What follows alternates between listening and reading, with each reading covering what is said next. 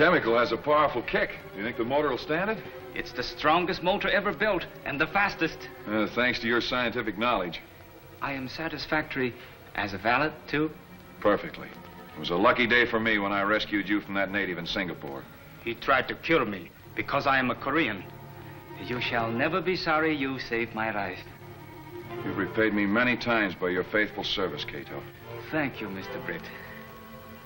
Well, have you tried the new horn? Listen.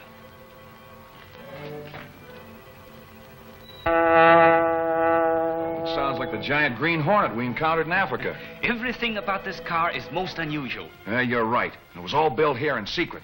When I spring it on the world... Everybody will be most surprised. Yeah, and it'll prove to that skeptical old dad of mine that I'm not just a playboy. Uh-oh. We've got to leave. Axford will be looking all around for us.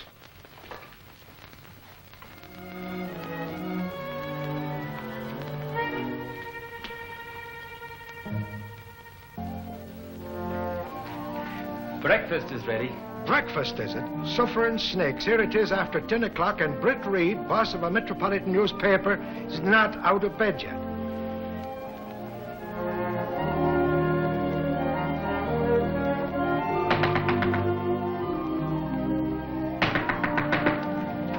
Morning, Michael.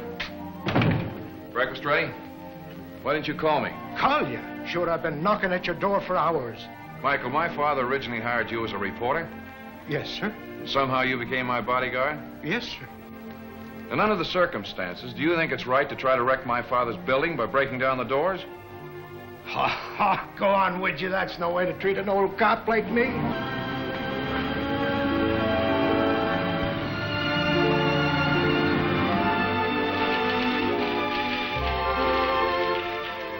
Morning, Miss Case. Good morning, Mr. Reed, if it is still morning. Well, it's never afternoon till you've had lunch. Oh, wasting carbon. Most inefficient. You seem to forget that this paper is being run despite the lack of a top executive.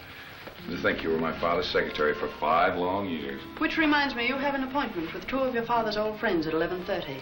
Judge Stanton and the police commissioner. I wonder what they want to see me about. To compliment you, no doubt, on those scathing editorials attacking the racketeers of our great city, which you haven't written. Well, which if I had written would have been a very ineffective gesture. Jenks is in there waiting for you. Morning, Jinx. Oh, I got the drop on a great scoop, boss. What is it? The Billings Dam project. Old stuff. No, it isn't. I got it straight. The whole project is being constructed with cheap undergrade material and condemned machinery. Where'd you get your information? From one of the foremen. Disgruntled employee, huh? Oh, no, boss. This is straight stuff. Well, let me take Clicker Benny and go out there and Get I'll... your feet wet. Forget it, Jinx. Okay, but we're missing a bed, I tell you. The men are here for that appointment, Mr. Reed. Show the law in, Casey. All right, gentlemen. It's a great honor. No, Britt. It's cold-blooded business. Yes, Reed, since you've taken over the Sentinel, we missed the editorials your father used to write. Yes, editorials that struck hard at rackets and crime. That slammed at the crooks in politics and kept the police on the run. Gentlemen, it was my father's privilege to run this paper as he saw fit. I think the same applies to me. It is my idea that a paper should reflect public opinion, not mold it. I also believe that law enforcement should be left to the properly constituted authorities. People must be made aware of conditions. Well, if things are so bad, why don't you do something about them? We're doing all we can. Law enforcement is difficult if public opinion isn't behind it. The Sentinel will back you, but it won't take the lead. That's for you to do. What are you waiting for? A modern Robin Hood to lead you out of the woods? Yes, Reed. That's just what this city needs, a Robin Hood. Miss Case, check the want ads and see if there's a modern Robin Hood looking for a job. I can see we're wasting our time. It's evident we can't arouse your fighting spirit as we could your father's. My father wore himself out fighting, and conditions are even worse today. I'm sorry, gentlemen. Good day. Aren't you ever serious? Why, Miss Case, I was never more so. This interview threatens to change the course of my entire career.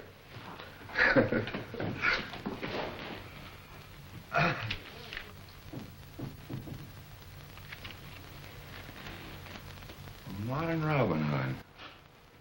Billings Dam busted! Billings Dam busted!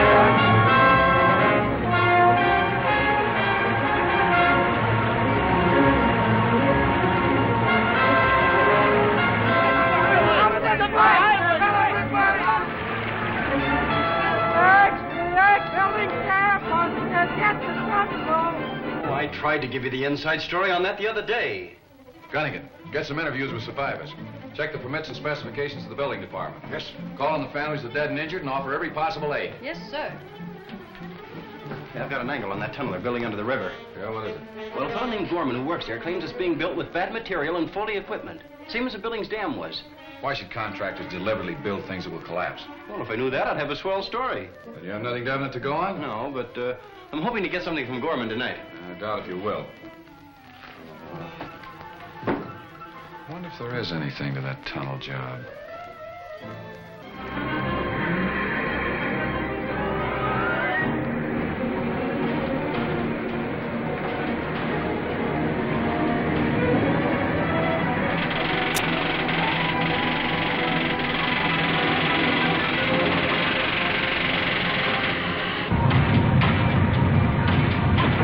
Fired, Gorman, for talking to a Sentinel reporter against orders. You bet your life I talked to a reporter. And I'm meeting him tonight to give him the rest of the story. I'll tell him this tunnel project is as big a death trap as that Billings Dam job of yours. That won't do either you or the job any good, Gorman. You look out for the job, Markham. I'll take care of myself.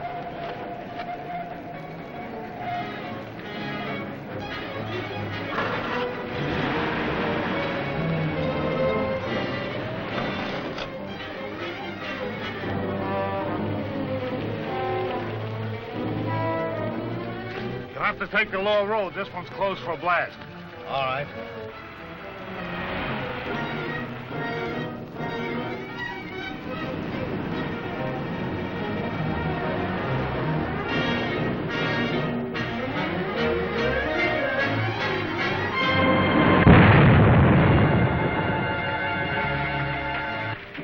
Too bad. Gorman drove right into that blast. Yeah.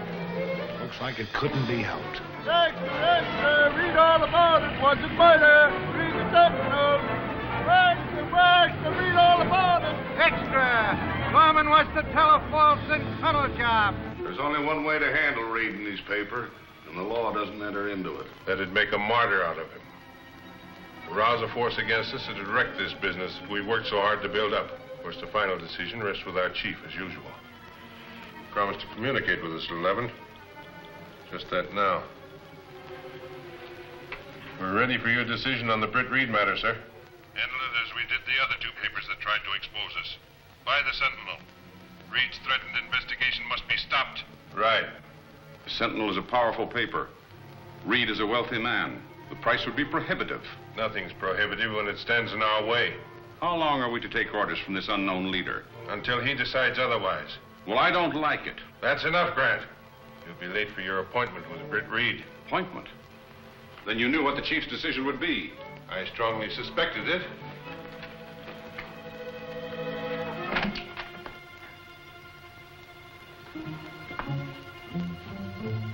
You detailed 2 men to trail him?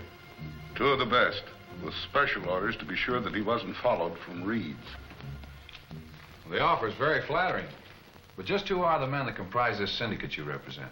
Well, we're not quite ready to announce our personnel as yet. Well, then we can't go ahead with any deal.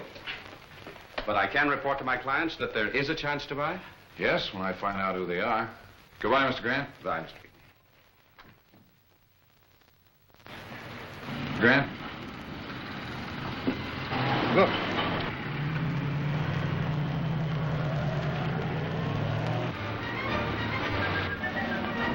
Mike Axford, Reed's stooge, following Mr. Grant.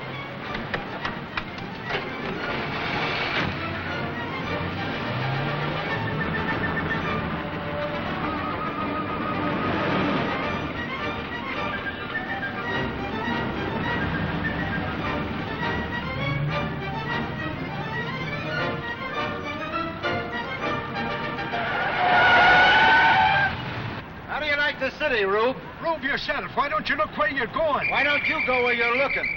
Come on, break up the huddle. What do you think you're at, a football game? All right, get it out of there. Come on, move it. Yes, sir.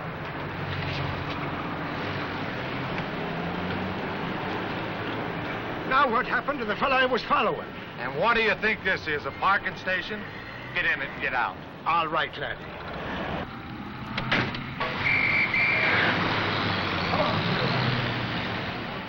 And when I looked around, Grant's car was gone entirely. Well, did you get the license number? I knew there was something I wanted to do. Oh, well, never mind. That confirms my suspicions about Grant, and Jenks has got a line on him. Reed tried to question me, but I was too clever for him. You're not as clever as you think, Grant. Why, what do you mean? You were trailed from Reed's. If it hadn't been for my foresight, you'd have been followed to this office. That proves Reed's suspicions have been aroused. The chief phoned orders for you to get out of town and lay low. I'll go about it at once. Don't leave any dangerous papers in your office. Right.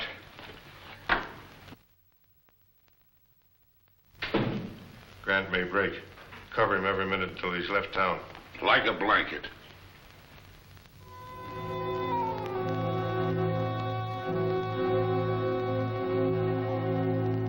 This the way you want the mask, Mr. Britt? It's a marvelous job, Cato. Here's the gas gun I made. Well, are you sure the bullets won't kill? They just put people to sleep for a short time. Oh, you're a wizard. And don't forget, when I give you this signal, cut the electric light wires.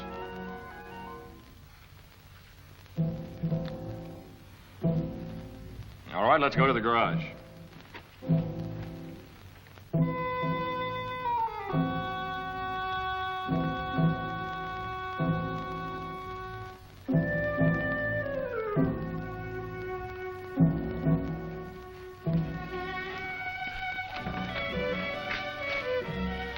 Funny, isn't it, Cato? What, Mr. Britt? When we built this secret garage to construct our super speedster, we never thought it would become the lair for a modern Robin Hood.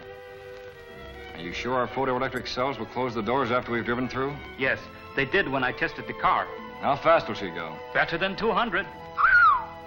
All right, Cato. We're going to introduce Mr. Grant and the world to the Green Hornet.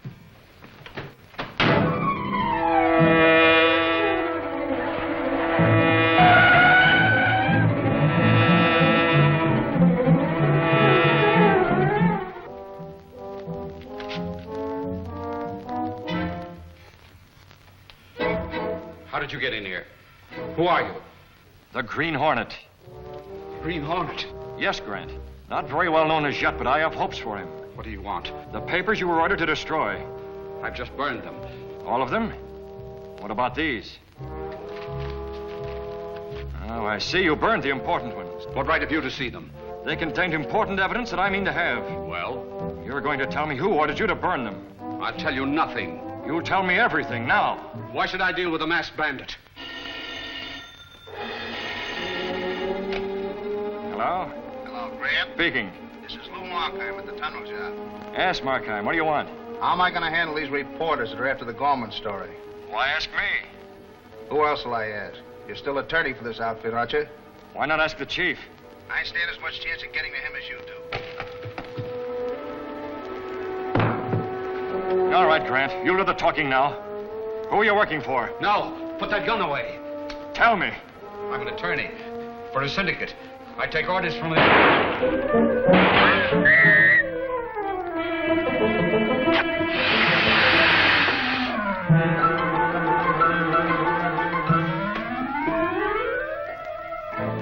Dead.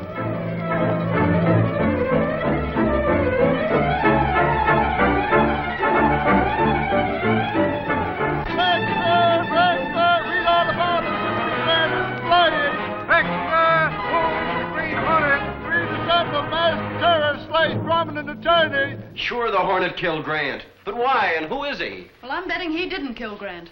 I think the Hornet is the modern Robin Hood that this city needs. Well, I hope so. If you want to talk to that fella Markheim at the tunnel job, we better get going. All right, Michael.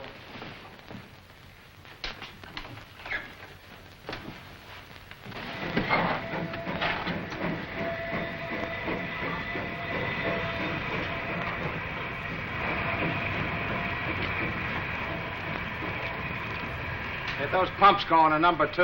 Okay, Markheim. Hello, Markheim. Can we go inside? You see the sign? No visitors. We're not visitors. We're the press. Even the press is barred from this job. Why? Is there something going on in there you don't want the public to know about? We've been on dangerous jobs before. Not as dangerous as this one. You admit it's not safe. I admit nothing. Get out or I'll have you thrown out. You think you will. I'm sorry you won't cooperate, Markheim.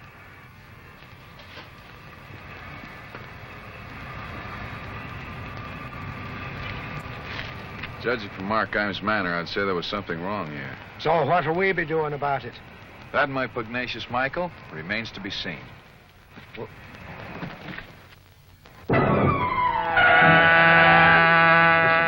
That's the car we're looking for. The car of the Green Hornet.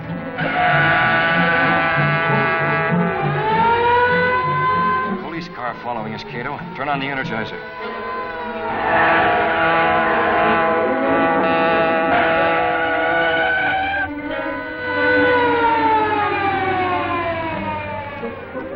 It's gone. Like a spook. I never saw a car move so fast.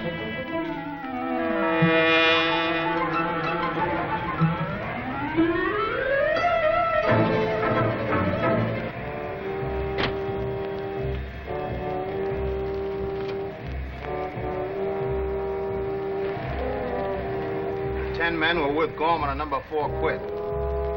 Yes, talk scared them off. Listen, have the new men been signed in the usual way? Good. I'll keep the night shift to number 4. Bye-bye. Who are you? The Green Hornet? Yes, Markheim. It was you who killed Grant. You know better than that. What do you want with me? I want you to take me through the compression lock and into tunnel number 4. I can't. My job's here. You're taking me into tunnel number 4.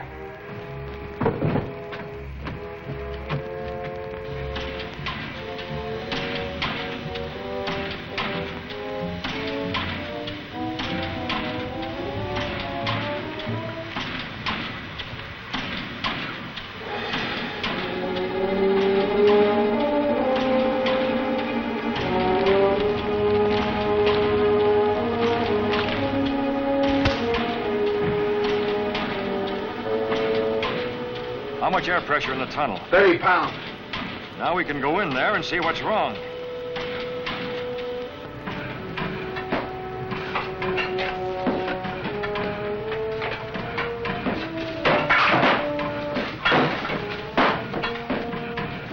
See? There's nothing wrong in here. That air compressor is skipping. What's the matter with it? Nothing. Yes, there is.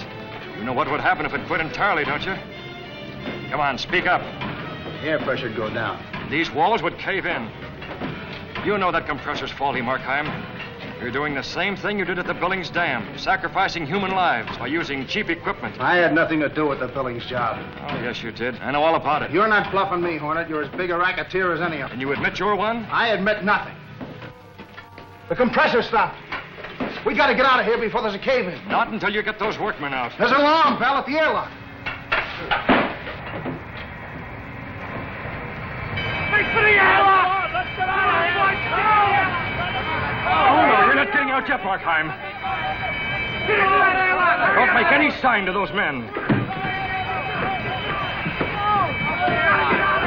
It'll cave in. We'll be killed. We're staying until you tell me what I want to know. What is it? Who are your partners in this inspection racket? There's 12 of us. The others are... Yeah, go on. Who are they? I'll tell you outside. Take me out quick. The tunnel. We're staying here.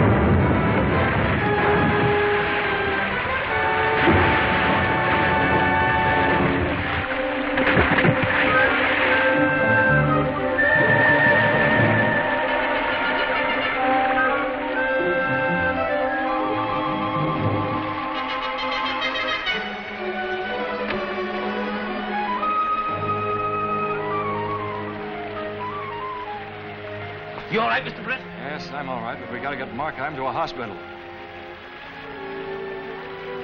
We had better be quick. He is sinking fast. Help me get him to the car.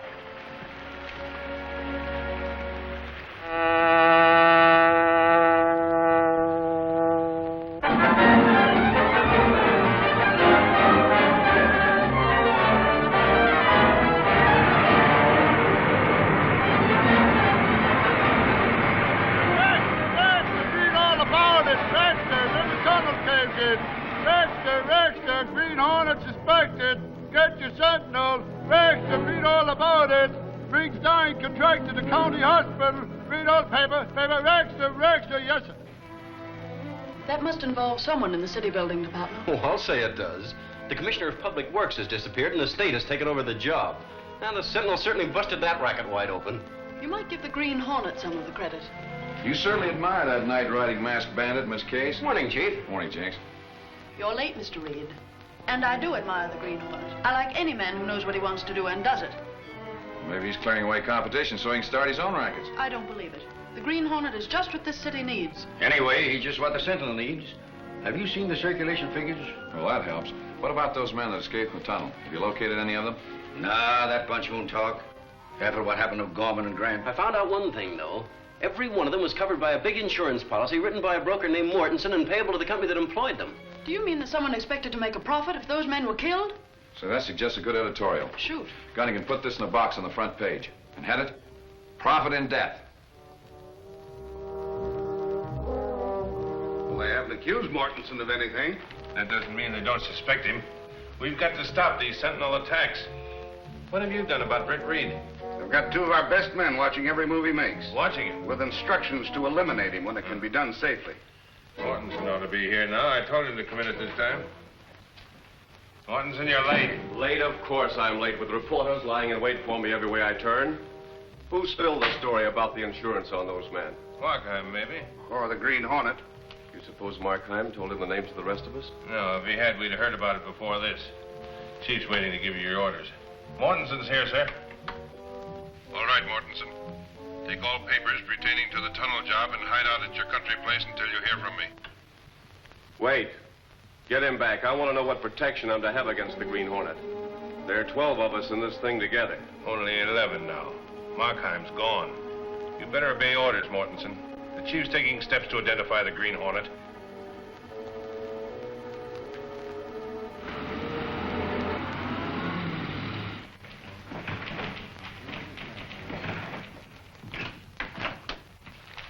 Did you interview Mortensen? Oh, can't find him. His office says he's left town for a few days. Yeah, a lot of people have left town since that story broke in the tunnel job. Oh, Mr. Reed. Sure, I found him.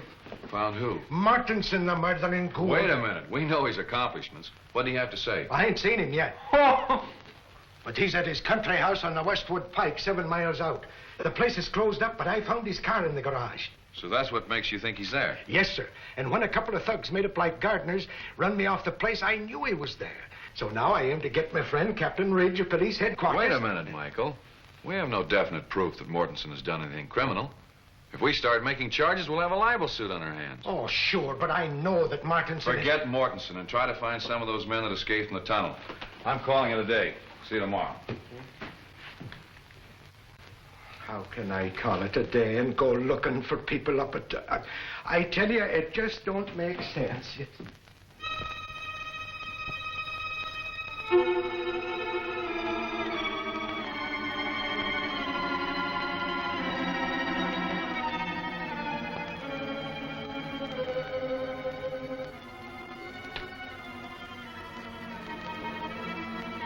That's all for tonight.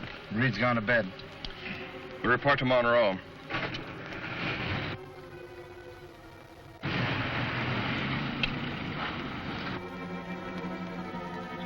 Those men that were watching the house have gone, Cato.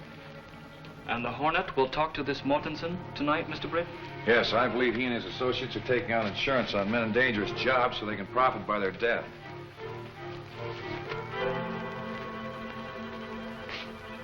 All right, Cato.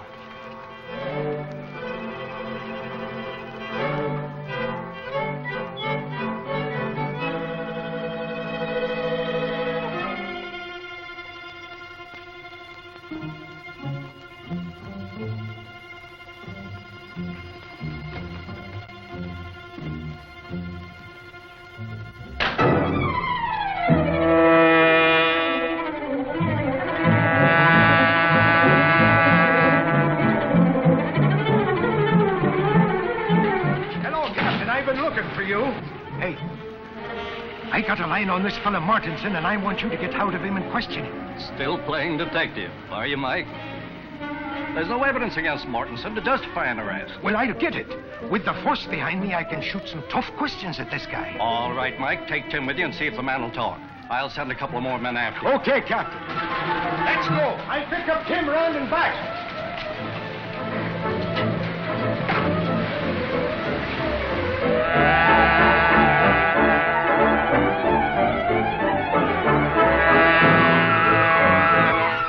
This is far enough, Cato.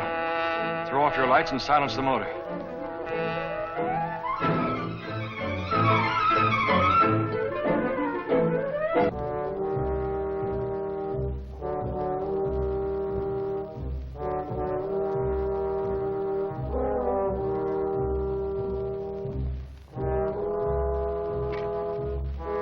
Stand by and be ready for a quick getaway.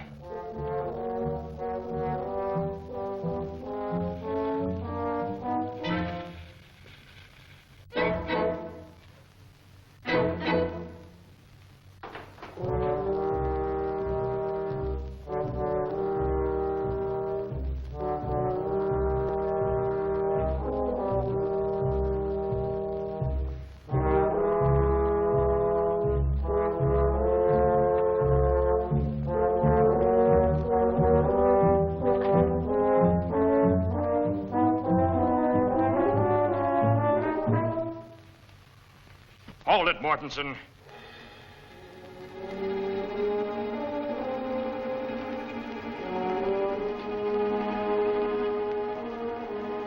The Green Hornet. Right.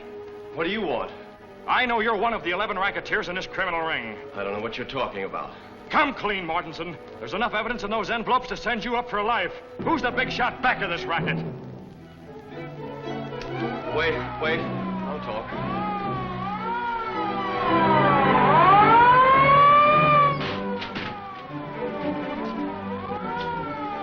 I asked the police to pay me a visit tonight. You don't want to see the police any more than I do.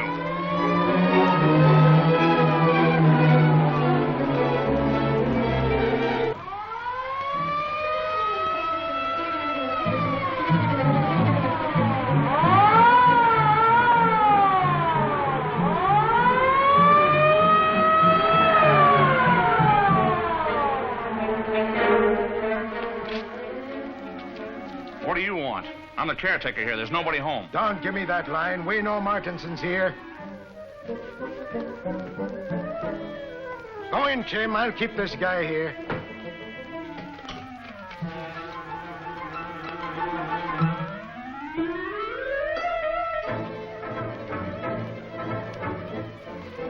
Did you see him, the Green Hornet? He held me up. Sit down. Who's that the cops bringing out? Not yet. Wait. I tell you, he was trying to force me to open my safe, and your siren sounded, and he ran out. Yeah? Well, that's a good story, but you're coming down and tell it to the chief. Come on.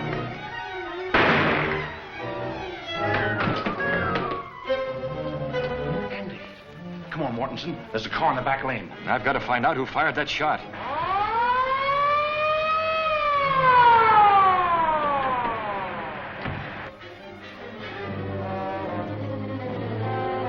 Why, you dumb lug, you'll get us all hung.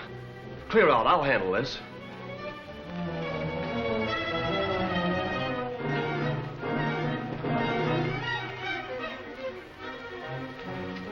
Quick, officer. This man has been shot by the Green Hornet. Stand over there and don't move.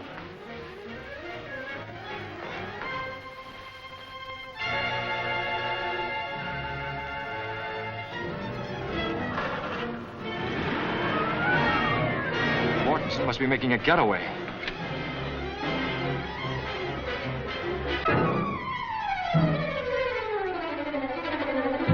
We were just telling this man how the Hornet was trying to rob me when he came back in the door and fired. Sounds fishy to me. That's right, Lieutenant.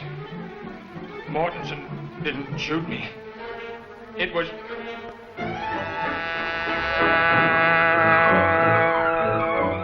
The Green Hornet. Now you know I'm speaking the truth. Green Hornet shoots down officer. Martinson exonerated. Rex just Police dragnet is out for the Hornet, but so far nothing is known of the identity or whereabouts of the mysterious night-riding bandit. That's a good story, Jenks. Oh, thanks, Chief. Not so good. I don't think the Hornet did the shooting, if he was there at all. Oh, he was there all right. Plenty of witnesses heard that Hornet siren of his when he left. Listen, Chief. I think the Sentinel ought to offer a reward for the Green Hornet. Reward for the capture of the Hornet? Yeah. Well, do you think that'll get him? I don't know about that, but it would certainly boost circulation. You never lose sight of that end of it, do you? Oh, Britt. Look. I took the police out there last night. And I suppose it was the Green Hornet that hit you? It was indeed, and when I wasn't looking. And anyway, I still think Mortensen knows all about that racket. Yeah, and thanks to your bringing the police out there, he's been whitewashed. He can refuse to talk to reporters, and the police will vouch for him. Work out that reward idea and let me see it.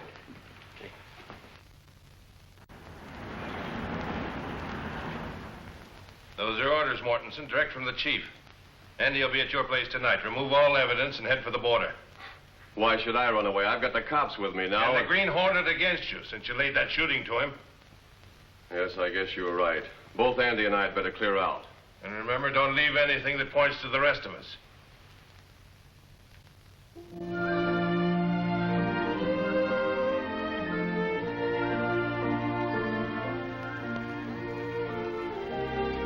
Is Axford asleep?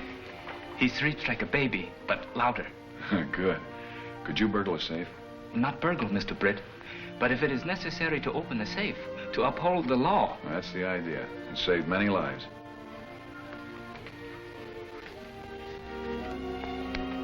Are you ready? Yes, sir. All right, let's go.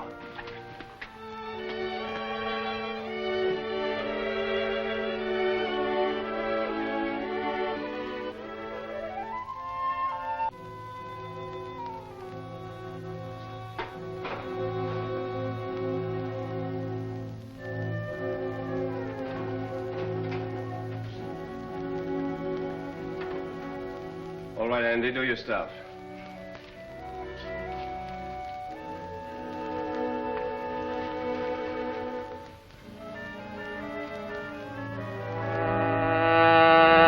Motor and cut the lights.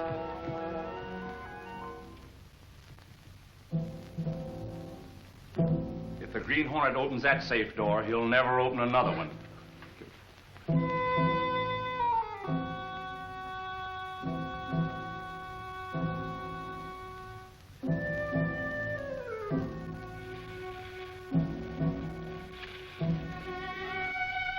That's the car that escaped us last night.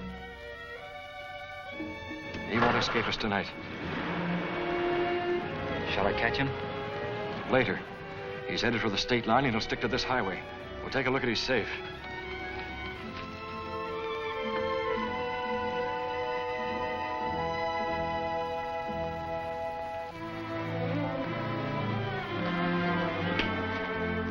It's not locked. Wait. Looks like a trap. Too convenient. Lights on, safe open. Hand me one of those curtain cords.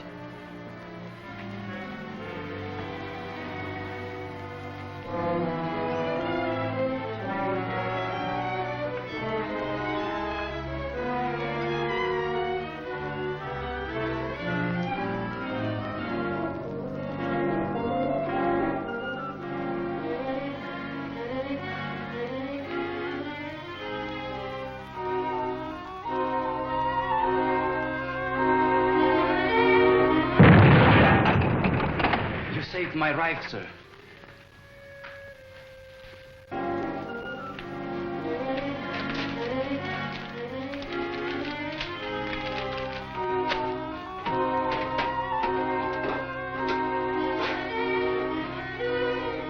I guess Mortensen must have taken the papers we want. Let's go.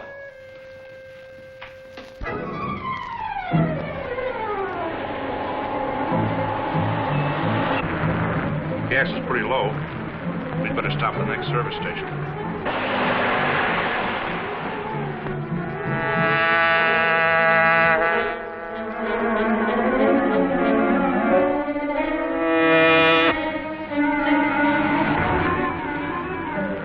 The Hornet, step on it.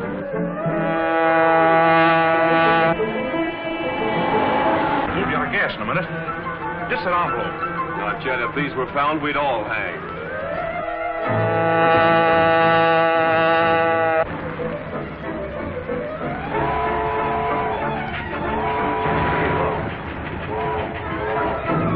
She's going up to take on water. Pull up near the tank.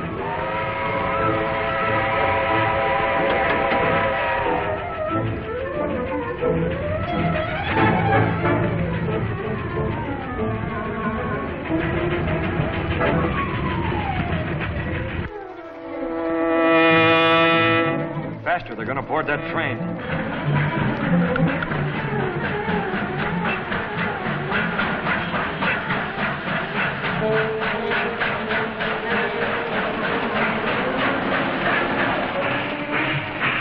Keep going.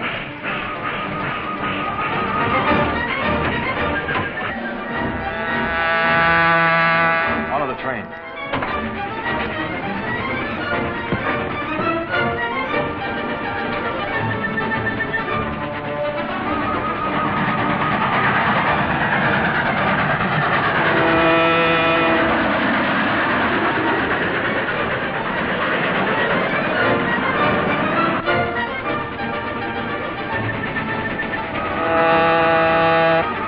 The Hornet's still following us. We're all wide open. We want speed.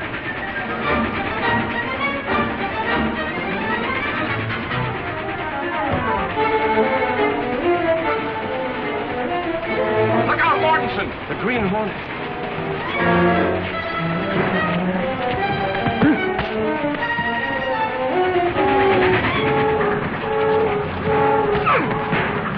It's no use, Mortensen. You haven't a chance in a million.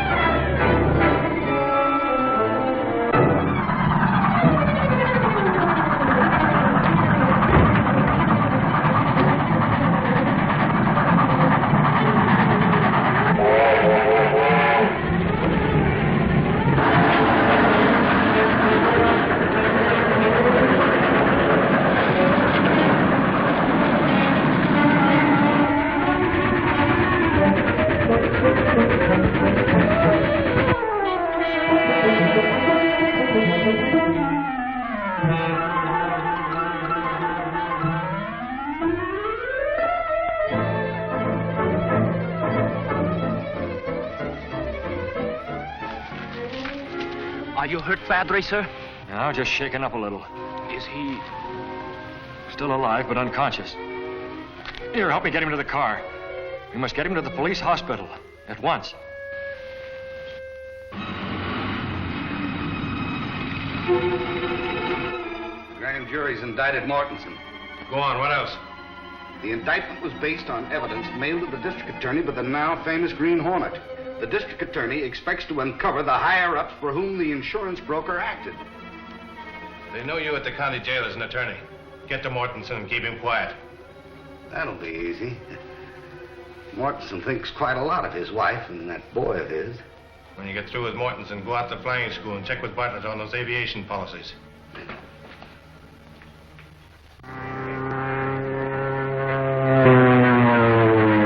I've seen student flyers do worse, Mr. Jenks, but I can't remember when.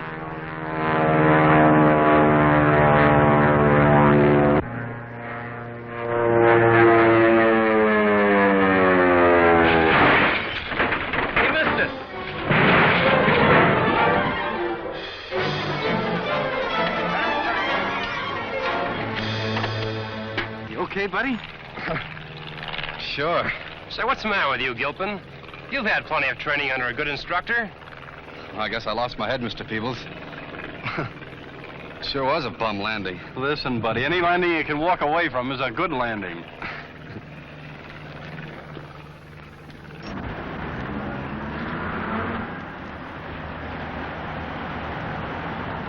Every time you bring in a story, I can feel the circulation going down.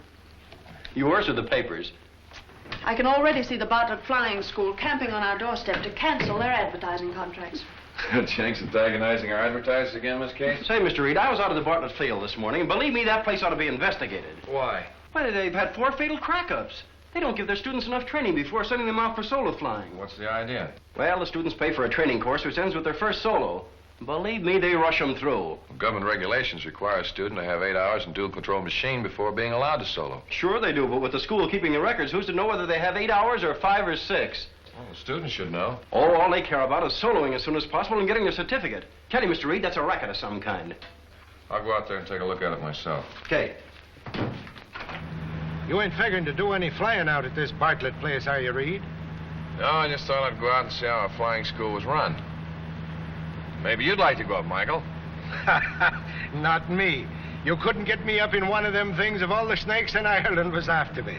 Well, airplanes are safer than autos. Oh, yeah? Well, take a look at that one.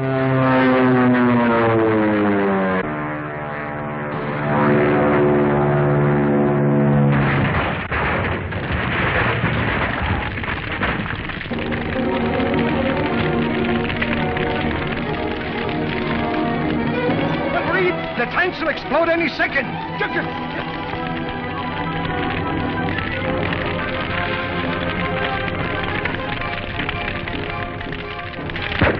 The crash must have killed him instantly. Maybe he inhaled the flames. No, I don't think so. There's something funny about that fire. Those flames didn't come from gas. But if there was no gasoline in there, what caused the fire? I wish I knew. Get a blanket from the car. Have you any proof of that? She wasn't Dick Barber's fiancée. I was. But Miss Weaver, our reporter, was informed by officials of the flying school that Miss Josephine Weaver Allen was his fiancée. They lied. Dick and I were secretly engaged for months. Where does this Josephine Weaver Allen come in? I was told at the school that they had named her as Dick's beneficiary. And your name is simply Josephine Weaver? Yes. I think I can help you, Miss Weaver. Only on one condition. What's that? That you stay out of the picture and don't say anything to anybody about this. I won't, Mr. Reed. Thank you.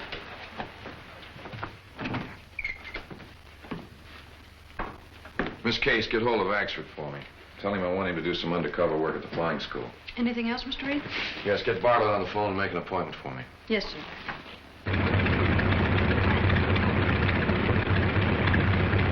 Well, Mr. Bartlett, with reliable instructors, government-inspected equipment, and adequate training periods, how do you account for those 5 fatal accidents? In flying an airplane, you haven't much time to make decisions.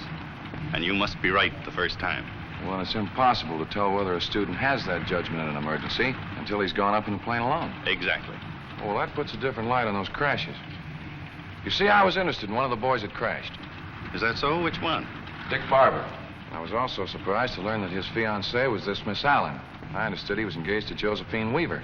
I definitely know that Barber designated Miss Allen as his beneficiary. I wonder if I could see Barber's original application for insurance. You have it in your office, haven't you? No, that's on file with the insurance company. Oh, yes, of course.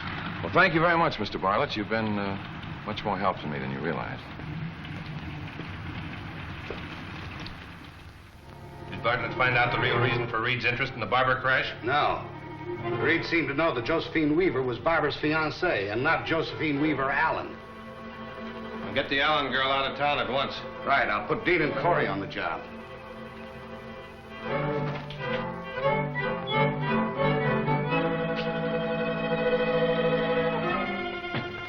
What's our destination tonight, Mr. Britt? We're going to call on a young lady, a Miss Josephine Weaver Allen.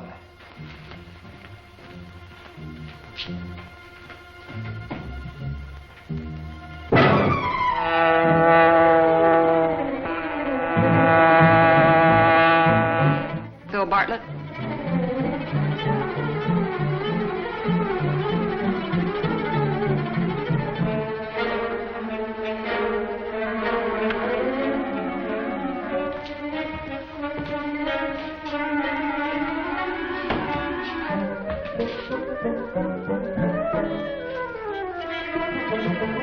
Stay right where you are and keep quiet, Miss Allen. What do you want? Who are you? The Green Hornet. What do you want here? I want to know why you're posing as Dick Barber's fiancée. Because I was engaged to him. You didn't even know him. You're going to have a hard time proving that. I'm not going to try. You're going to prove it to the district attorney. That's what you think. All right, listen to this. I've talked to Bartlett. You saw Phil Bartlett? Yes. Dick Barber named Josephine Weaver as his beneficiary. Your name was substituted on the application, and you collected $10,000 in the insurance company. Did Phil Bartlett tell you that? I want that money. The double-crossing rat. Did he tell you I had to kick back with $9,500 of it? To whom did you give the $9,500? For whom were you working? All right. I'll really give you the lowdown. But first, we've got to get out of here. You're telling me here and now. But they're coming for me to take me out of town. We've got to move fast. Are you telling the truth? Well, what do you suppose I'm packing for? You've got to get me away from here so they can't find me.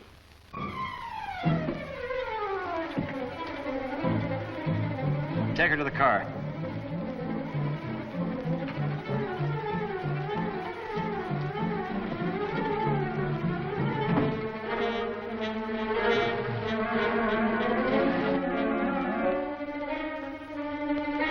She's trying to make a getaway.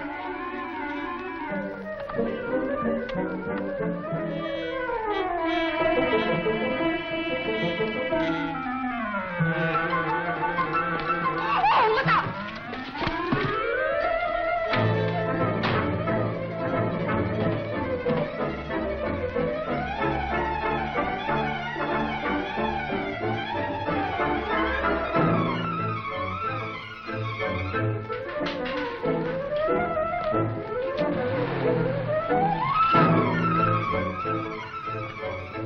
Are you able to drive? 2 men grabbed a girl. Yes, I saw them. We've got to catch them.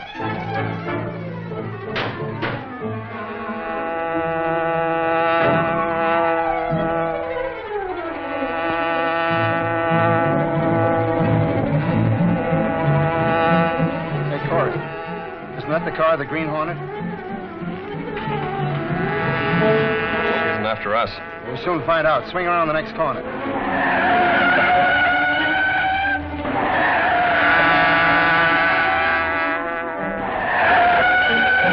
Hornet's after us, all right. Our only chance is to keep turning corners. Step on it. The Green Hornet. After it, Joe.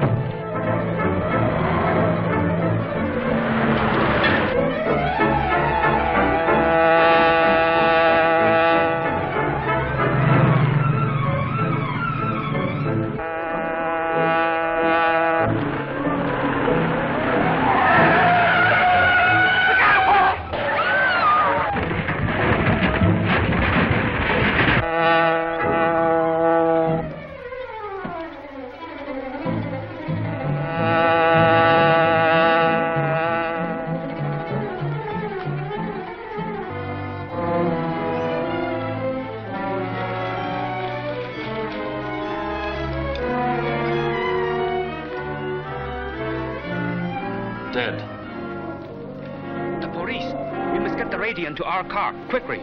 It's too late, Cato. The girl is dead.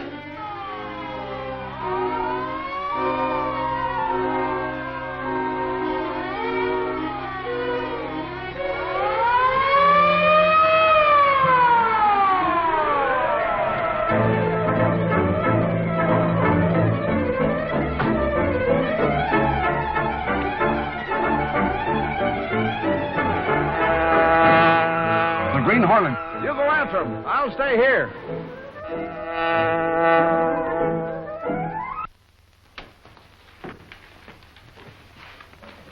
Josephine Weaver Allen, Dick Barber's fiancée, was killed last night. Really? Yes, the car she was riding in was run down by the car of the Green Hornet. Who's the authority for that statement? The police. They came up just as the Hornet car was making its getaway. Here comes Axford. He'll find out all about it for us. Sure, and I have found out all about it. You found out all about what? The Bartlett Flying School. I sent young Tanner out there to take up a course as a student flyer. What did you find out? He overheard a couple of mechanics talking. One of them says to the other, Gilpin's going up for his first night solo flight tonight, and the boss said to have 2824 on the line near Hangar 2 at 10 o'clock, service special. Was that all he found out? It was not. The other mechanic says, boy, they're sure crowding it. It was only the other day that Dick Barber's plane was service special. And, laddie, it was Dick Barber's plane we saw crash. So it was. Go to the cashier and get a check for Tanner, Michael. Oh, but Reed, this special service means murder. Go on, go on. You've been reading detective stories, Michael. Yes, sir, but... Oh, for that... I think the boy is losing his mind.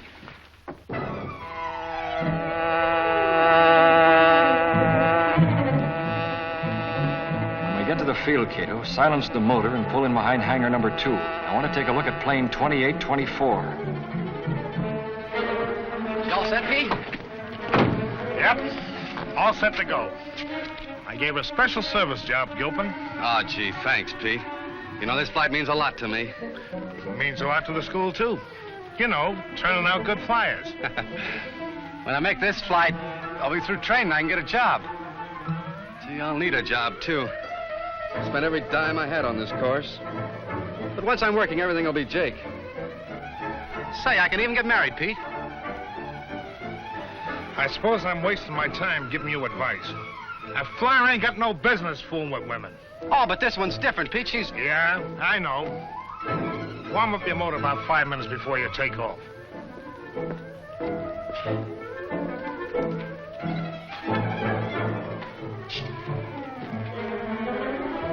Hello, Mr. Bartlett, sir? This is Pete out at the field. Gilpin's warming up his motor to take off in 5 minutes. Yes, sir. 2824's been specially serviced, sir. Don't worry, Mr. Bartlett, sir. Excuse, please. You haven't? No, sir. The blow I gave him will leave him paralyzed for precisely 30 minutes. You're a marvel. Mr. Bartlett, sir, this is Pete again. You gotta get out here quick. Now, I can't tell you over the phone, but you gotta get out here. You're hangar number 2, and hurry. He said he'd be here in about 10 minutes. We've got to... Gilpin must be in his plane now. I must stop him from taking off. You hide behind that desk. Bartlett comes, you know what to do.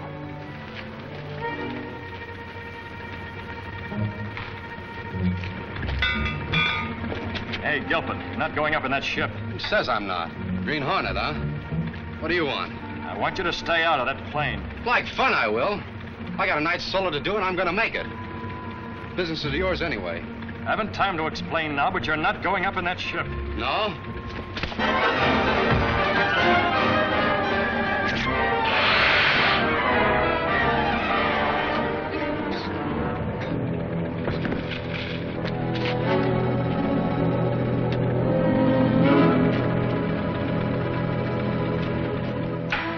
That young Gilpin has nerve. First one that hasn't been afraid of the Green Hornet. Only those with a guilty conscience fear the Green Hornet, sir. I hated to gas him, but it was the only way I could save him. I left him alongside the hangar. He'll be as good as new in an hour. Bartlett. Pete! Pete, where are you?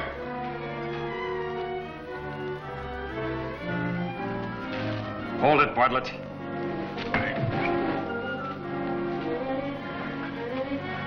Green Hornet. What are you doing here? I want to have a little talk with you. That's why I phoned you.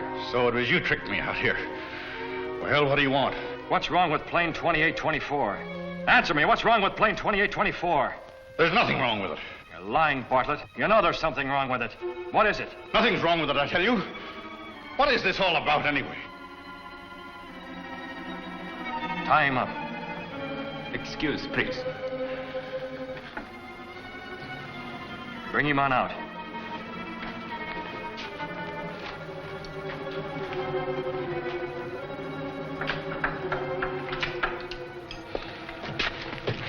For the last time, Bartlett, what's wrong with this plane? Nothing, I tell you. All right. What are you going to do? Take you for a little flight. Not in this plane. Oh, yes, I am.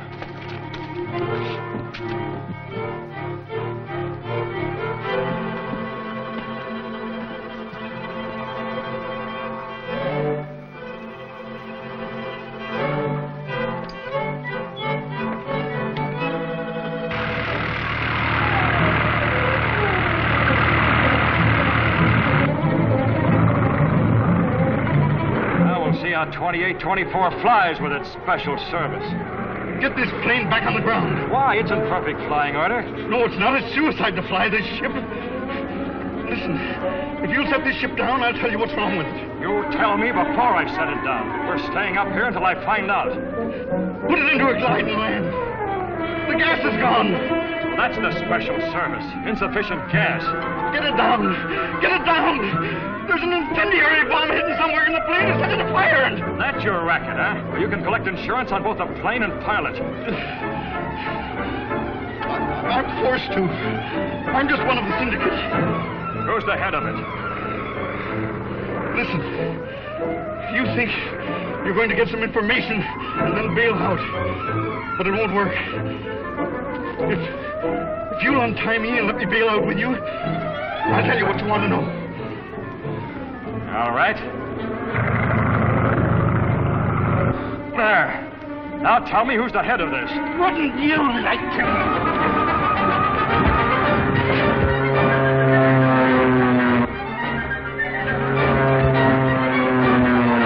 It's no use, Bartlett. No use when you haven't a chance. Now tell me who's the head of this.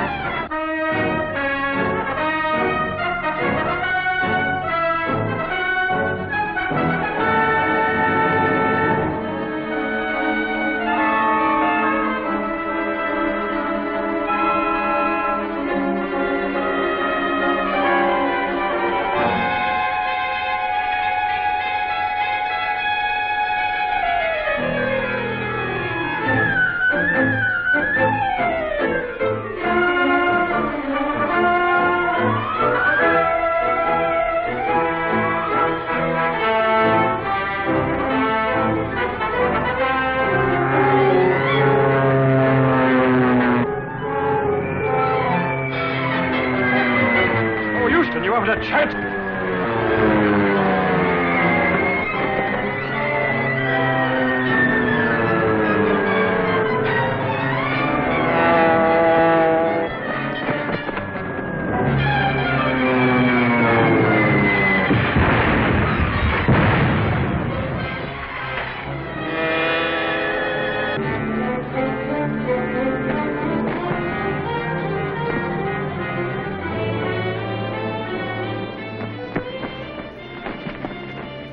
But unconscious.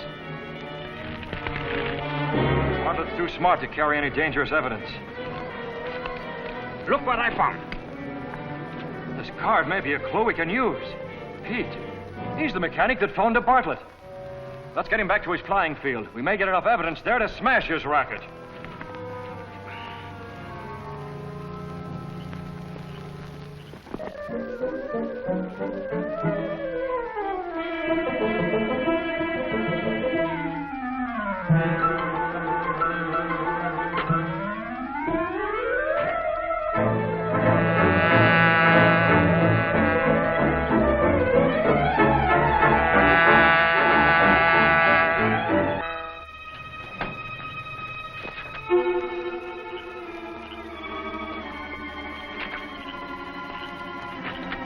Tie him up. I want to take a look at that flyer I had to knock out with a gas gun.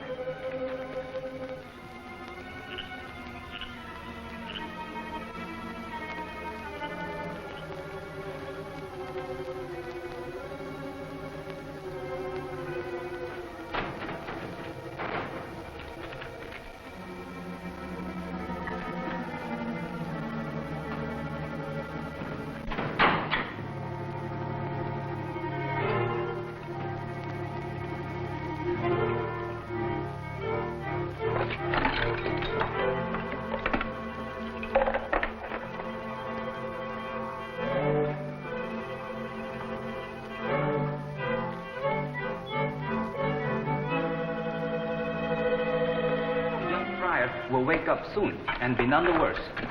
This is what I hope to find. Evidence of how they made their incendiary bombs. This should convince even the district attorney.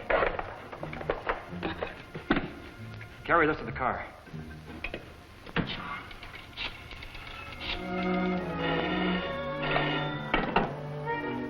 Hello? Hello.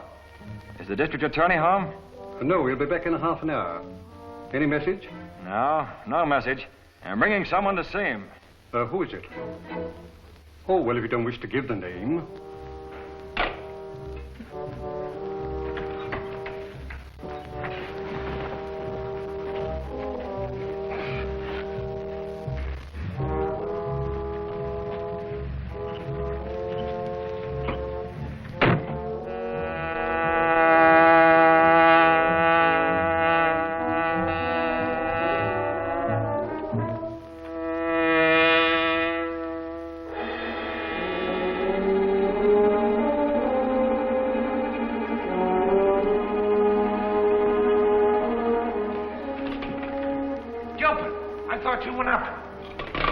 Chance, Pete.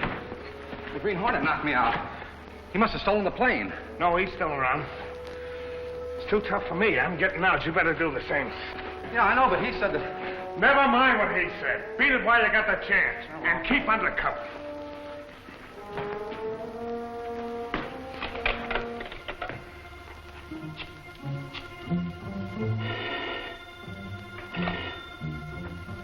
Hello? Yeah, this is Ogden. This is Pete. The Green Hornet just caught Bartlett. He's taken the DA's home. Bartlett won't talk. Yeah, but he's got part of one of those bombs we've been using to burn the ships. Well, never mind. Get back to the Meadows garage and lay low.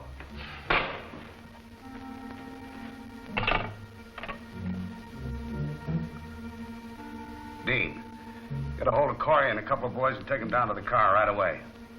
Yeah.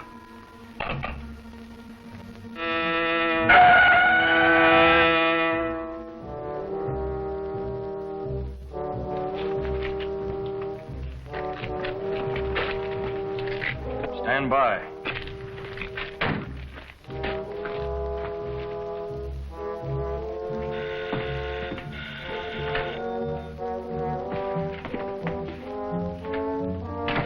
I want to see the district attorney. He's not in. Stop lying and take me to him.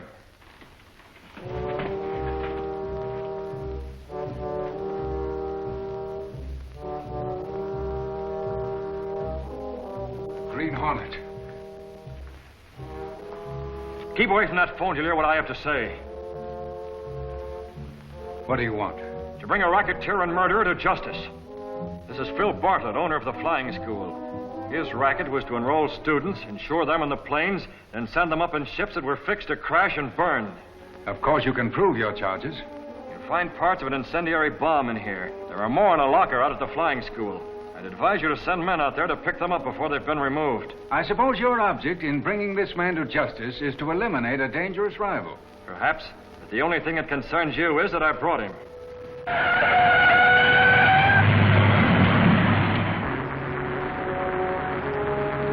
What have you to say about this, Bartlett? Nothing, except I'm not going to take the rap for long. Who's in this with you? I'll talk at the right time. Mr. District Attorney, in lining up your case, I wish you'd see that Miss Josephine Weaver receives the insurance money she's been cheated out of by Bartlett and his associates. And don't forget to send men to the flying field to pick up those bombs. You'll also find a man tied up out there who's just as guilty as Bartlett. This is the district attorney speaking. Send a squad car to the Bartlett flying field immediately. Close the field and hold anybody you find there until I arrive. And send a radio car to my house. I've got the Green Hornet here. I admire a public official with courage. Calling car 92, calling car 92. Go to the district attorney's home. The Green Hornet is there. Worry, that is all. Well, good luck with your case. I'm sure that breaking up another racket will greatly benefit your future political career. Oh, don't go. There are 2 or 3 things I'd like to ask you.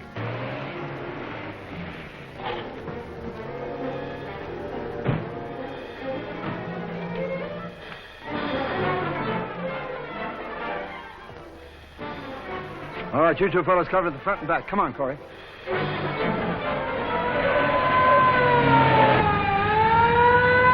Sorry, but you'll have to get the rest of the information from Bartlett, since you insisted on calling the police. Not a sound out of you. Hold it, everyone. Now we're going to see who you really are, Mr. Green Hornet. Ram, the police!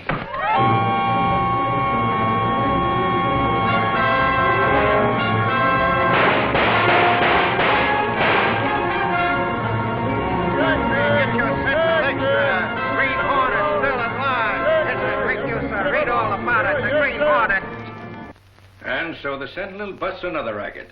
You mean the Green Hornet did? It's about time he was being given some of the credit. Oh, tell it the district attorney. The Sentinel busted this racket and is going to bust others. Well, since the Sentinel started his campaign, people have written in by the hundreds telling of rackets and abuses. Look at those letters. Take this one, for instance.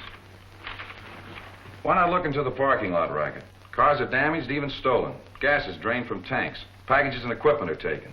That's something for you to look into, Jenks. Oh, that's small-time stuff. The police can handle that. Well, the police would if they could. But the parking lot owners avoid responsibility of any kind by posting signs, legal or not. Oh, we're after bigger game. Most of the complaints concern one particular lot, the Meadow Park lot, especially in regards to cars disappearing. Perhaps I'll take a look at that one myself. I feel like I've been missing a lot of fun. Don't get your nose punched, boss. Well, it hasn't been punched for some time. Might do it some good. Say, find Axford for me and tell me to bring around on my old car and his car, too. Okay. Why not let Jenks handle this? Oh, his heart isn't in it. Besides, I want to play some. I'm going to take Michael with me. Now I know you'll be heading into trouble. Well, I hope you're right. Too bad about Bartlett. But at least he didn't get a chance to talk and involve us. Have you heard anything from the chief about it? No, not yet, but I'm expecting to. There he is. Yes? Who's there? Monroe and Ogden. The Hornet is crippling our syndicate. I want the take in all lines stepped up. I'm offering $5,000 to the man who puts the Hornet out of business. Pass the word along. $5,000. The boys will sure get busy when they hear about that.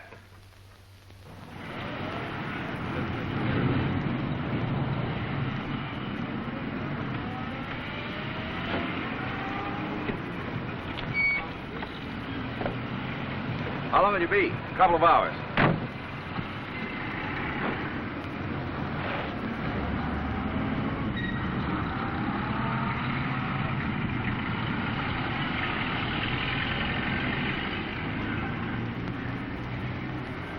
All right, Corey, I got a hot one for you.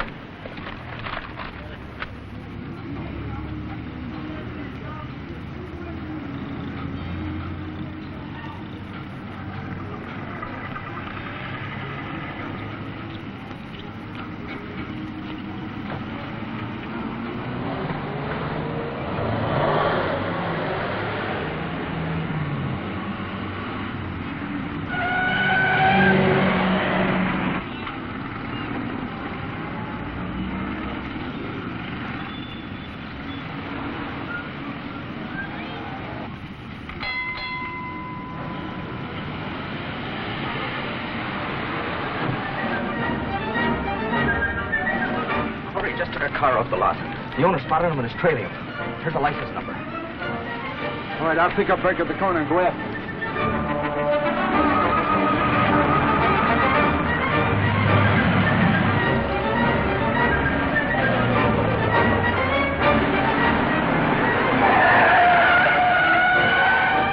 What's the idea? You blind spalpeen! I teach you to look where you're going. You think you will?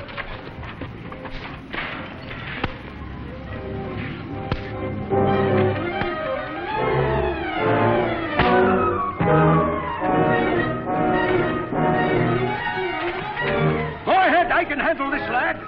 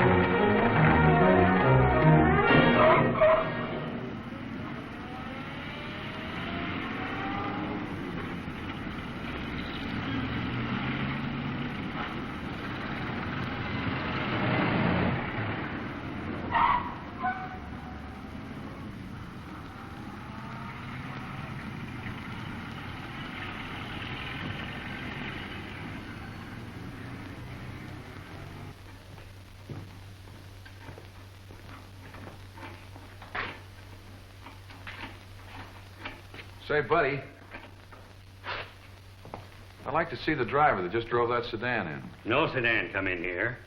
Well, that's funny. I thought sure I saw one come in here. I'd have seen it if it had, wouldn't I?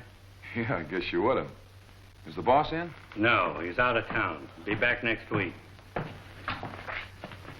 I don't suppose that you saw a sedan come in here either. You're supposing right, mister. Well, I guess there must have been a mistake. Thanks.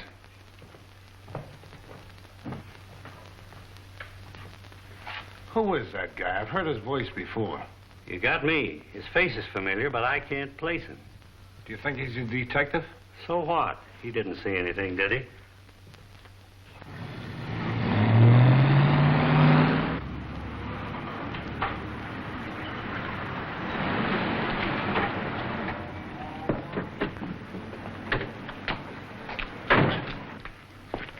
Well, what happened to your friends? They run off. One of them yelled to the other that you was Britt Reed. And about that time, I tripped over the curb. Did you get their license number? By golly, I did not. Well, never mind. I did, but I don't think it'll do us much good. Come on, get in. Oh, did you find your car? No. What do we do? We'll report it to police as stolen. What do you usually do?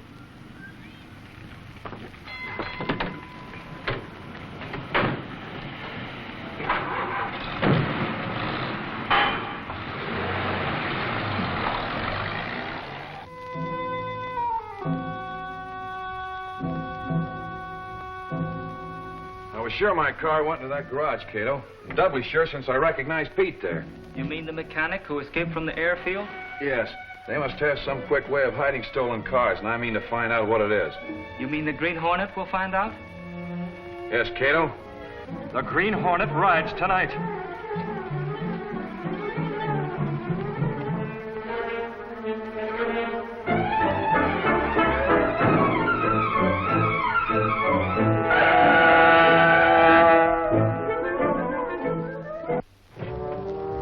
Going inside, Cato. You stand by.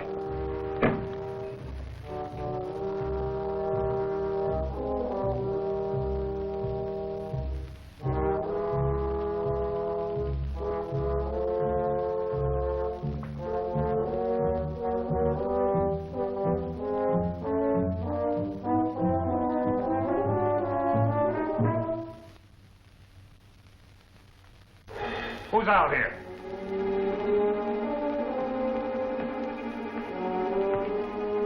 Take your hand off that light switch and come over here. Green Hornet. Right. What do you want? Information. About what? Where do you hide your stolen cars? I don't know nothing about stolen cars. You're lying. Hold on, no. Green Hornet. I'm gonna beat it. It's too tough for me.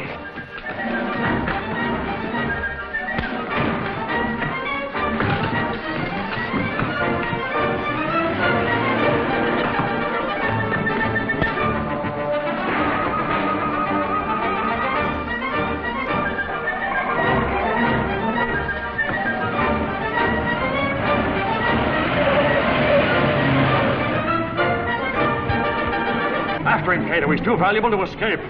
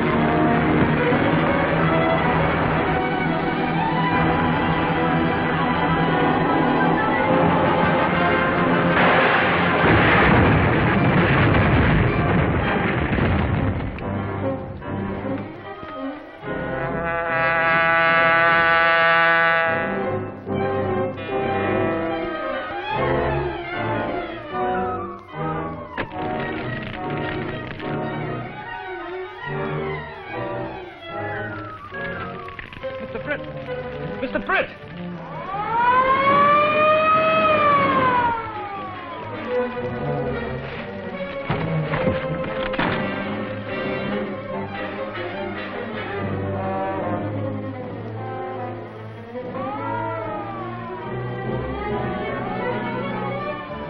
Finishing the Hornet.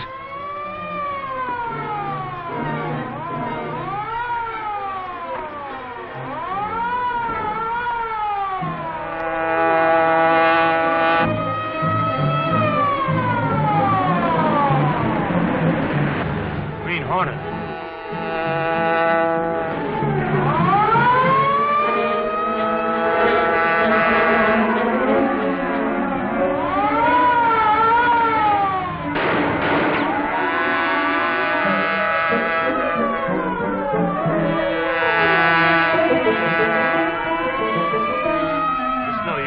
I can't catch that thunderbolt. Catch him? That thing travels faster than the bullets I send after it.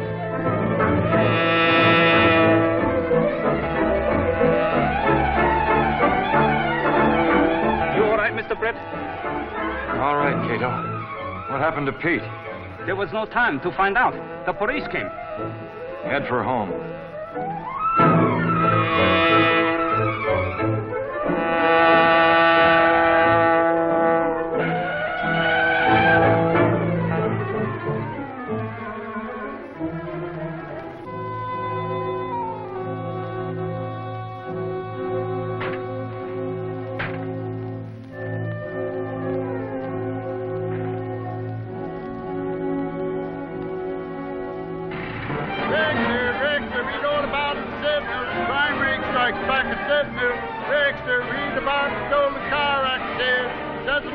Sentinel extra. Car of published to read is stolen.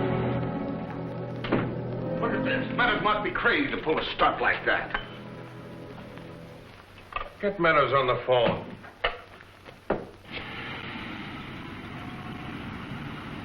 I conked the Hornet, but saw that crash coming, and I had to jump. What makes you think he was killed?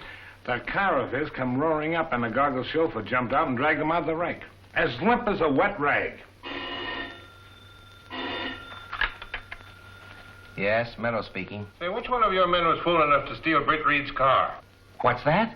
Well, it's on the front page of the Sentinel. Weren't you in enough trouble letting the Green Hornet find your place without stealing that car? I didn't know it was Reed's car.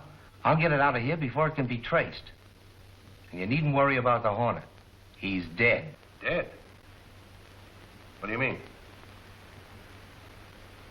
Good. Get Reed's car off your hands and we're setting pretty. Right.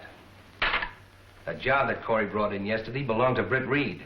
Yeah, I know, but... What's been done to it? Nothing. It's still in the shop.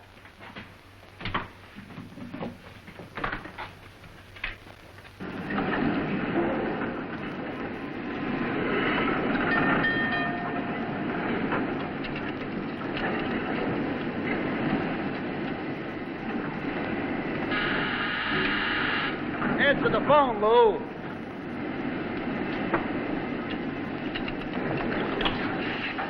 Hello. Hello. Meadows speaking. Yes, Mr. Meadows, this is Lou.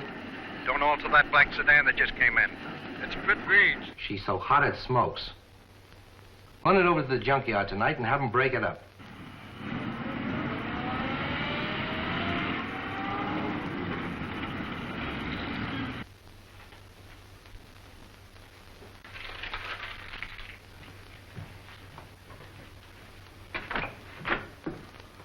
The police commissioner is here, Mr. Reed. Oh, send him in. Hello, Commissioner. What can I do for you? I just want to pin a medal on the Sentinel. Say, your tip on the Meadows Auto Park will enable us to smash the accessory racket wide open. The accessory racket? Sure. These crooked auto parks strip cars of accessories and replace them with inferior articles.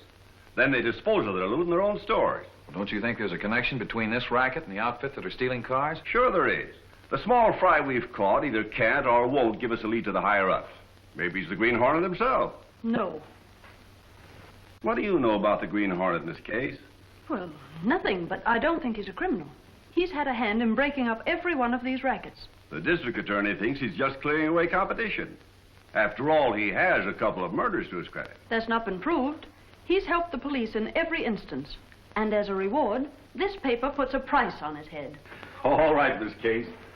But when I catch your bandit boyfriend, I'm going to charge you with being an accessory. You can quote me as giving the Sentinel credit for smashing the accessory racket. Thanks, I'll do it.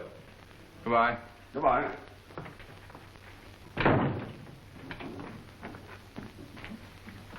Reed, I got a line on some of the men that stole your car. All right, Michael, let's have it. I was checking the junkyards like you told me, and at a place over on the east side, what do you think I saw? Well, come on. This is no guessing game. It was one of the fellas that lifted your bus off the lot.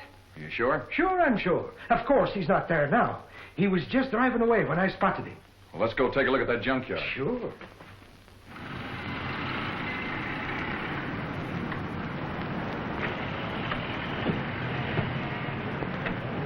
Hey, Dean. What'd you find out? Everything's quiet at the junkyard. The police haven't connected it with the Meadows Auto Park. Good.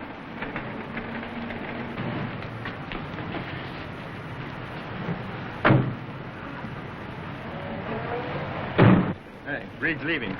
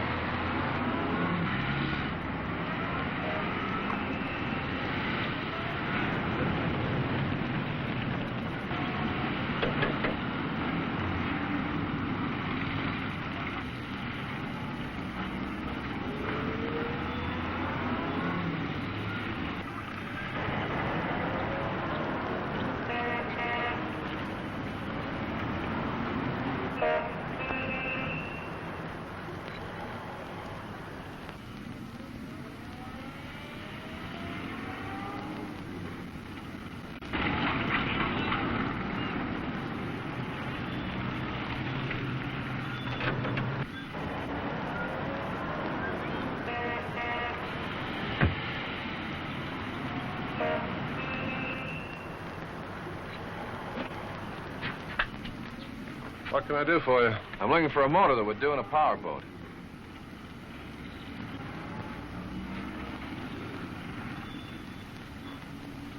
I guess I can fix you up. Jake. Yeah? These gents are looking for a motor. Show them what we've got. All right, right over here. So they didn't connect this yard with the parking lot, eh? Well, anyway, Reed's given us a chance with that job the chief ordered. What are you guys doing here? Pipe down, Slim. Those two birds that just came in are newspaper men. The young fellow's Britt Reed, editor of the Sentinel. Well, there they are. Look them over. Maybe they'll find something there you can use. Thanks.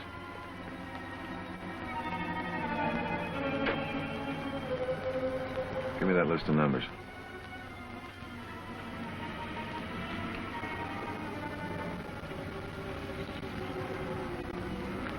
Why pick my place for your dirty work?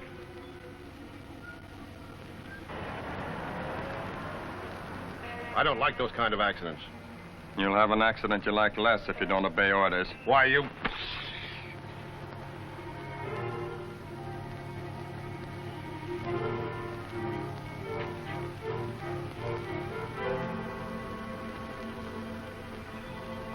Suffering snakes. Wait a minute, Michael. All right.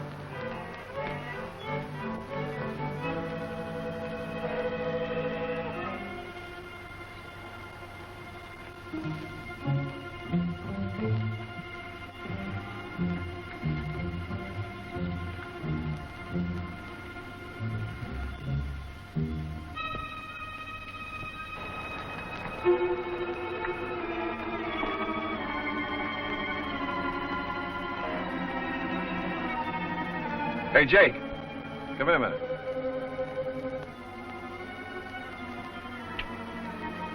Yeah? This one ought to be all right if the cylinders aren't scored.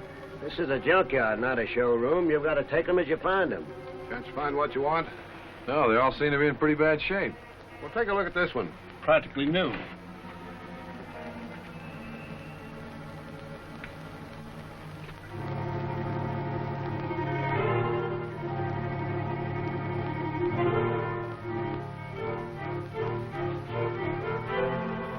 I think we're spotted.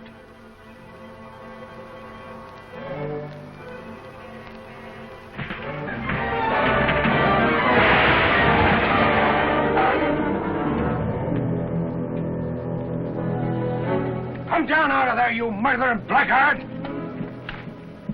Take away that gun. It was just an accident. Well, it sure picked a fine place to happen. Oh, I'm sorry, men. I don't know how that wreck got up there. Well, nobody was hurt, so forget it. We better tip Meadows that the junkyard is spotted. Oh, the whole works will be spotted if we don't stop Reed. Next time I'll use a gun. How many men you got working here? Just me and Jake.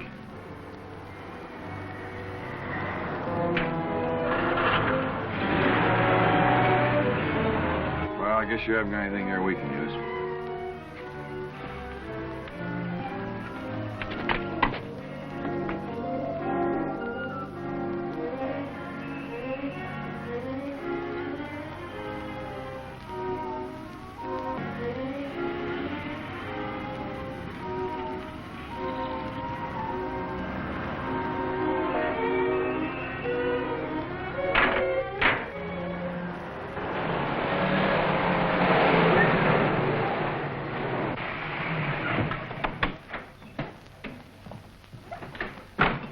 Where's Meadows? In the office. What's wrong? Plenty.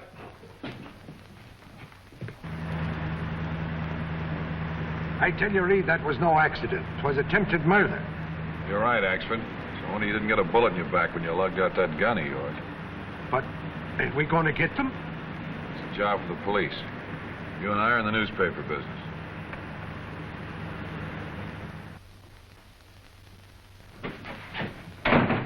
Britt Reed has spotted the junkyard. He was out there looking for his car. He wouldn't find anything. It's still here. But we tried to get him and missed.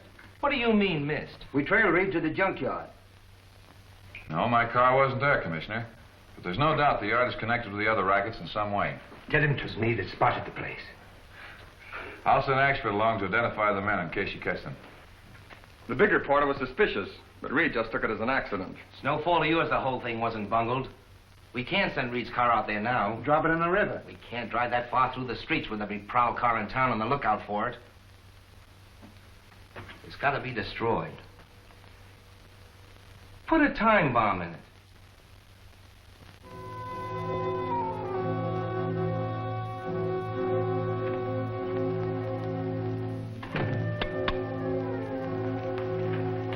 Axford has gone with the police, Mr. Britt. Well, we must get back before he returns. The Green Hornet will hunt Mr. Meadows? I'm convinced that garage is the headquarters for the car-stealing racket. Meadows must face the Green Hornet tonight.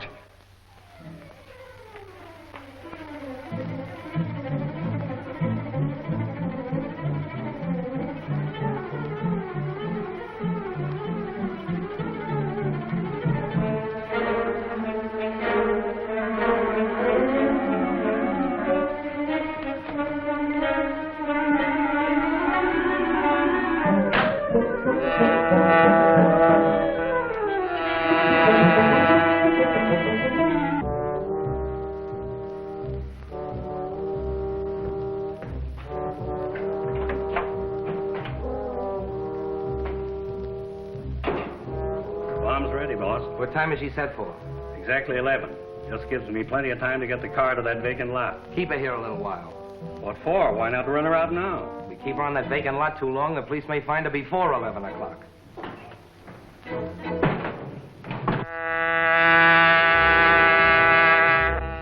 Silence your motor.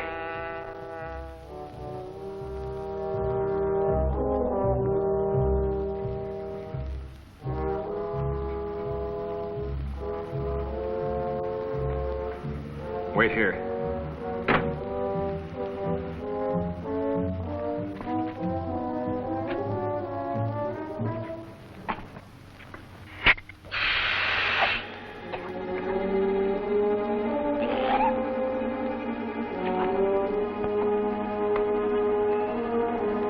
Sorry, but you asked for it.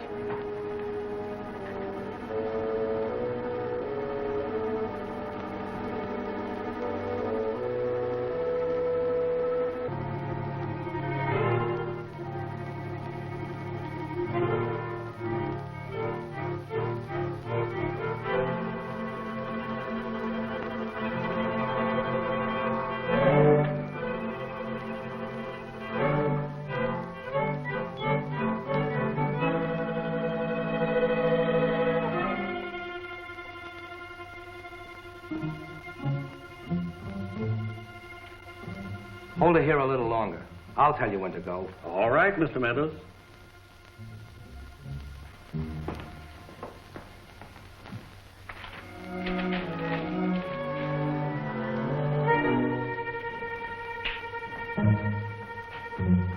Turned off that light.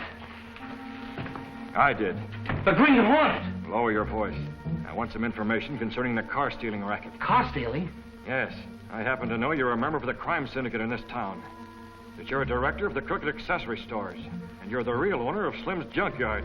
We even have a shop here in this building to alter stolen cars. I can give the police enough information to send you to the pen for 20 years. What do you want? The name of the big boss, back of this crime ring. I'll give you 1 minute to talk, Meadows. 6 minutes till that bomb cracks off. That's cutting it pretty fine. Run her out now. Meadows says to wait. Not me. I'm taking her out. All right, time's up.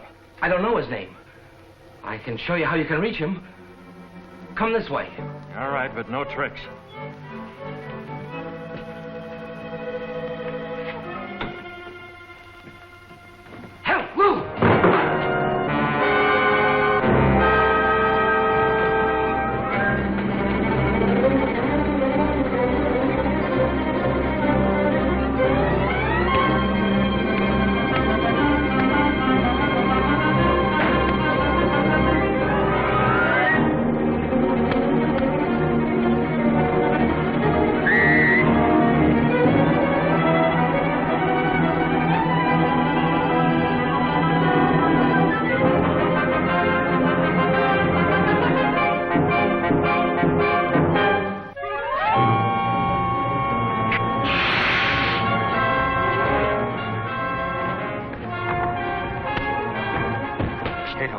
Meadows. We'll put him in Britt Reed's car.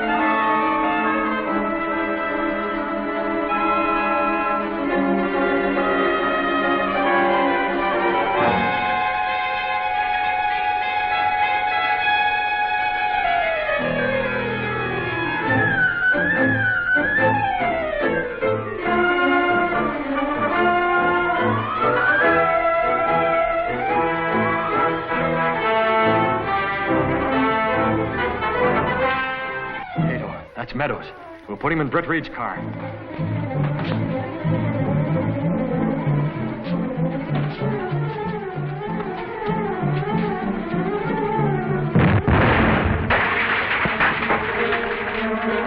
Came from that direction.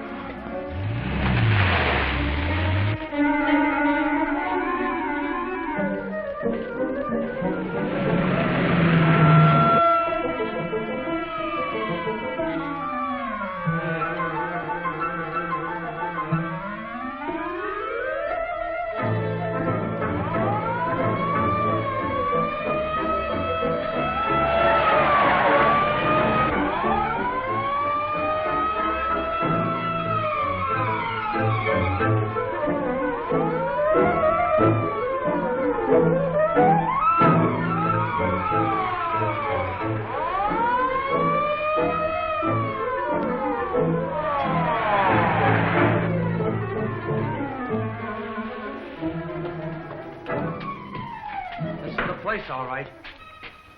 Look, there was someone in this car.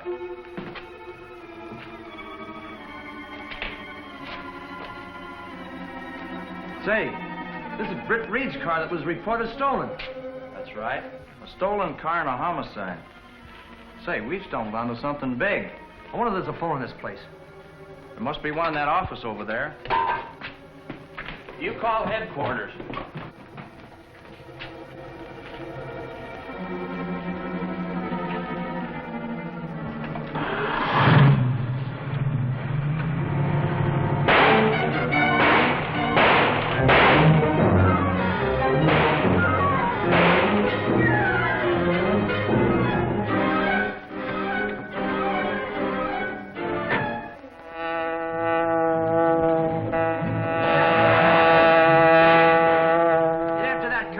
I'll take care of things around here. Right.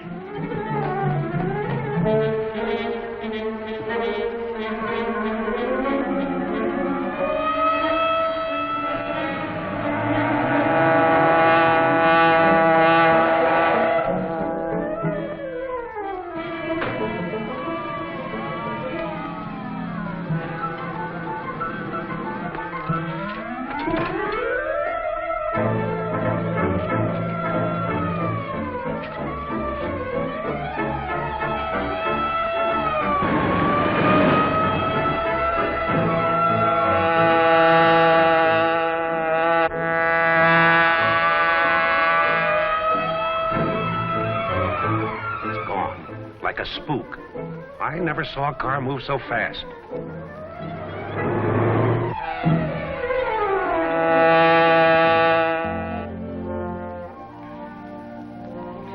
You all right, Mr. Britt? Fit as a fiddle, Cato. How about you? I do not think I'm going to join my ancestors. Just yet, Mr. Britt. Oh, you'll be all right.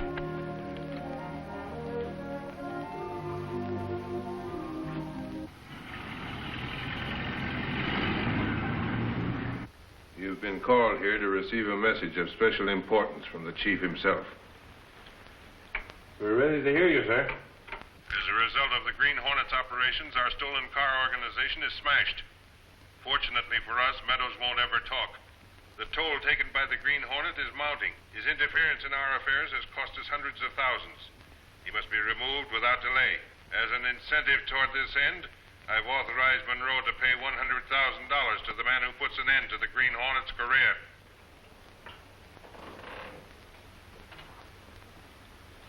That's all, gentlemen.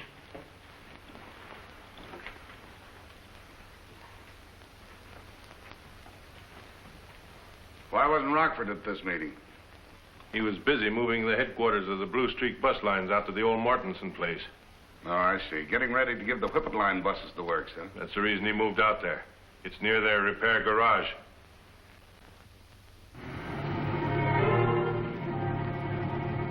Now, the Whippet Bus Lines franchise is up for renewal at the end of the month. And if it shouldn't be renewed? The Blue Streak Bus Lines would have no competition, Dean. I get you, Rocky. Now, if you two could get jobs as mechanics in the Whippet garage... It's in the bag, boss. Something tells me that from now on, the Whippet service is going to be terrible. Mm-hmm. So long. See you later.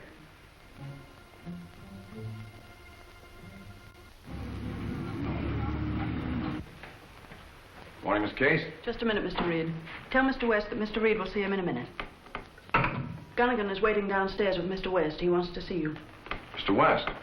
President of Whippet Bus Lines. Oh, send him right up. And for 12 years, the Whippet Bus Lines have maintained an enviable record of service and safety. Well, perhaps your employees are coasting along on that record, Mr. West, and just getting careless. No, that's not it. I believe the Blue Streak Bus Lines want us to lose our franchise so they won't have any competition. Well, surely you can't blame them for accidents to your lines. The Blue Streak Company is an old established firm, too. Now, it may only be a coincidence, but the fact remains, our trouble dates from the time the Blue Streak Company changed management 6 months ago. What do you want me to do? I'd like to see the Sentinel do something about the matter. I'm sorry, Mr. West. The Sentinel has never interfered in squabbles between competitors. I'm sorry you feel that way about it, Mr. Reed. Excuse me. Reed, I've just made an important discovery. Don't tell me you solved perpetual motion. Yes, sir, and No. It's about the old Martinson place out on the Westwood Pike. Is it haunted? It's open again, and it's being used as headquarters by the Blue Streak Bus Lines. Well, so what? Well, now, it was used by crooks once. Maybe another set of crooks is using it again. Oh, you got a terrific imagination, Michael. Don't it look suspicious to you, sir? No, it does not. Britt, West suspects the Blue Streak Company of sabotage. I think it'd be a pretty good idea to have Lowry get down and check up on the situation. All right. Put Lowry on the story. And if it'll make you any happier, I'll take some bus rides myself.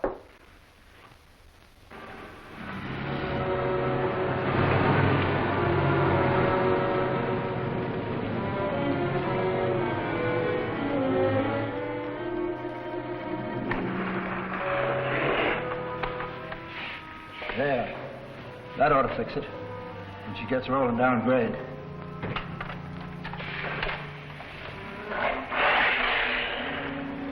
Hey, you're sure this bus is going to the terminal empty? The boss said there was to be no accidents to people. Don't worry, it'll be empty. I checked with the dispatcher. Okay, 16's ready to roll. Where are you going? Suburban terminal empty.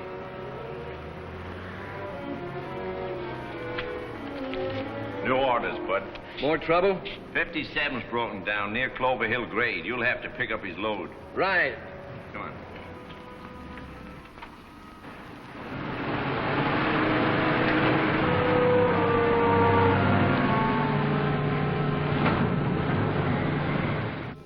You discovered what's wrong? Yeah, there's a couple of bearings shot. What's the matter? Whippet Line's operating buses with old motors? No, this is a brand new job, but it's the third breakdown I've had with it. Oh, that's strange. Strange? Say, you know, this oil feels like it has emery dust in it. You know...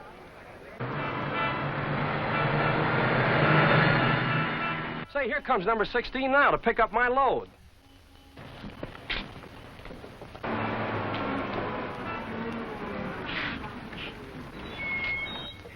You got orders to pick up my load? Yeah, get him in here. Okay. Well, sorry we delayed you. This bus will take you there. Step inside, please. Yeah, just take this bus. Yeah, go right inside.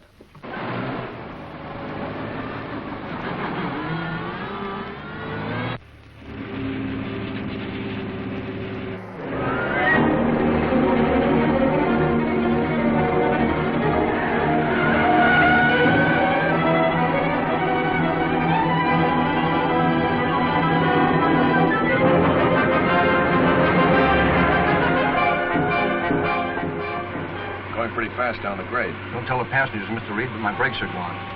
What can you do? I can handle the grade, but I'm worried about the bridge at the bottom. One that's being repaired? Yeah, there's a bad dip in a detour, and at this speed we're liable to tip over.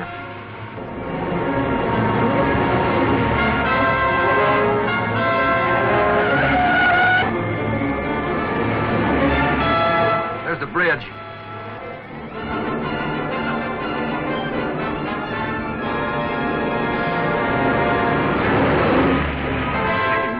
All I can do is try.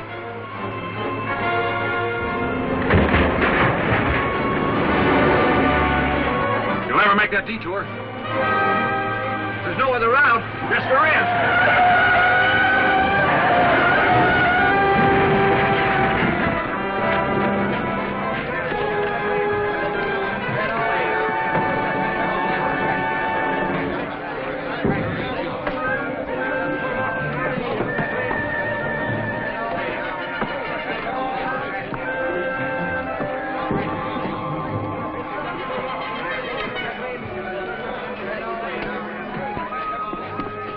When did you first feel your brakes start to go? Well, I started to slow down on the downgrade. How long has it been since they've been inspected? This bus just came out of the shop less than an hour ago. Well, let's take a look at the brake rods. Well, this rod has been almost cut in two by a hacksaw. The failure of your brakes was not accidental. That's right, there's no mistake about that. How do you like that? Well, I don't get it. Every time a Whippet bus breaks down, there's always a blue streak on a job to take over our passengers. Mr. Reed just came in, Mr. West. I'm sorry I had to wait. That's quite all right, Miss Case. I guess he was delayed getting into town. Thank you. Hello, Wes. Hello, Reed. The last time we talked, you hinted that the Blue Street people were trying to cripple the Whippet lines. I'm convinced of it. Well, have you any proof? No, I haven't. All I know is our buses have experienced a large number of breakdowns lately, which look like sabotage. But you have no tangible evidence. And that's what worries me. This is a case that even the police can't touch. I see. What do you figure these breakdowns have cost you? I can't estimate what it's cost our reputation, but I should say our repairs have run about $12,000 over normal. Mm-hmm. Well, thank you very much. I think the Sentinel will look into the bus transportation business thoroughly. Good. Miss Case, will you tell Axford I'm ready to go home? He went out just about the time you came in. Where'd he go? I don't know. He just said he had a hunch and he was going to follow it. Well, 2 to 1 would lead him into trouble.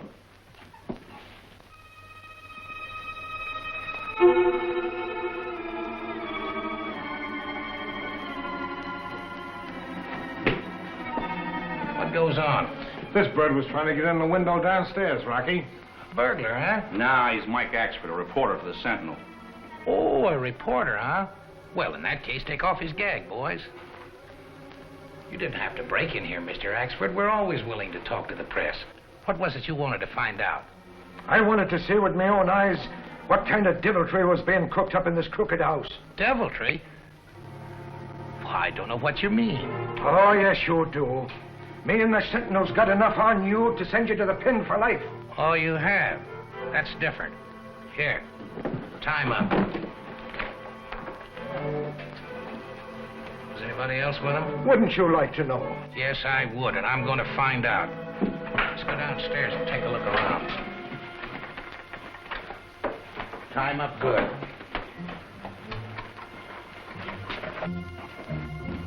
That'll hold him. We'll take care of this snooper a little later. I don't know where to start with this Blue Streak outfit, Cato. It's definitely a case for the Hornet, but where can I get evidence? Why not call the officers of the Blue Streak line, Mr. Britt? If no one is there, you might pay them a visit. That's a good idea.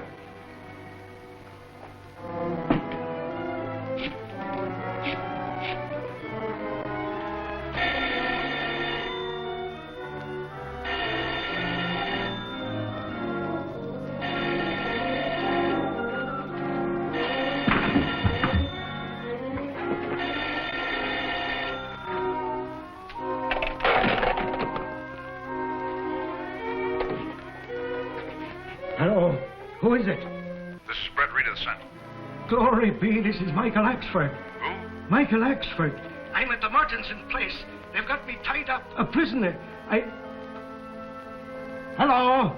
Hello? Hi there. Who's calling? Is this Westlake 4915? No, this is Westwood 4915. I'm sorry, I guess I have the wrong number. They're holding Axford at the old Mortensen place. That is not good, but it gives the Hornet an objective. Get my mask and gun. We've got to move fast. So you thought you'd pull a fast one. What was you saying on that phone? Nothing but hello. You heard me.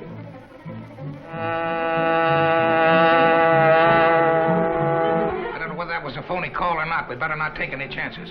Better get rid of this mug. We'll get out in the garage and speed Joe up. He's fixing a tire. Make it snappy. I'll see if I can start this bird to singing. Are you going to talk or not?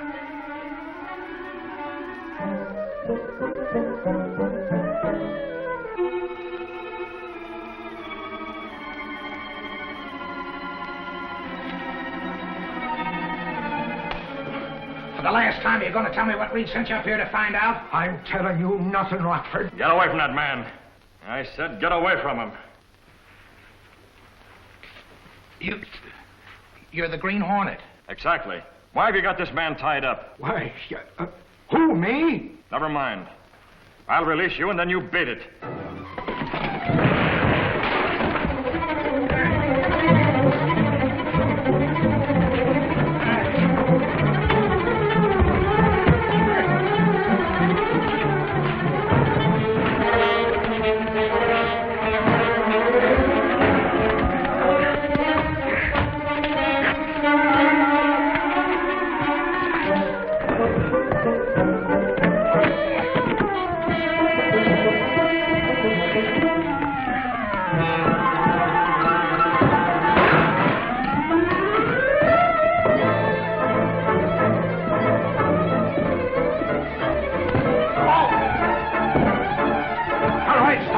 You two and get up from there. It's a happy day this night is. I've got you, and at last I've got the Green Hornet where I want him. Give me that gun, you idiot. I don't hold your breath on it until I give it to you, or maybe it would be just as well if you did. Shall I tie him up? No. Get over there, you two, or I can watch you. I'll have no conniving between you. Go on, move.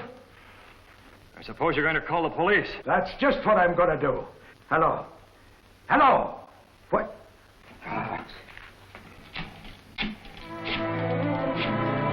Drop that receiver. Now get out of here. Yes, sir. Now I'll deal with you and your racketeering bus line. I'm running a legitimate business. You're the one that's a racketeer. I know all about the sabotage you've had done on the Whippet buses. You're crazy. The Blue Streak is an old established company. Don't lie to me.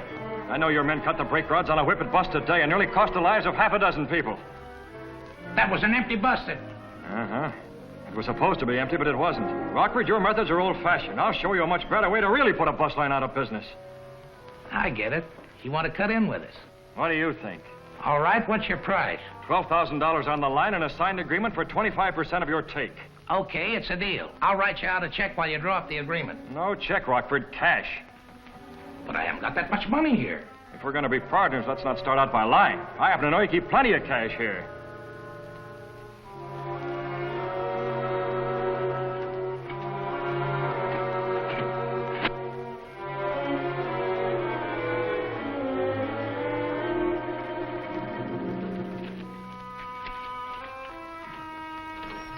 All right. Tell me how you want the agreement to read, and I'll write it out and sign it for you. I'm telling you, Tim, the Green Hornet's there. At the old Martinson place on the Westwood Pike. No, you better send 3 squads. Right. There's your agreement, Hornet. Now let's have a few of your ideas. Thanks, Rockford. That's just the evidence I needed to smash your racket. Now I'm turning you over to the police. Why, you crook, you said you was going to show me how to put a bus line out of business. I am, and it's your bus line. This $12,000 will just pay the repair bills on the Whippet buses. And now I want to know who's the head of all your rackets. Come on. Don't use those guns. You'll hit Rockford, and I'll get you both before you can fire again. No, don't shoot. The chief's orders are to get the Hornet regardless. Too bad, Rocky. Wait. Circle around him. He can't cover all 3 of us. Down the floor, Rocky.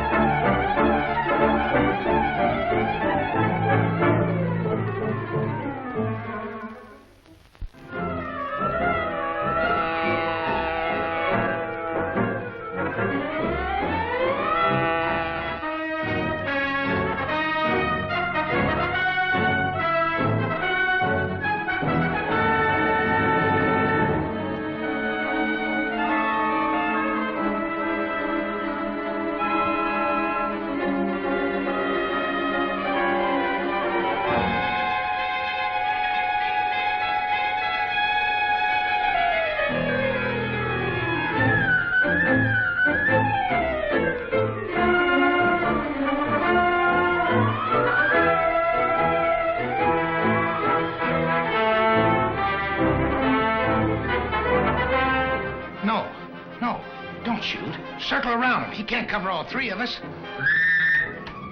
Down the floor, Rocky.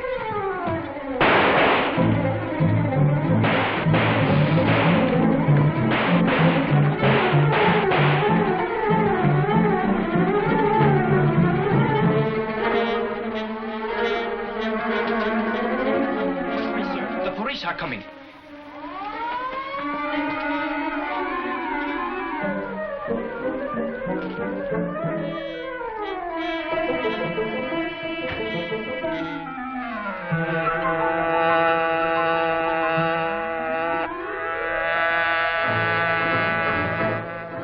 A good night's work, Cato.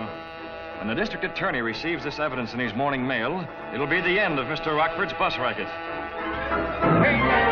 What's the Green Hornet breaks another racket? Rockford indicted. What's straight?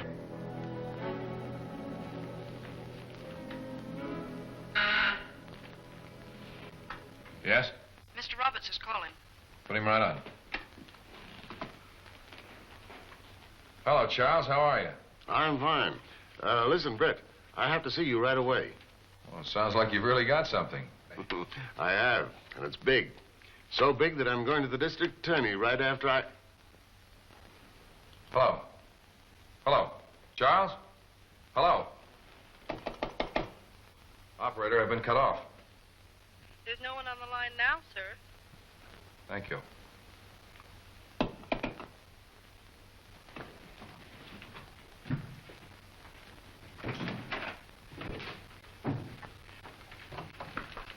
I'm going down to Charles Roberts' office. Yes,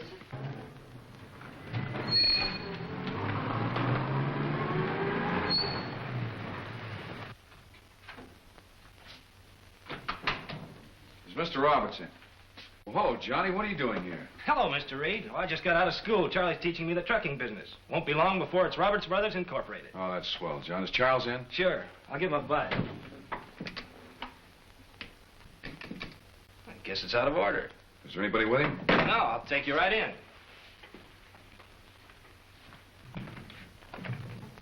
It's funny, it's locked. Charlie! Hey, Charlie! Have you got a key? Yeah, I've got one.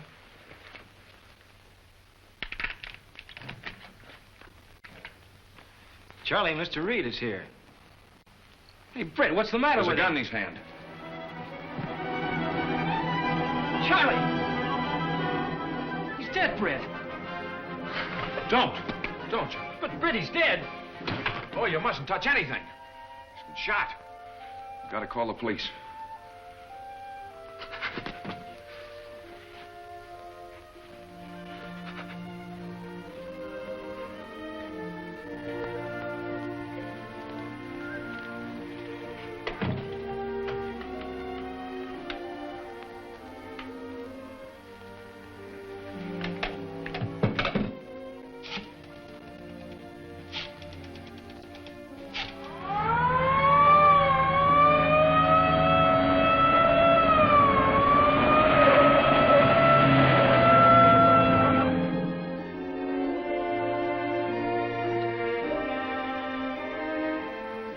Just a plain case of suicide, Reed. I can't believe it. Roberts had just been talking to me on the telephone. He didn't sound like a man that was going to commit suicide. John, did anybody come to see Charles between the time he called me at 9:30 and the time I arrived here? You are, Reed. But I tell you, there was someone in here. That cigarette was burning when we first discovered the body. And Charles Roberts never smoked cigarettes. Look, Reed. The man was found shot. The gun was in his hand. The wound could be self-inflicted. The outer door is bolted from the inside. Add it all up, it equals suicide. Unless you can get some further evidence. The case will have to go as reported. I'll get that evidence.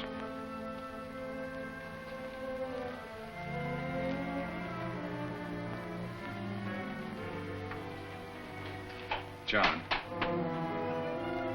are you sure you can think of nothing that would have made Charles do a thing? No, I can't, Mr. Reed. And you didn't leave your office at any time? No, I didn't. Well, then why didn't you hear the shot? Well, I was probably in the stockroom. Then you did leave your office. But I was only gone for a few minutes. That'd been long enough. Tell me, do you know what Charles was going to talk to me about over the phone? No, I don't. He was looking at some insurance reports which seemed to upset him, and then he told me to take a bill of lading out to the stockroom. Do you know what was in those reports? About truck breakdowns, delaying shipments, causing insurance rates to be increased, costing us a lot of customers. Sabotage? Well, the insurance investigators thought so.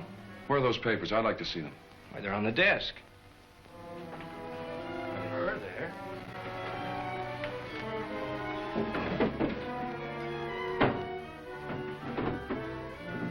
That's funny, they're gone.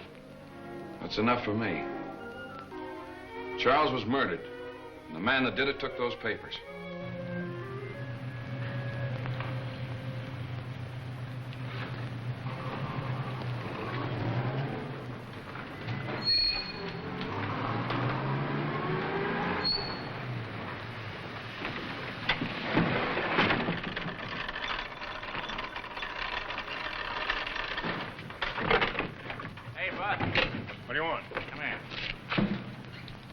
How would you like a good job?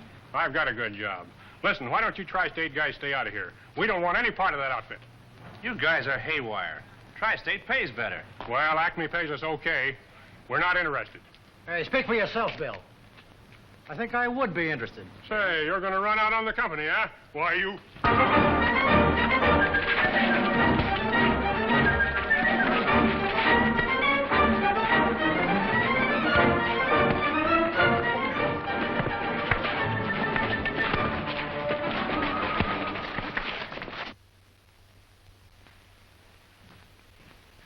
Michael, I want you to get me all the information you can concerning the recent accidents at the Acme Transportation Company. You mean the Jinx Transportation Company, don't you? Why do you say that? On account of all the accidents that's been happening to their trucks. Don't you read your own paper? Check with all the Acme competitors. I want to know who's getting their canceled contracts. Yes, sir. And James, I want you to go down to our morgue and get all the dope you can on the accidents to Acme trucks. Right. Oh, boy, I smell a story. Wexley, that's on paper. Read about that truck probe. Big truck probe coming.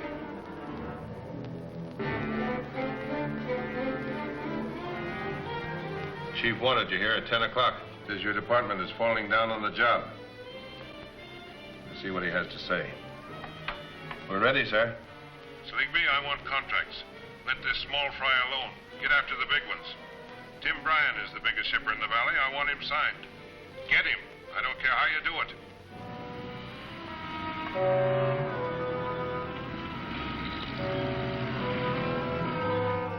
Mr. Bryan, Tri-State would like to handle your transportation. We can save you a lot of money. Acme has been handling our stuff for a good many years, Mr. Dean. Yes, I know. We not only can beat their prices, but guarantee delivery and on time. Acme does that, and I'm willing to pay their charges. If I left them now, they'd close down completely. If you don't, you might close down. That sounds like a threat, Mr. Dean. No, not at all. Only Acme has been having a lot of mishaps lately. Delays are costly, and in the case of perishables, ruinous. You have my decision. Very well, Mr. Bryan. See you again. Good day.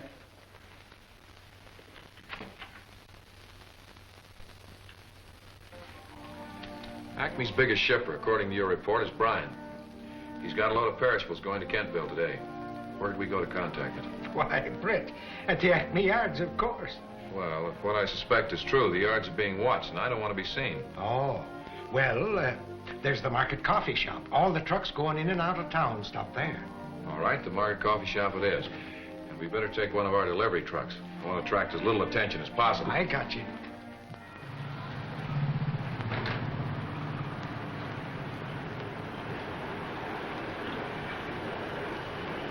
All right, give us anything that's cold, sister.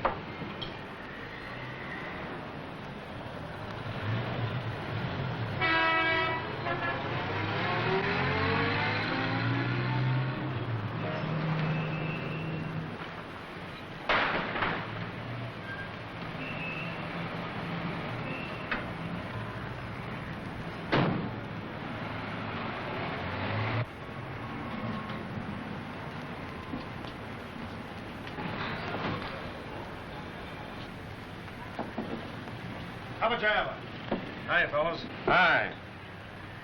How's Jink's outfit? That ain't funny, wise guy. How'd you get this far without breaking down? It's 12 blocks from the depot. That truck's as good as any Tri-State has, and it ain't gonna break down. I checked it all myself, every inch.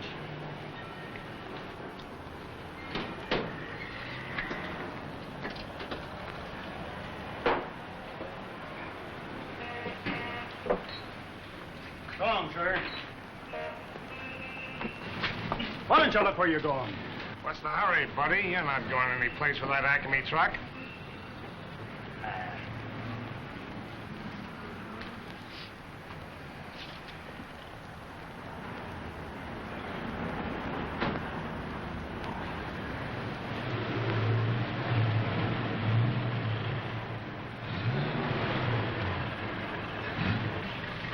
Bet he doesn't make the bottom of the hill.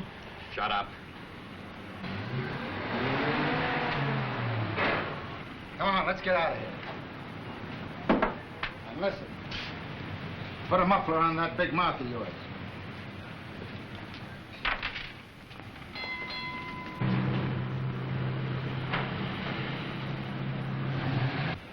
Didn't sound like kidding to me. We better get out and take a look at that truck.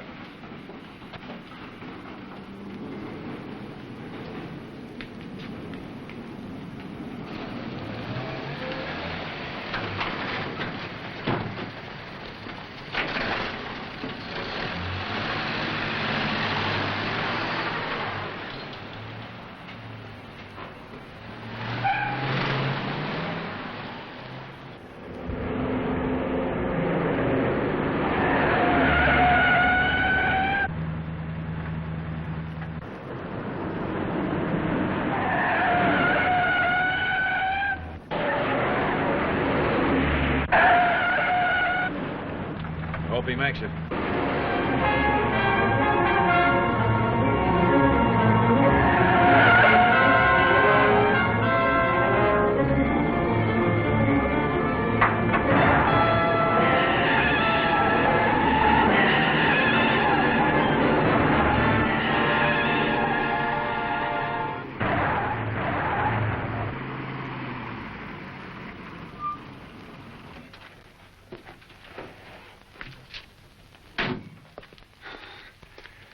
Say, that was a swell job of driving, buddy. What happened?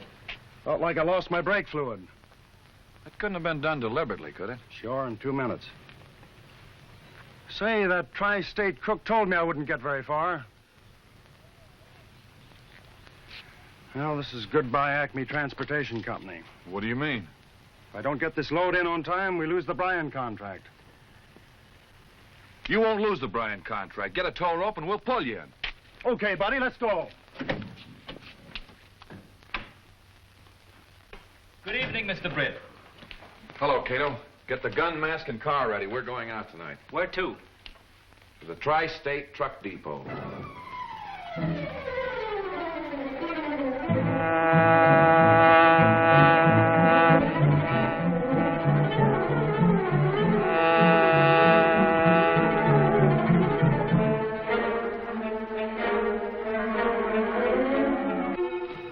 Wait for me.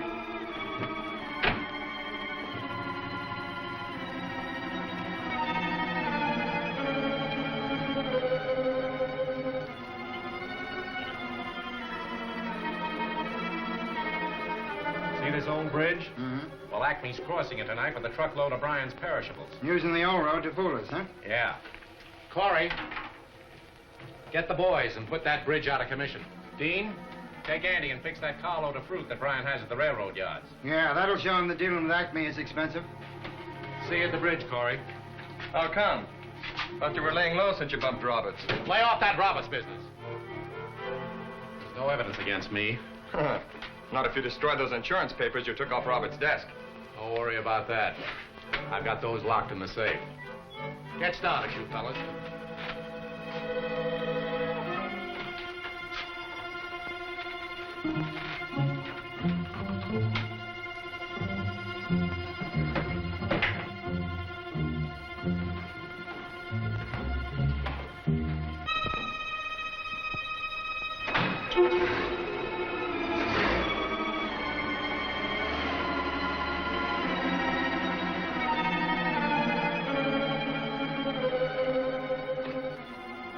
Don't move, Slickby.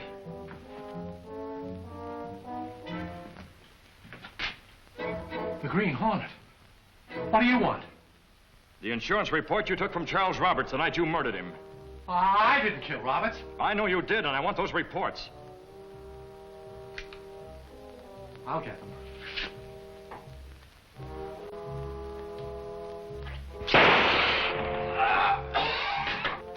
Tie him up, Cato.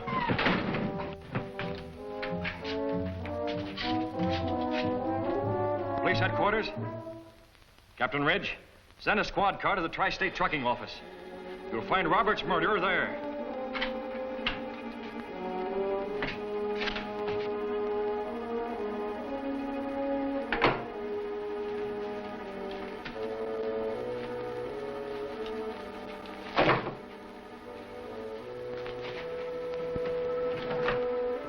Where will we go now? Down to the freight yard to get Sligby's partners.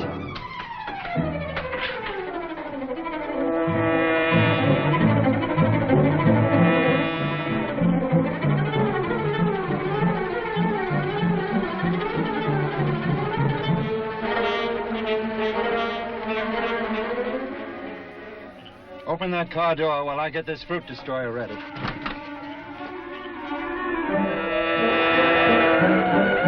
This is far enough, Cato. Throw off your lights and silence the motor.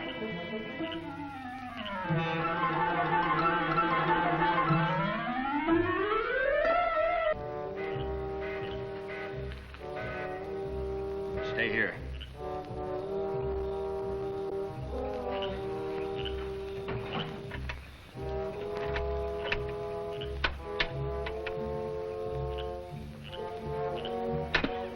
Get away from that lock.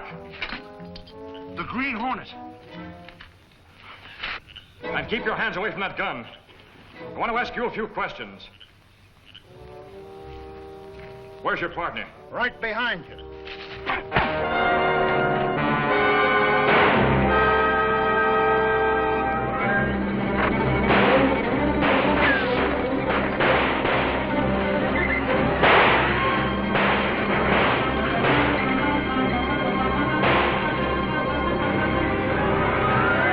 Give me your gun. Head for the gang of the bridge.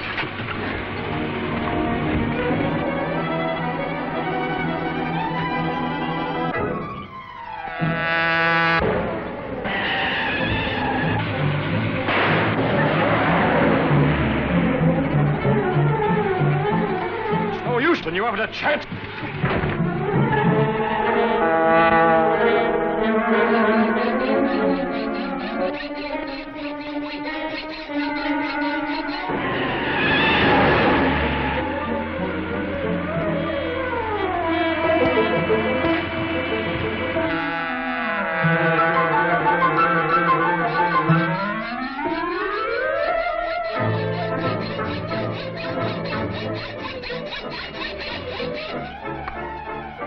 I've cut the cables on the other side. This is the last one this side.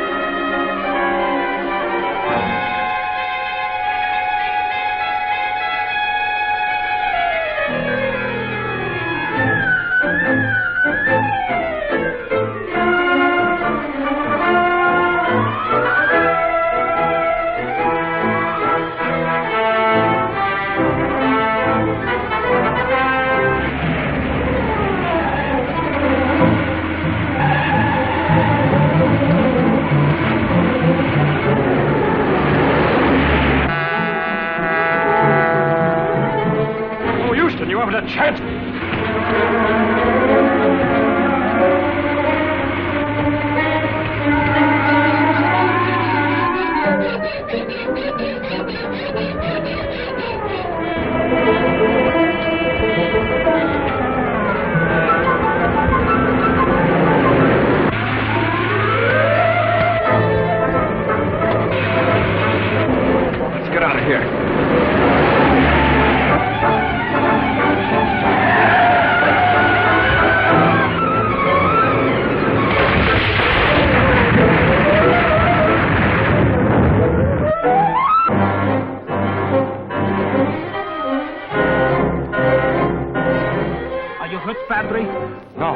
man I was fighting with is. I saw some men on the other side signaling to stop the truck before it went onto the bridge. They were the men Sligby sent to wreck the bridge. Where's the car? This way.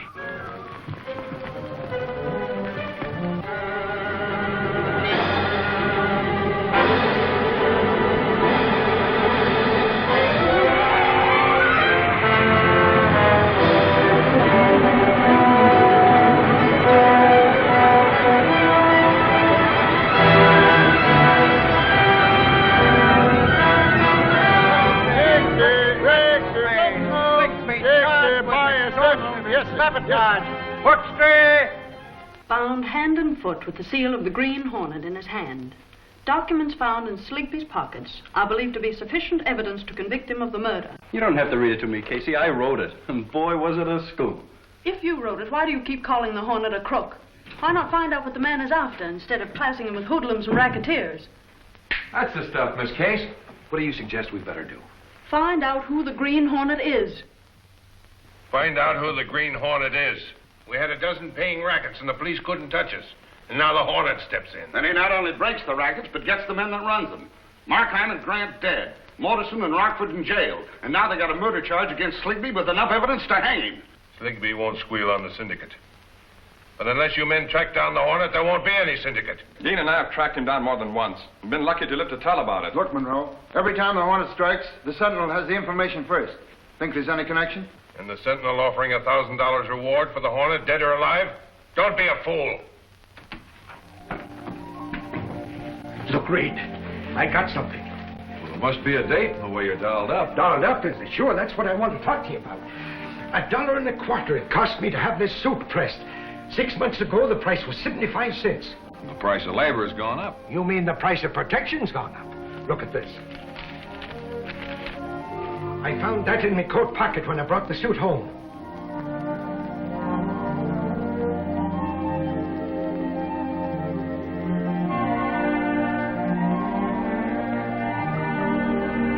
We can't print this. It's unsigned. Ah, yes, but I could interview this guy Levinson.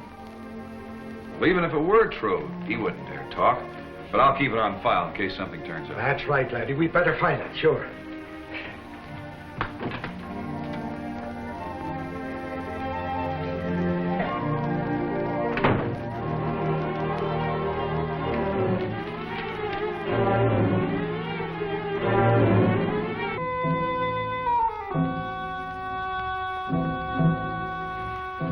The gun, Mr. Britt. Thanks, Cato. Perhaps the Green Hornet can persuade Mr. Levinson to tell some things he wouldn't dare tell the police.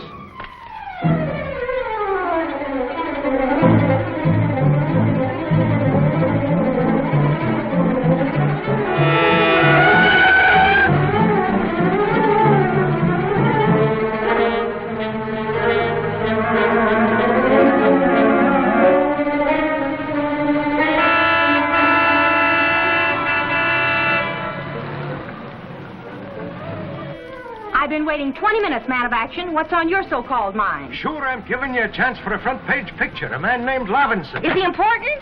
After I've interviewed him, he'd be the most important man in town.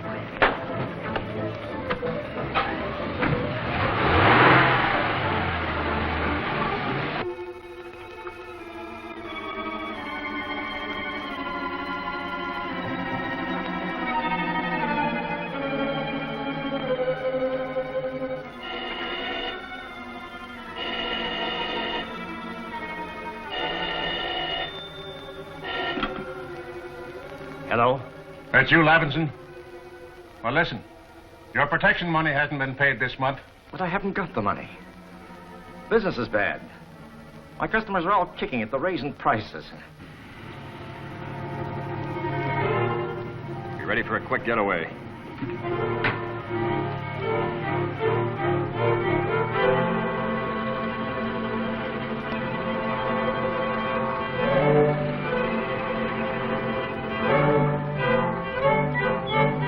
Never mind the excuses. You'll remember what happened to the others that didn't pay. Give me another day. I'll raise the money, Lynch. Somehow. Give me that phone. Hello? Hello? Who was on that phone? Who are you? Green Hornet. Yes. Who are you talking to? No, someone had the wrong number. Don't lie, Levinson. I know you and others are paying for protection. This is the place. Wait here till I see where the fella talking to. You'll probably scare him off before I get a lens on him.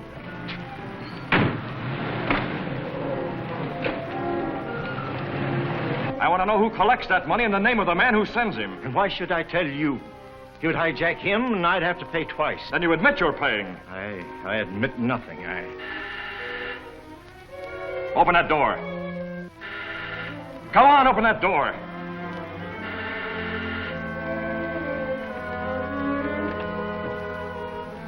Good evening, Mr. Levinson. I'm Michael Axford, representing the Daily Sentinel. I'm here for a little interview. Now then, $1.25 you charged me for pressing the last suit I sent. I've nothing to say to reporters. Oh, come on now, Mr. Levinson. Sure, the Sentinel wants to help you. And you know, there's nobody here but the two of us. By the ghost of St. Patrick, the Green Hornet. So it was you that was collecting the blood money for the rackets, you murdering pirate. Here you are. Now I want that information. Come on, get it.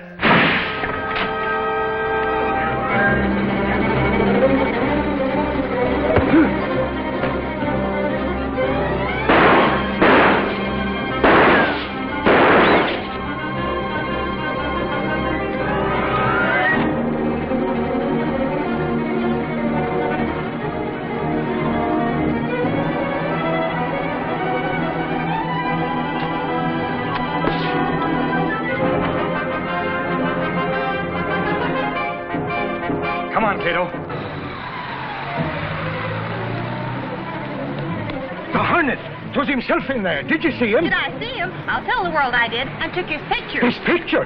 Well, which way?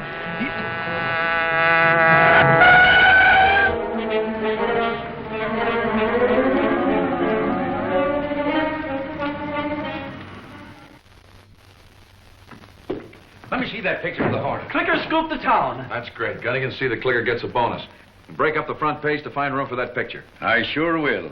This'll jump circulation plenty. And my story of the Hornet and his gang. Gang? I thought the Hornet always worked alone. Alone, is it? Sure, if he'd been alone, I'd have had him.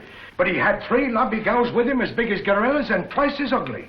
And Gunnigan, put a rewrite man on Axford's story. Oh. This photograph of the Hornet gives us a chance to pile the whole thing right in his lap. All ready, Chief. The men are waiting for your orders. Necessary to take care of Levinson at once before police force him to talk. Andy and Pete will attend to this. Dean will convey these instructions to Lynch. If he's interviewed, he's to admit the existence of a protective association and intimate that the Hornet is behind it. If you act at once, we can clear ourselves and start a manhunt for the Hornet from which he can't escape. That's all. You all understand what you're to do? Leave Levinson to us. Dean, you know what you're to tell Lynch.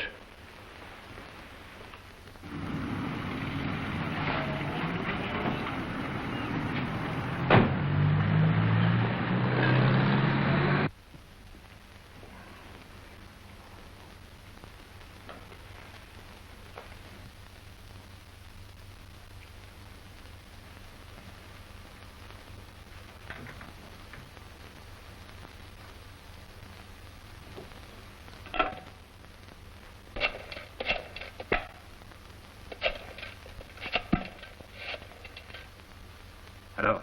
Police Department? Well, this is Jay Levinson.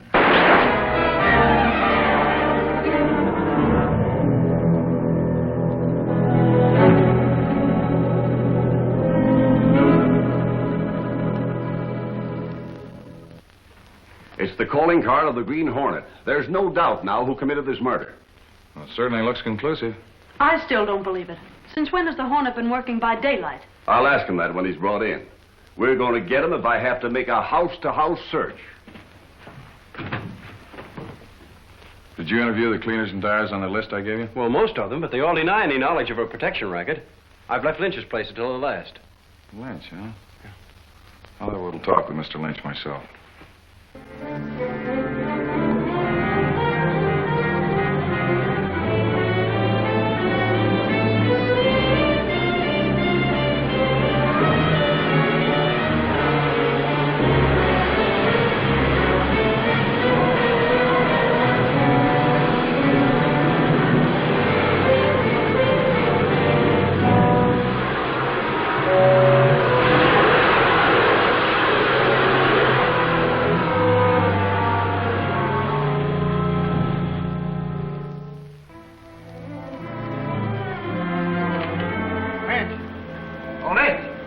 I want to see you a minute.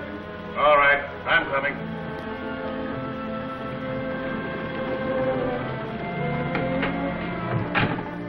What are you doing back here? The Sentinel's got men out interviewing all the cleaning plants in town. They haven't been here. Well, they will be. The boss wants to be sure that you have your orders straight. Yeah, I got them all right. And I don't like them. It'll leave me wide open to an attack from the Hornet. Oh, you're safe enough. With the dragnet out for the Hornet, he won't dare come out of cover.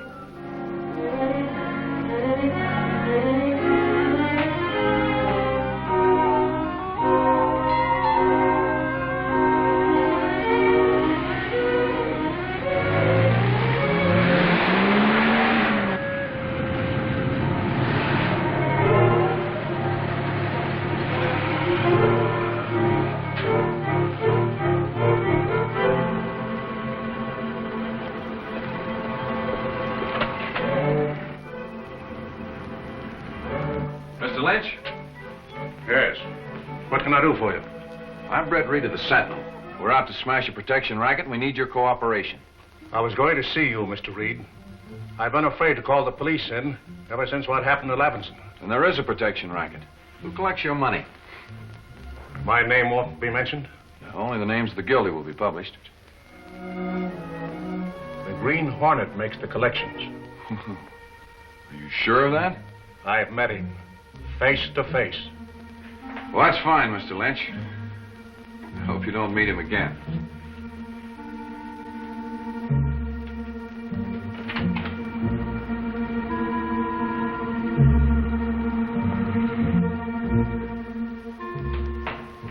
Lynch didn't like his orders. Won't destroy his plant. Well, maybe that can be arranged. How about Lynch? I don't think we'll need Lynch anymore. Suits me.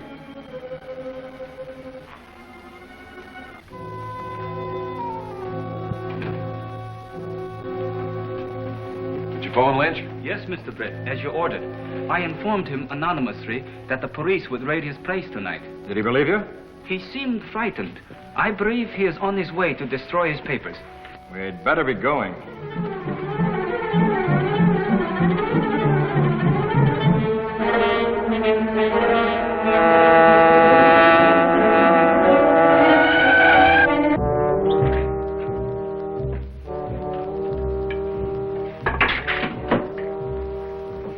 Gasoline is in the back.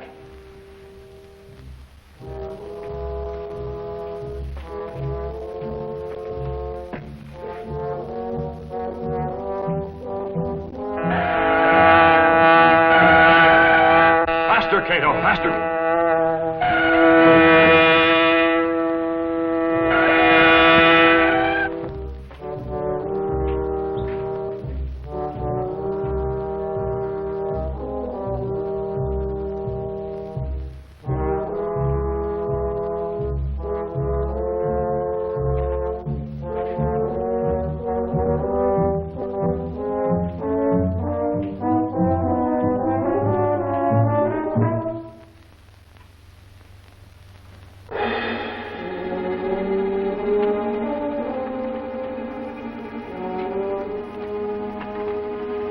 Lynch meant to cross the chief, huh?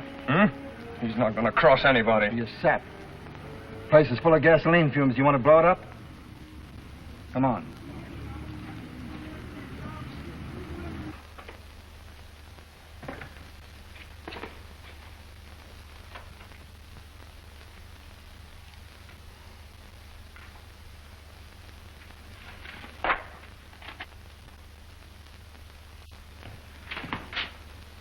What do you want? Who are you? The Green Hornet. Yes, Lynch. An old acquaintance, according to the papers. They made me blame it on you. They? Who are they? Who do you take orders from? Do I go free if I talk? I'm not here to bargain. I want the names of those racketeers. I've got a list here. No, you don't.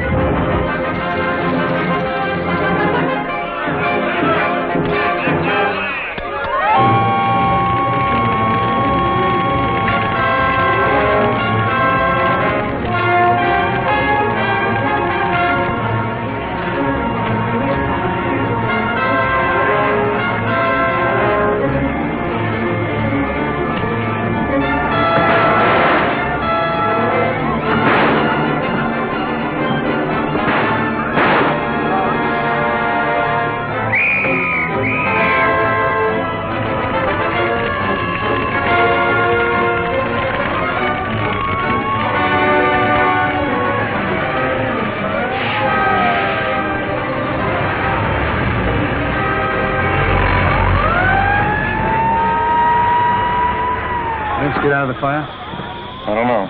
We gotta make sure. Chief wants his mouth shut. It'll be a pleasure. Quick, Cato, they've spotted us.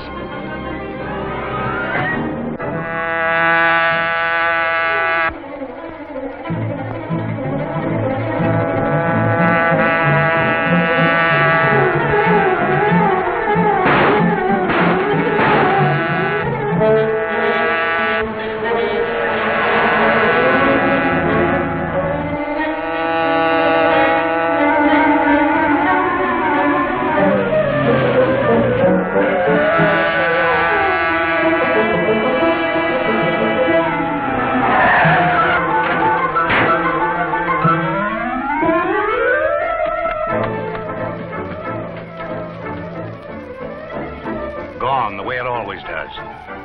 There's something spooky the way that car disappears.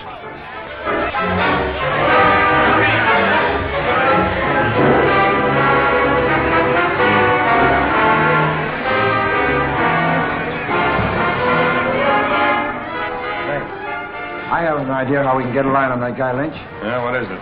He's got an interest in his brother's business. If he escapes, he's just dumb enough to go to his brother's place to hide out.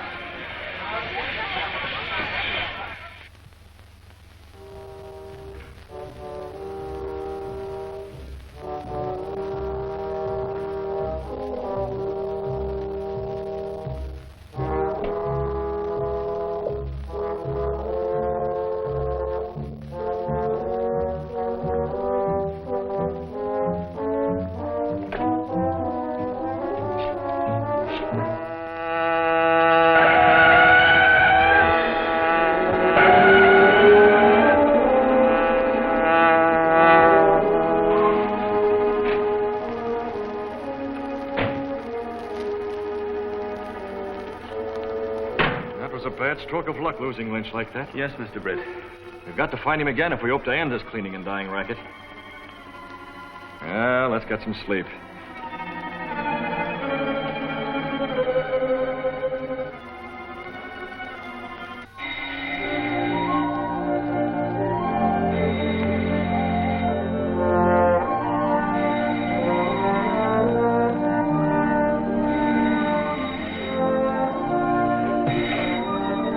Hello? Yes, this is Mr. Reed's apartment. No, this is Michael Axford, his bodyguard. Yes, Mr. Reed's here, but he can't be disturbed. But I've got to talk to him. It's a matter of life or death. Now, look, I can't understand you. Will you calm down? Tell him it's about the Green Hornet. The Green Hornet? Well, why didn't you say so? Reed! Reed, wake up, will you? Reed! What is it, Michael? You're wanted on the phone. It's the Green Hornet. The Green Hornet? I mean, it's about the Green Hornet. His life or death, he says.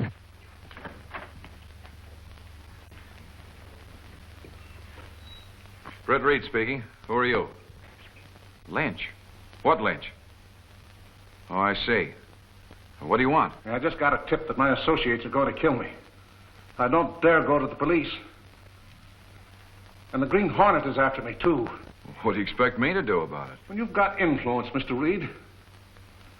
Yeah, I'll tell all I know about the cleaning and dyeing rackets. And it's plenty.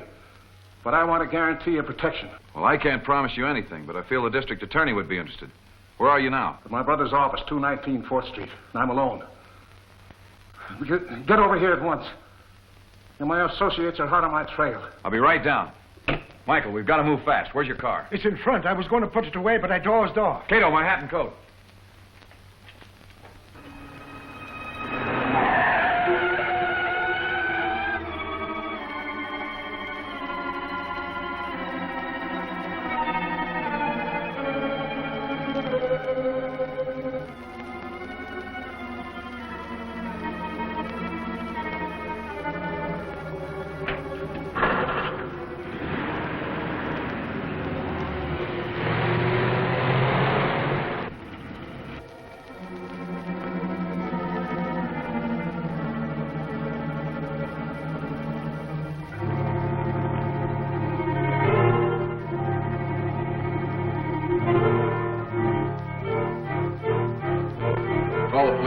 Send them to 219 4th Street. Tell them there may be a murder.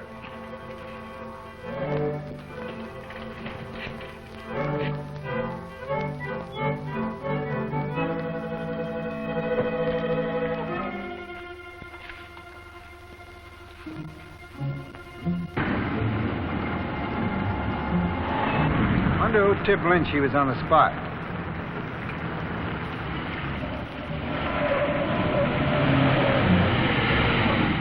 Step on it, Michael. We've got to get to him before his gang does. Calling car 37.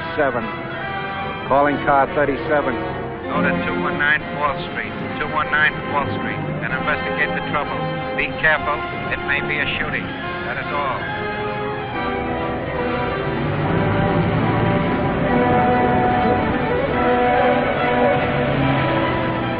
Calling car 42.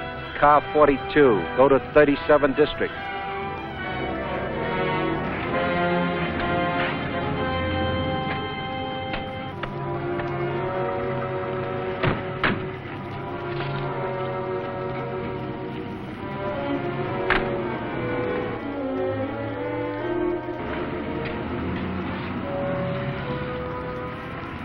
Locked.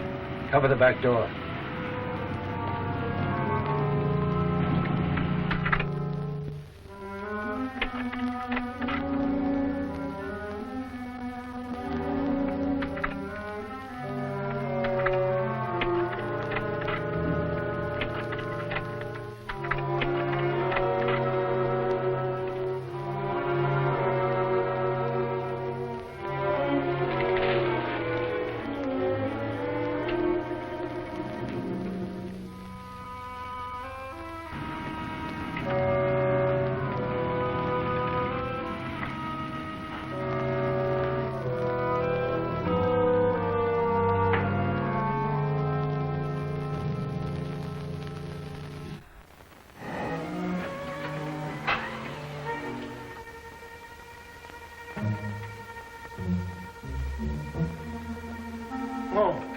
No, Dean.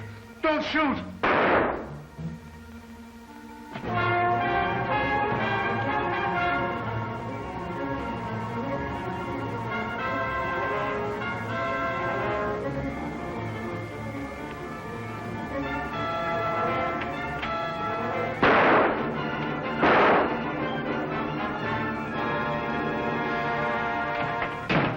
Reed, an accident. Kill Lynch. Let's get after him.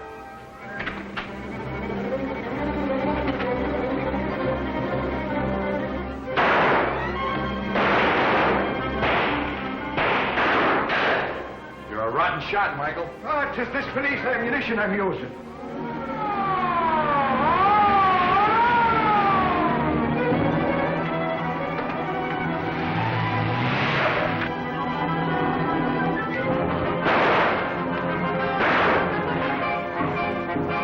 Let's get after them in my car. Oh, it's too late. They've got too big a lead.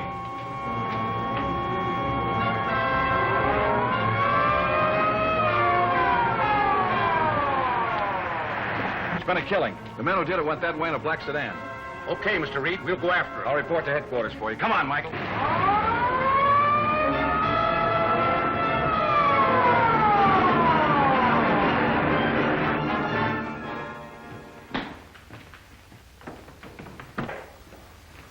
Call police headquarters. Yes, sir.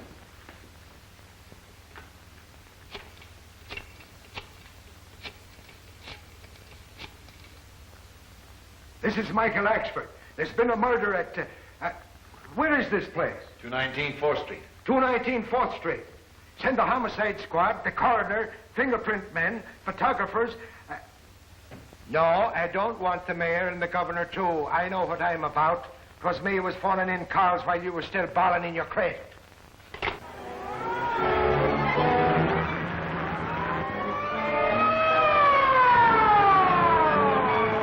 Police car trailing.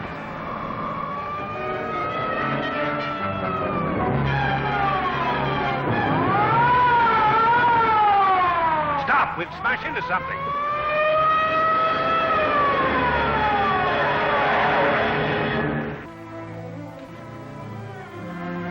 Hey,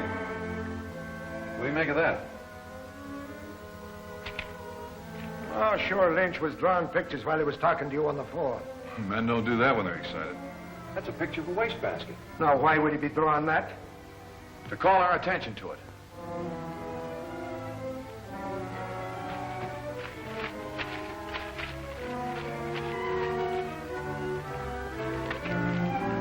It's a letter. Lynch hid it in the wastebasket so the men that were after him wouldn't find it. Well, read it. Mr. Reed, they're closing in on me. But if they get me, I'll have my revenge by this letter. The Green Hornet has nothing to do with the protection racket. My associates in the syndicate made me lie about that. They also killed Lavinson. Now they are after me. I hope you will avenge my death by trapping them. The big boss of all the rackets is a man named... Well, go on. What's his name? Unfortunately, that's all the time Lynch had to write. It confirms my belief that there is a head to this crime ring. We've got to find him and wipe him out. Whoopsie! Green Hornet escaped again! Whoopsie! Green Hornet still aboard! Whoopsie! All about the Green Hornet escape! Whoopsie! Read about it in the Century! I've just been talking to the chief. He's pretty sore about what happened last night. You had both the Green Hornet and Britt Reed on the spot, and you let them go. I'm not so sure the Green Hornet wasn't burned up in that fire. That's just it. You're not sure. Lynch got out. Why couldn't the Green Hornet, too? And later you had Reed dead to rights. And if you hadn't been so anxious about your own necks, we'd have been free of those damaging editorials of his. Reed seems to be a pushover for a call for help. Maybe we can get him dead to rights again. All right, see if you can arrange something. I'll do that.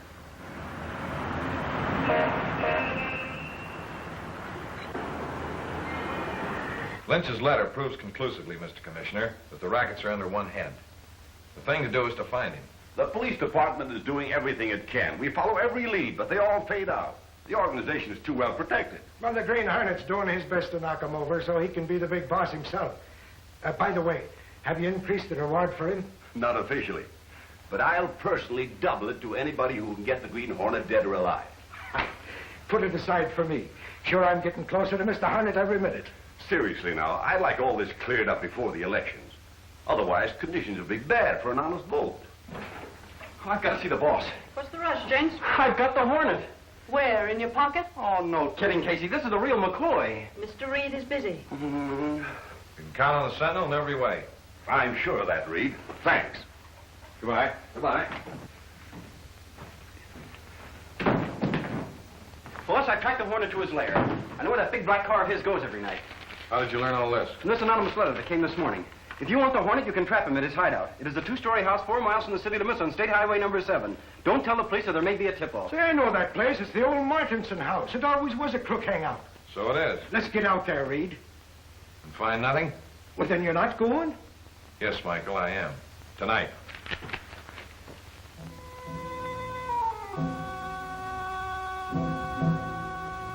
I'll go with Jenks and Axford. You wait behind the Mortensen house with Black Beauty in the Hornet's disguise. But why do you take this risk, Mr. Britt? Because I feel that that letter was a trap meant for me as Britt Reed. We'll let the Hornets bring it on and see if we can't catch somebody. Understand? No, sir. But if you say it is all right, it must be. You take the lower road. You'll be there long before we are.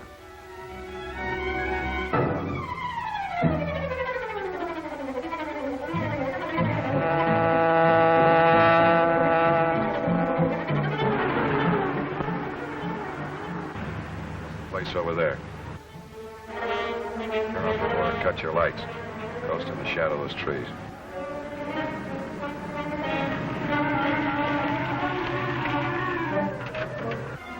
The car's here. Reed, get a couple of men with him.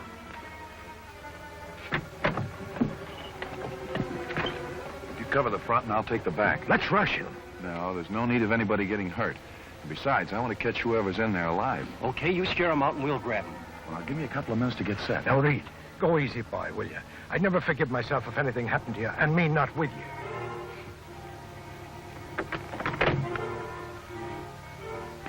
Okay, we'll take them all. Wait till they come in, then let them have it.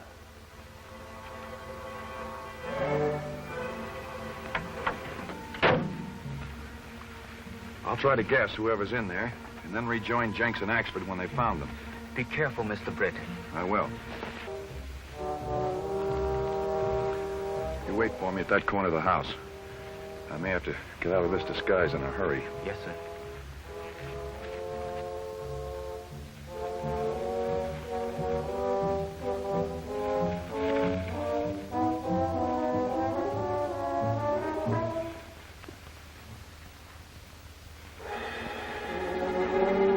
long enough. Come on.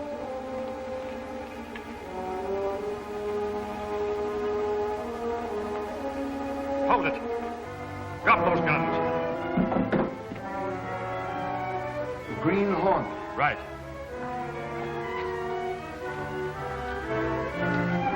What's the idea of using my place as a hideout for your dirty work?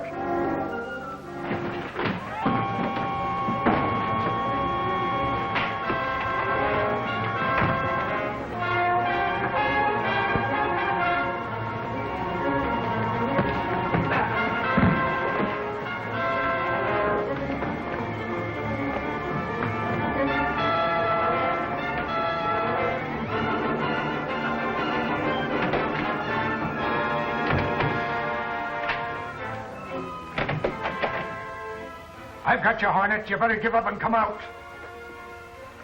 Dead or alive, they said. It makes no difference to me. All right, Mr. Hornet.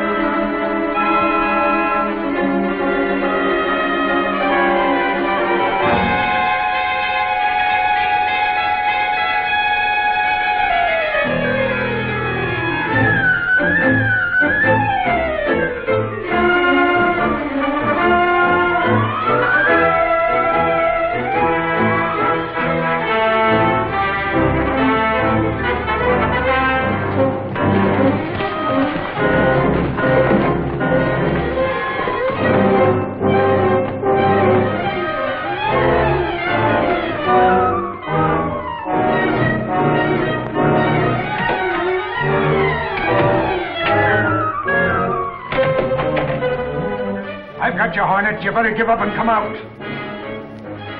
Dead or alive, they said. It makes no difference to me. All right, Mr. Hornet.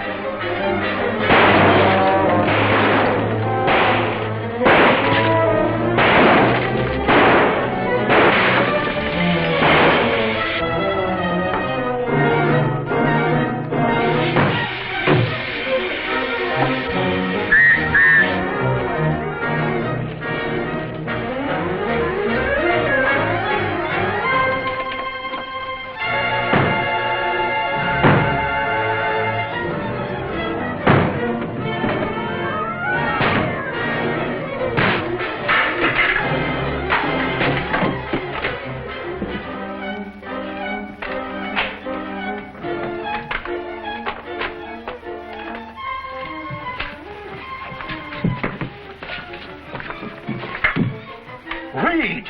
What are you... Where's the Hornet? Oh, don't tell me I've killed you. The Green Hornet? I had him trapped. Tried to overpower him. He escaped through that window. But how in the world did he ever get through there?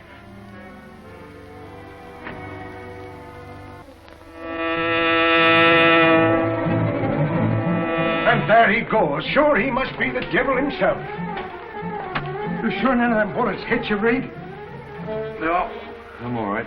That's twice the Green Hornet slipped through my fingers. You're as slippery as an eel, Michael. You got away from me, too. I'm nearly with you by the looks of you. Well, I guess there's nothing left to do but be on our way. So you got the Green Hornet, eh? Nice going, Jinx.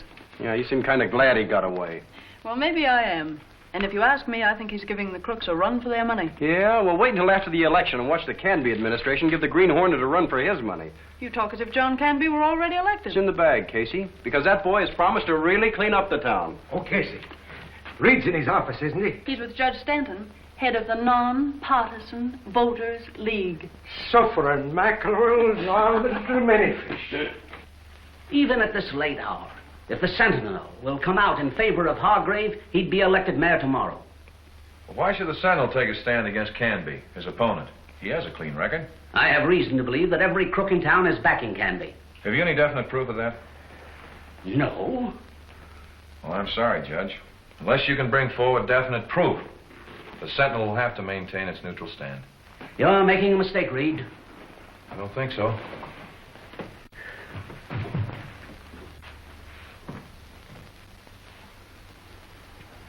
Ogden, these figures gathered from Canby's precinct captains indicate his election. Then it's in the bag? We've got to make sure. Sit down. On these wards here, we've got to muster more sure votes for Canby. Oh, that'll be a cinch. The boys have made enough false registrations to elect an alley cat mayor. Well, if we can make Canby mayor, our syndicate will clean up millions. Yeah. It'll be easier to get rid of Britt Reed than the Green Hornet.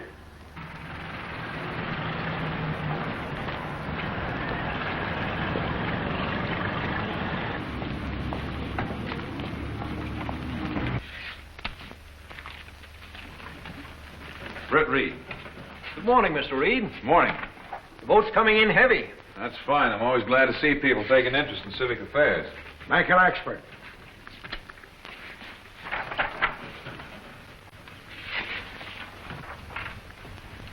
That's Britt Reed of the Sentinel. He's done more for this town than any man I know of. That's a true word for you. He's done just that. Names, gentlemen? Scanlon's the name. George Scanlon. Here, you can't do that. Oh, no?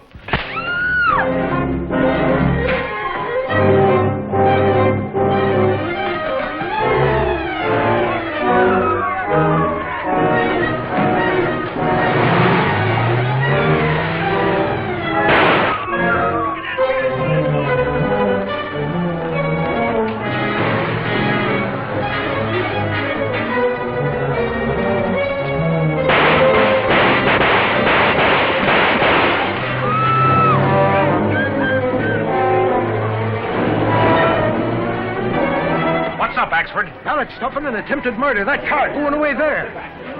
Michael, you call an ambulance and then stay here. I'm going after those crooks.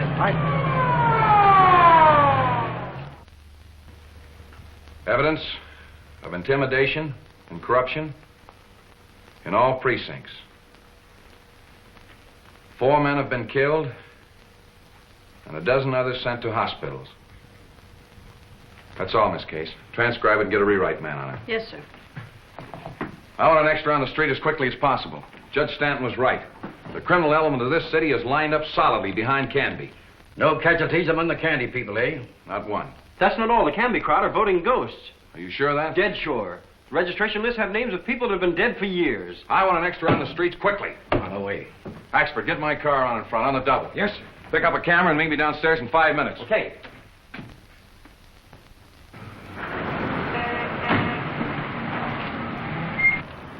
Say, that car looks familiar.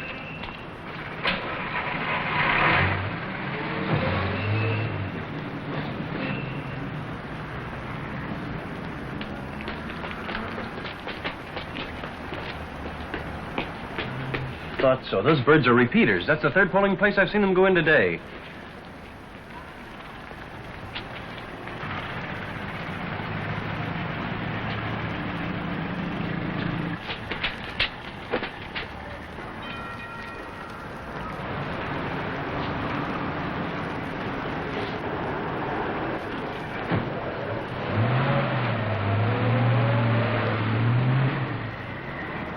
on, let's go.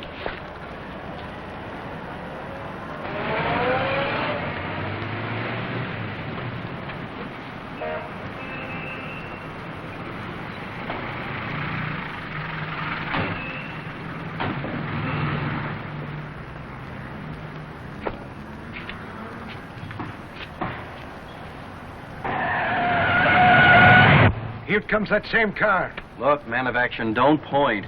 It isn't good manners, and you're liable to get our blocks knocked off. Do you think that car contains the same men we saw voting at the last polling place? Absolutely. Oh, you're wrong, Jenks. That's the same car, but they're not the same men. They're not repeaters. Keep your shirt on, boss. Get to the car and be ready for a quick getaway.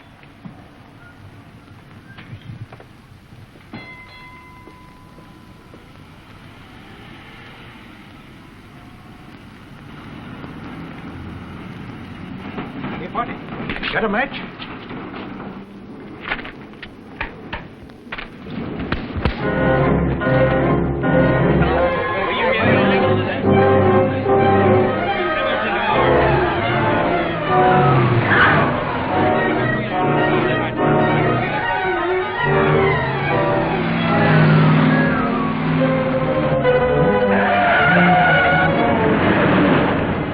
You were right, Jenks.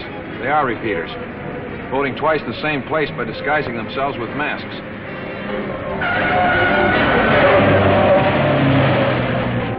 Well, what are we running away from? We've got to save these pictures. They're valuable evidence. Pull over at that car.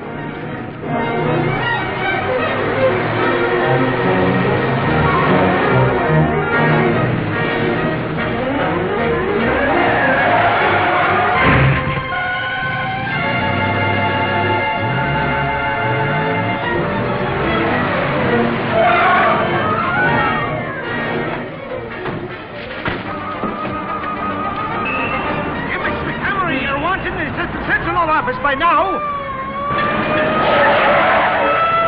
It's the police. Come on.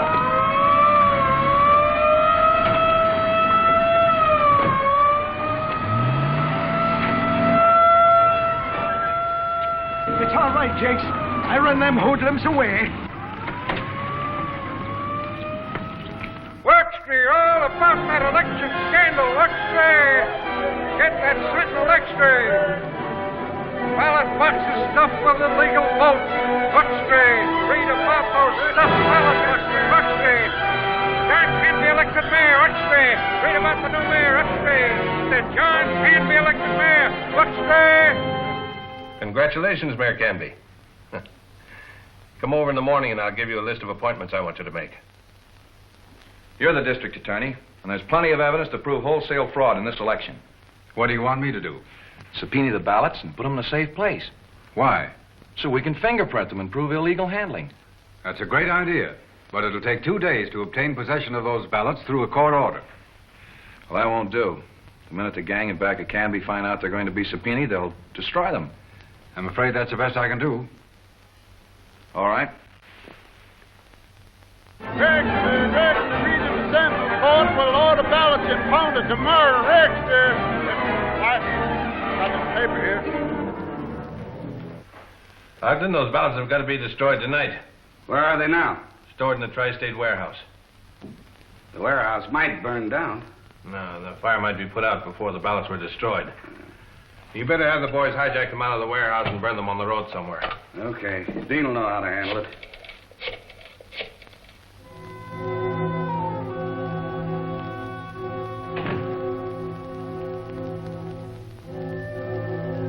Get the Hornet's disguise, kiddo. Yes, sir.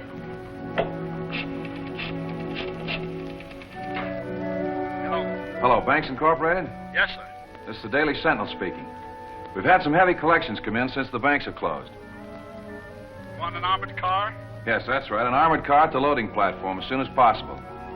Yes, thanks. Goodbye. What you do now, Mr. Britt?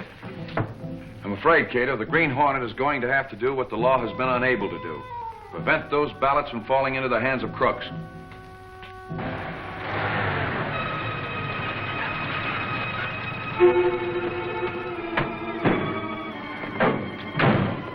What do you fellas want? Somebody here phoned for a bank car. Nobody told me nothing about it. Come inside, we find out.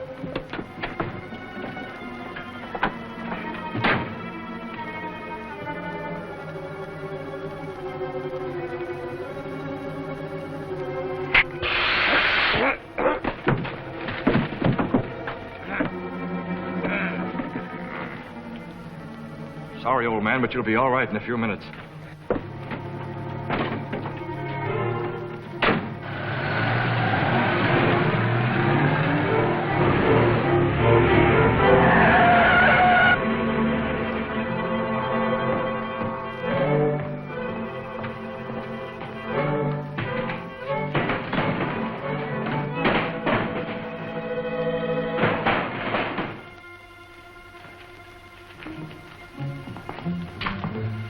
That's the last of the ballots. Sure you got them all? Yeah. I checked them off this copy of the warehouse receipts. I snitched from the election commissioner's office. Okay, Pete. Phone the chief, we're loaded.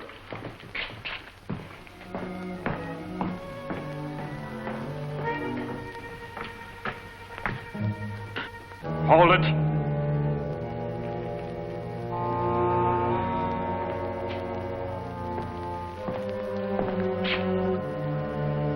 The Green Hornet.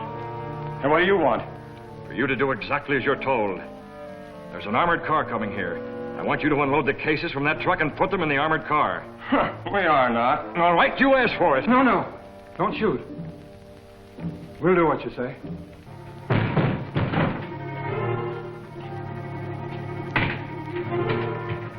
Yeah, that's the last one. Keep them covered. I'll take a look.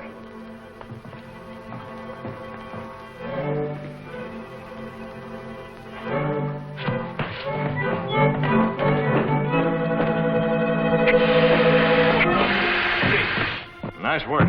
We'll be back for them later. I'll take the Westwood Pike to Valley Spring Road. Then use the cutoff. You follow me.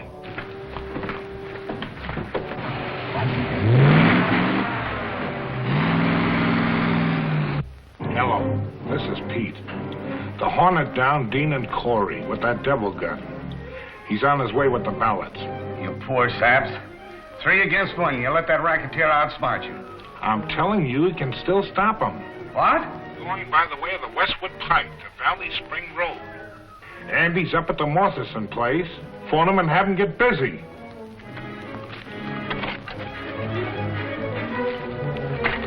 But this'll stop the armored car, Andy.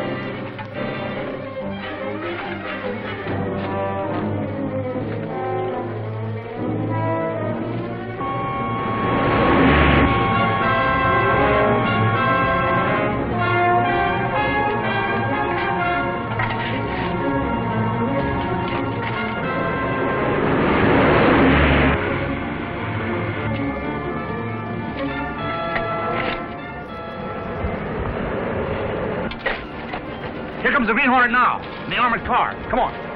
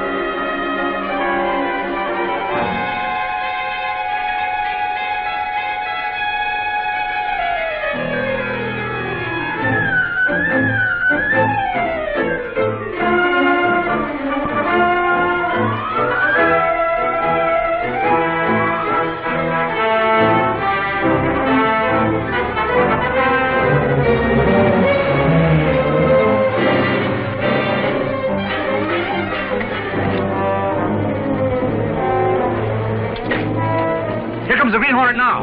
The armored car. Come on.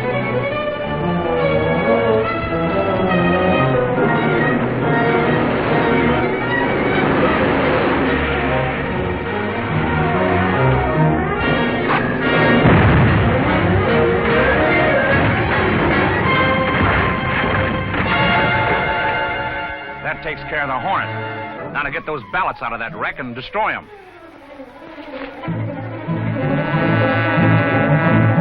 Climb out of here, quick!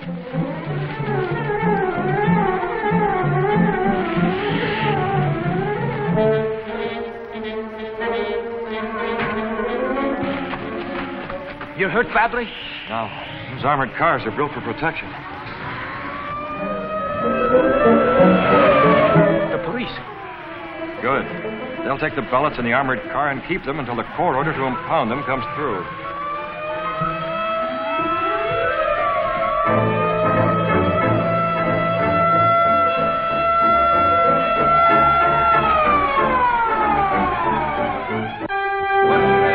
All about that Green Hornet. He's still running wild. Read all about it. Green Hornet's still at large. Pepper, extra ball. Buckstreet, Pepper, Sentinel extra, read all about it. Big rackets made. Buckstreet. They're closing in on us, Ogden. Every move we make is blocked by the Green Hornet. Better get in touch with Max Gregory and tell him to take it easy. If the Hornet discovers he's sending munitions out of the country, we'll have the G-men on us, as well as the police and the Hornet. Better get Max on the phone.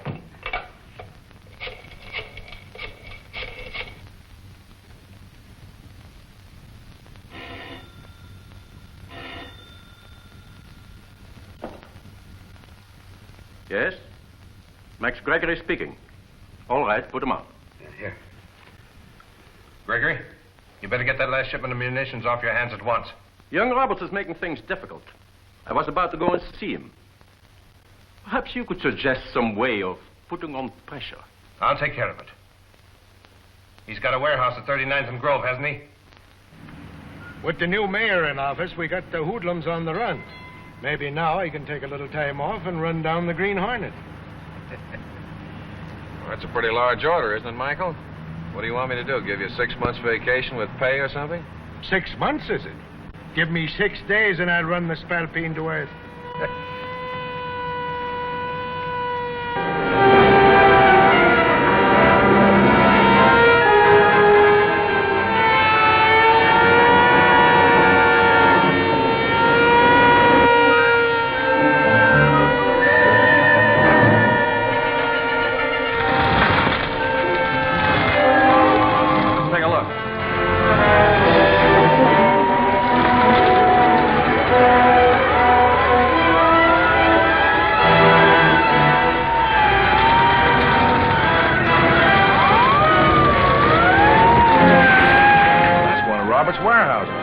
John Roberts, the young fellow whose brother was killed by the racketeers? Yeah.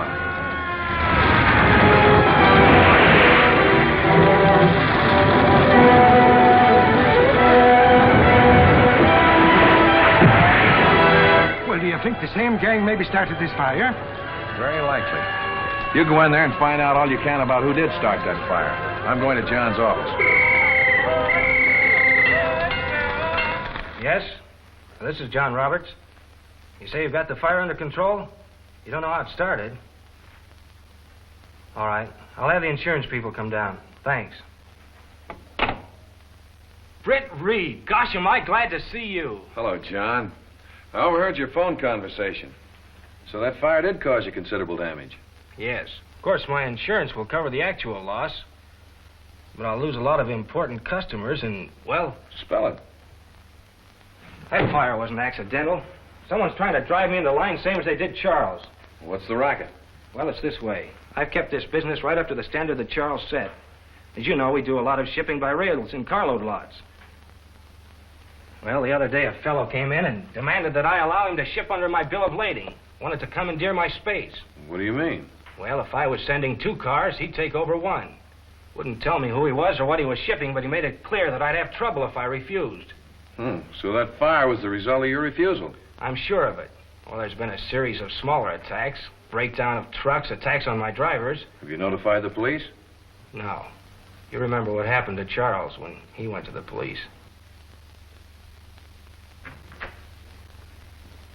Very well done, Dean. This fire will bring young Mr. Roberts to terms. I have one more little surprise for him, down at the harbor. Nothing of talk, Turkey. Very good. I'll talk again to Roberts tomorrow. Better not. He knows you now, might spring something. Let me handle it. All right.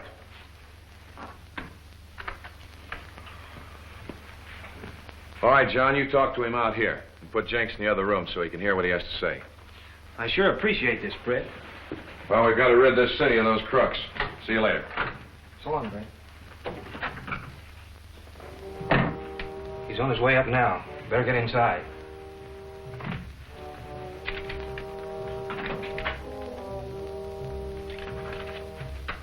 What can I do for you? You're Roberts, huh? That's right. What do you want? Listen, buddy. You can save yourself a lot of trouble. We made your proposition which you refused, but in view of what happened since, maybe you've changed your mind. You mean that you and your crowd are responsible for that warehouse fire? Never mind that. I'm giving you one last chance to come in with us unconditionally. Yes, but I've got to know what your name is and what you propose to ship. You want to know too much. Look out for trouble.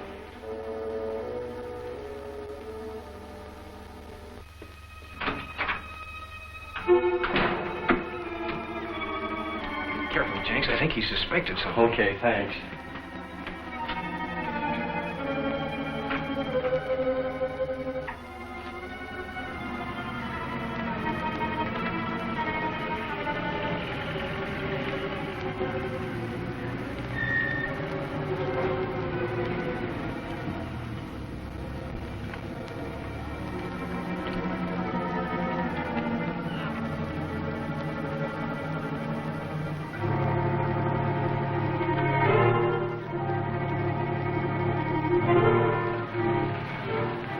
Sentinel reporter following me. Get him.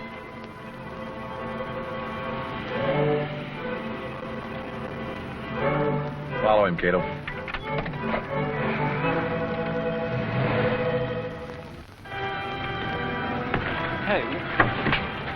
Hey, what is this, a stick-up? Just another scoop for the Sentinel.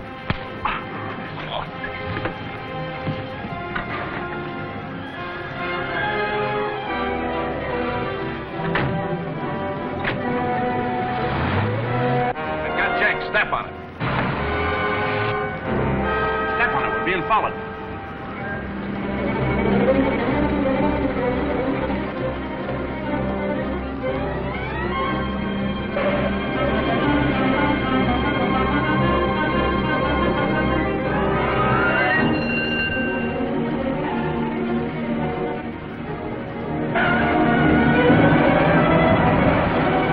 Sorry, Mr. Britt. I have lost them.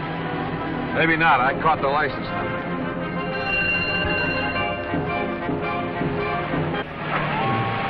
Nice driving, Pete. You ditched him. Where to now?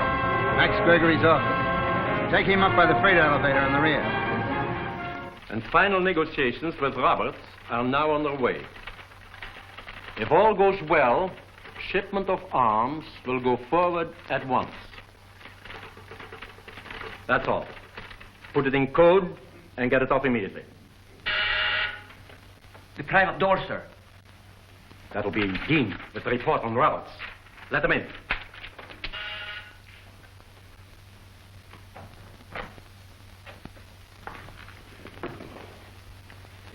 What is this? What have you got here? Sentinel man. Roberts had him planted to trail me. What did you bring him up here for? Well, no chance to get rid of him, and he knows too much to turn him loose. That means we've got to strike at that shipment of his tonight. Throw him in that closet. I'll have him taken care of later.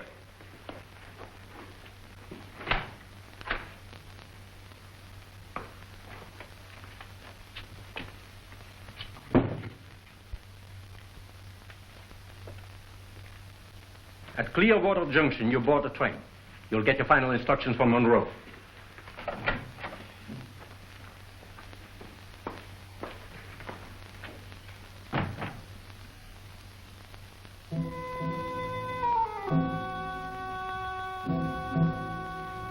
Thanks for your cooperation. The Traffic Bureau gave you the name of the owner of the car that carried off Mr. Jenks? Yes, it's registered to a Max Gregory. Here it is. 311 Gardner Building. Mr. Gregory's going to be asked some questions tonight by the Green Hornet.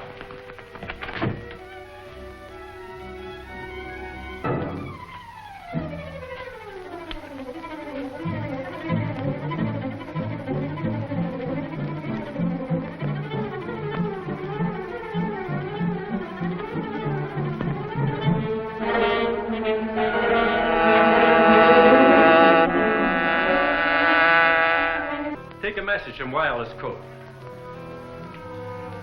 Roberts has again balked.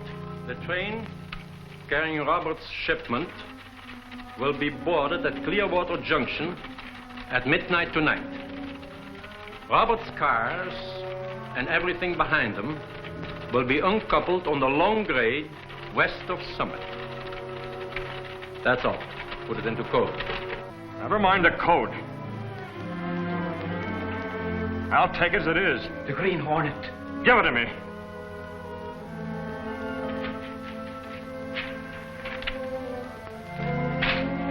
Glad to see you, Hornet. We've decided we could make good use of you in our organization if we can come to terms. I'll dictate the terms. And I'm taking over your organization. I know all about it. Even the Green Hornet might need help transporting secretly ammunition. Not from you, Gregory. All I want from you is the names of your associates. All right. You have the upper hand. I guess I have no other choice. Here's the list. Right, you asked for it.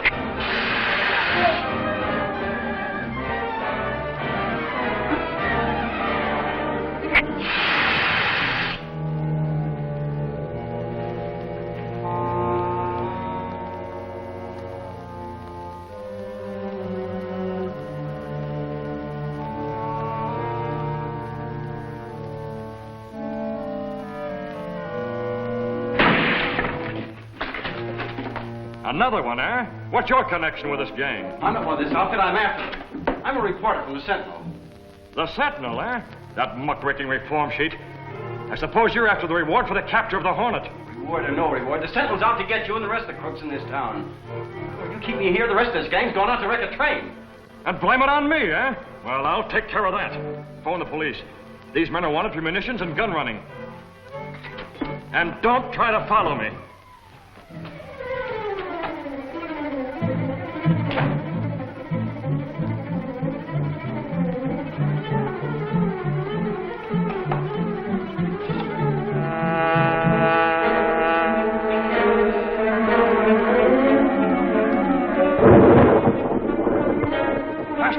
Storm is getting close.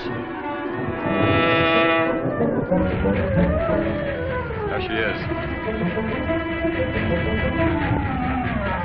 Aboard the caboose.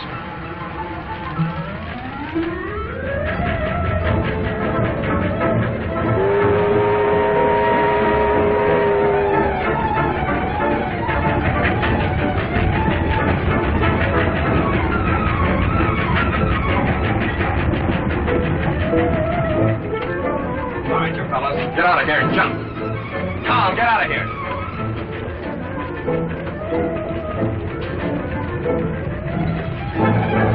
Get up forward, you two. Uncouple Robert's cars.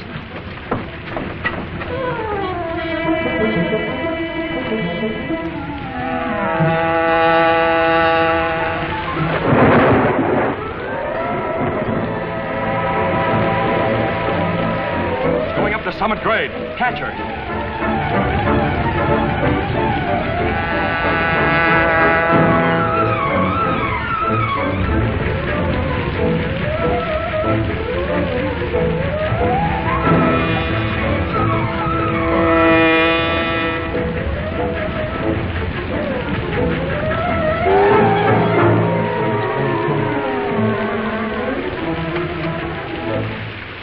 Drop that gun and stay where you are. The Green Hornet.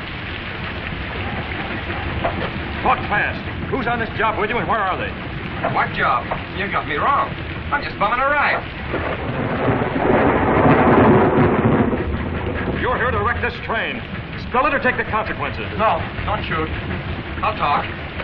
The others are up front. You're going to... No, you don't.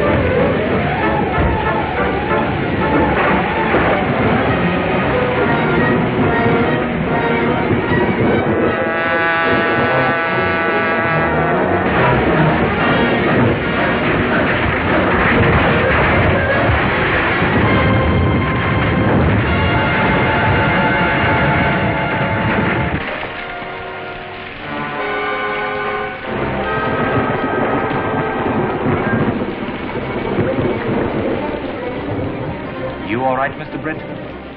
Yes. No one was hurt. There are only two of us on the platform. Look around here. I had one of the crooks, but lost him when we fell.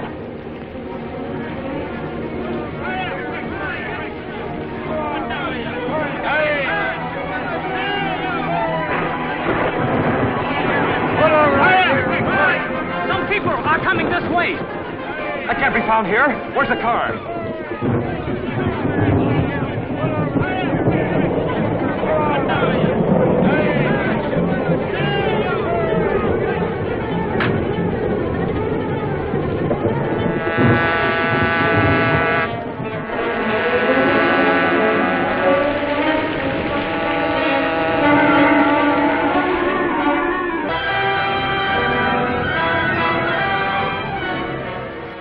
Attacked me before we could uncouple Robert's cars. Then the train broke in two on the grade. But Robert's stuff in the front section went through safely. Then we can thank the Green Hornet for breaking our hold on young Roberts. And that isn't all. Max Gregory was taken by the G-men last night. Look at there. The Sentinel was the only paper that had the story. There's some connection there. What do you mean? Just this. The Green Hornet uses the Sentinel as a mouthpiece. Makes a hero of himself through publicity. We've got to stop that by silencing the Sentinel.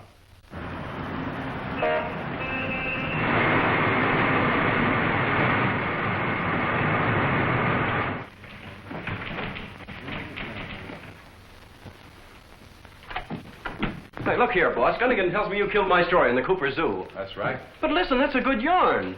The place is jinxed, I tell you. Accidents every few days. Some of the animals die without any good reason. A bear broke loose the other day and mauled a customer. The Cooper Zoo and Carnival is the only playground in this city. If we print that story, we'll put them out of business. Yes, but if it's true the place is jinxed... It isn't true, and I don't believe in jinxes. If things are happening out there, there's a reason for it. We'll find the reason and then publish the story. Get Cooper on the phone for me, please. Yes, sir.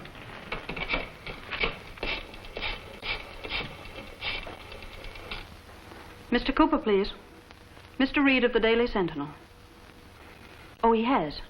Thank you. Mr. Cooper has gone down to the docks to receive a shipment of animals.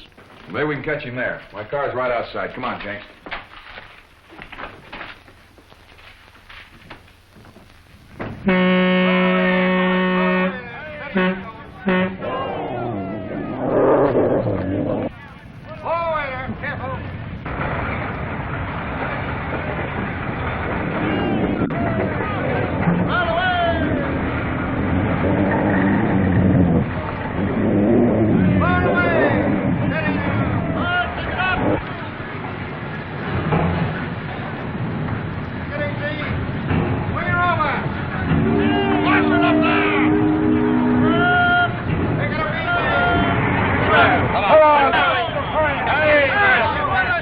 It's a jinx, I tell you.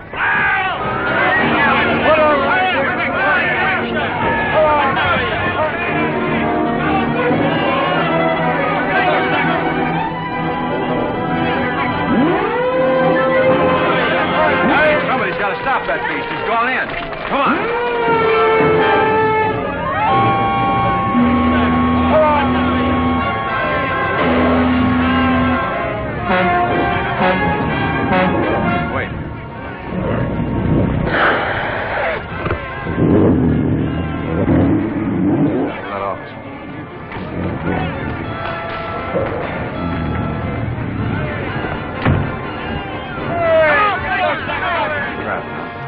But something else will happen. Well, I don't think this is the right time to talk to Cooper. I'll make an appointment so you can see him at the zoo.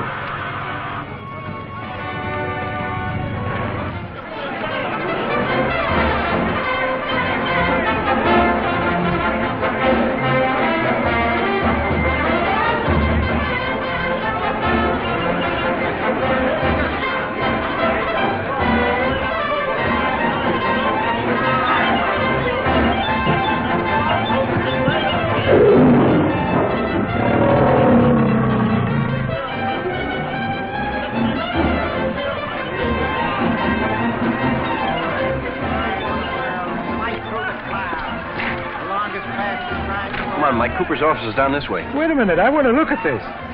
You've got no business to see it. You came in on a press pass.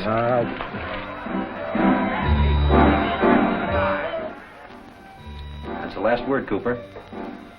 Up till now, we've just been playing with you, giving you a little bit of hard luck. But unless you come across with $5,000 by tomorrow night, the Cooper Zoo is going out of business. But I can't raise the money. The shows haven't made a cent since those accidents started. I'm not interested in your hard luck stories. Unless you come across with $5,000 by tomorrow night. Yes? Well, the boys from the Sentinel. All right, I'll see them. Nix. Wait a minute. I got an appointment with those fellas. Forget it. Tell them you can't see them. Okay. Tell Jenks I'm sorry. I can't see him. That's better. Talking to those reporters from the Sentinel is as dangerous as talking to the police.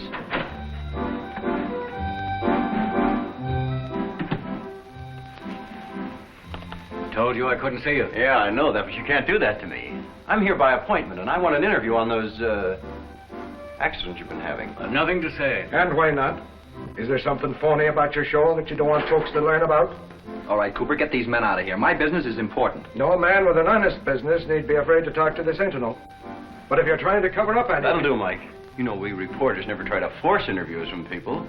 You don't what? Sorry, Cooper. Better luck next time. Come on, Mike.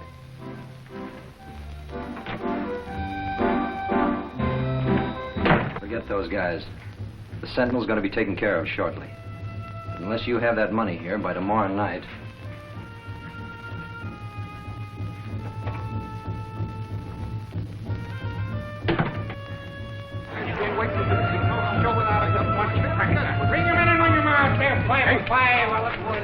Where do you get that stuff reporters never force interviews? Listen, Lug, I wanted to get out.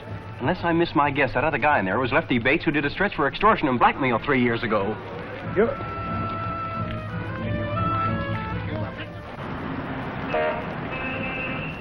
All right, Miss Case, take this. In regard to your letter... Here's the picture of Lefty Bates we made when he was convicted. What about the one Jenks took down at the He's zoo? haven't developed. Here he is now. There you are, boss. If that isn't a picture of Lefty Bates, then I'm losing my memory. There's nothing wrong with your memory, Jenks. That's the man, all right. That's fine. I'll give the police a tip and... Easy there. Sure, he's an ex-con, but that doesn't mean that he's doing anything illegal now. But the guy's working some sort of a protection racket at the zoo. By the way he talked to Cooper, it's 10 to 1 he's got something on him. Well, you're probably right. But until you bring me concrete evidence, the Sentinel cannot make a charge. Oh, I'll get you evidence, all right. And a story that'll bust his racket wide open.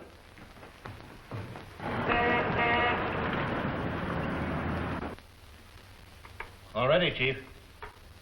Sentinel reporters visited the Cooper Zoo today. I've made arrangements for the silencing of Britt Reed. Bates will collect $5,000 from Cooper tonight. Have enough men at the zoo grounds to take care of things in case of interference. That's all. Dean will get in touch with Bates and find out what arrangements have been made and then join the rest of you at the zoo. All right.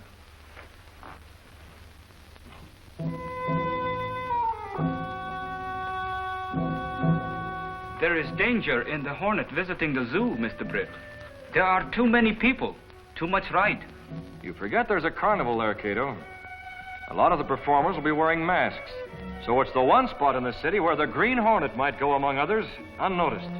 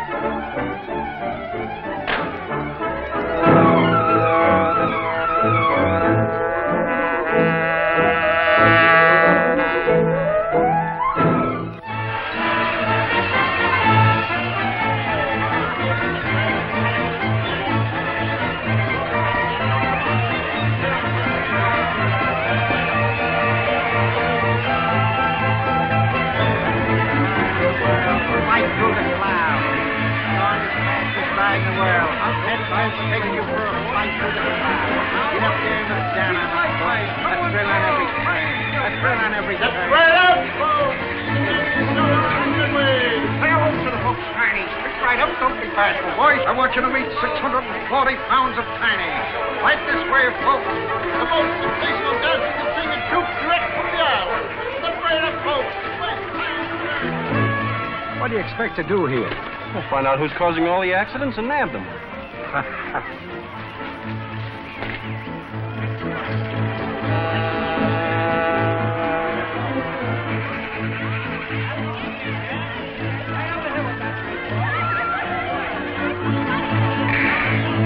You'll be safe here.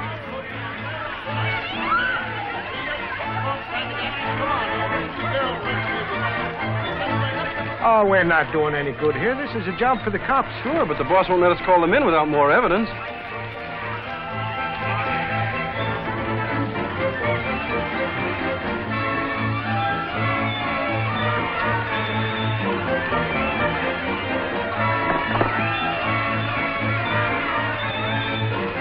Well, what's the matter with you? I could have sworn I saw the Green Hornet. It's just one of those chumps running around in a mask.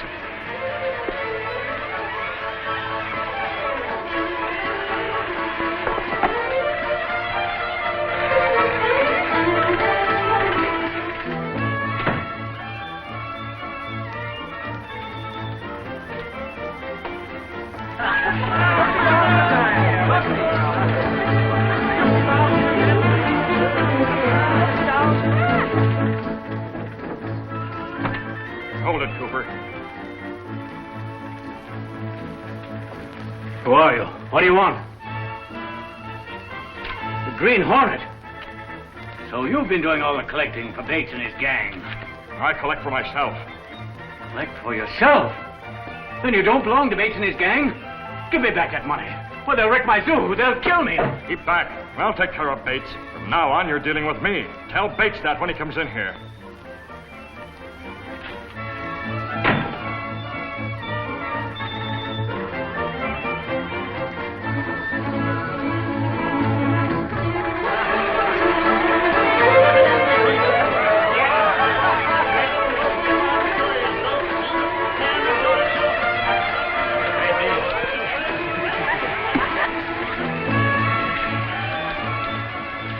Where's Bates?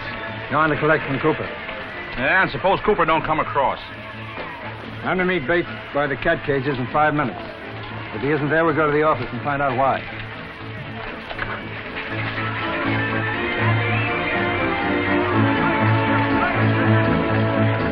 Ready, Mr. Britt? Not yet. Here, take this $5,000 protection money. It belongs to Cooper. Be ready for a quick getaway.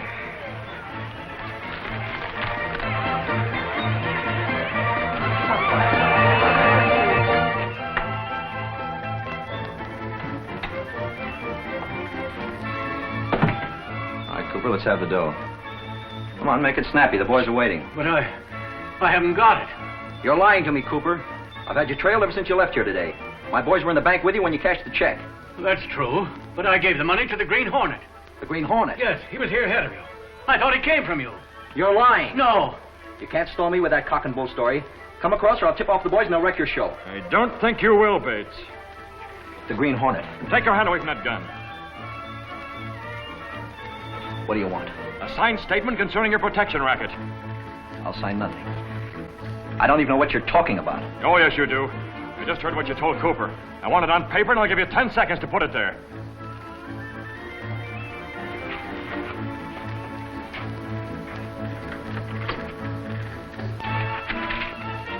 All right. I, Lefty Bates, ex-convict. No, I won't do it. Right.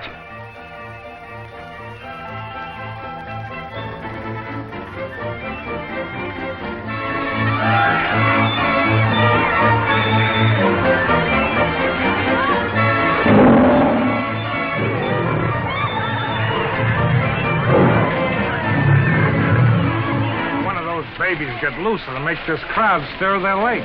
Be more than one of them get loose if Cooper makes any trouble. Bates ought to be here by now. Come on, Corey, let's take a look.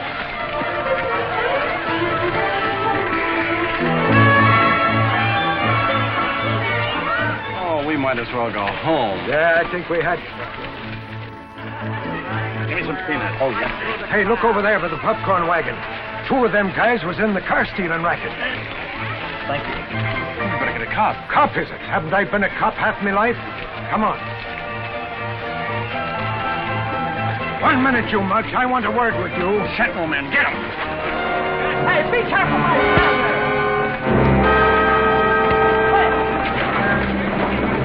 Hey, be careful now. Hey, please.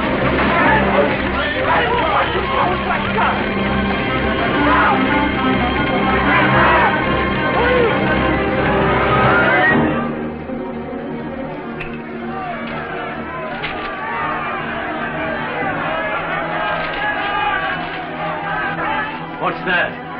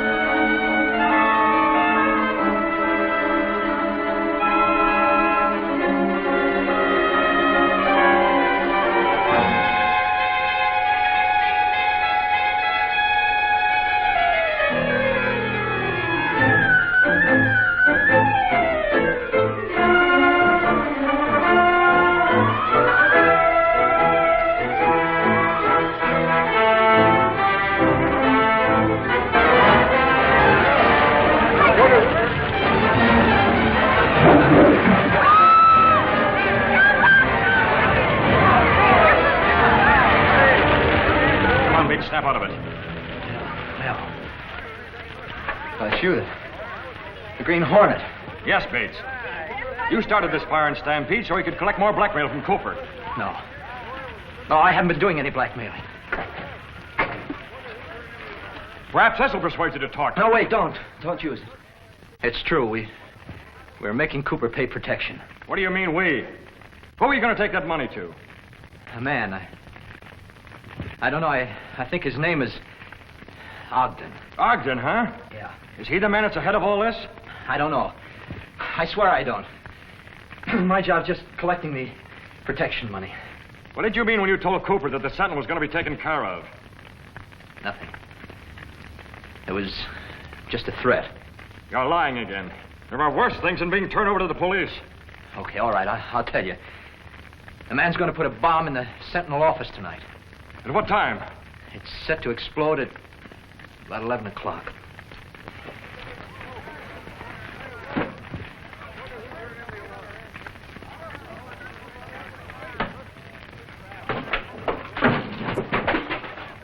All right, that'll hold you.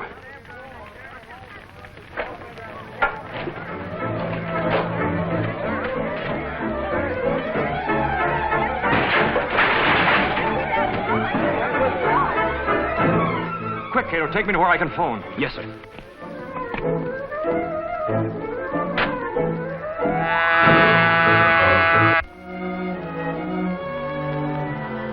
This is evidence that Mr. Reed wants in one of those racket cases he's investigating. It's strange he didn't say anything to me about it. I can't help that. He told me to bring it here tonight before 11 o'clock. Mr. Reed is hardly ever here at night. He promised to meet me here.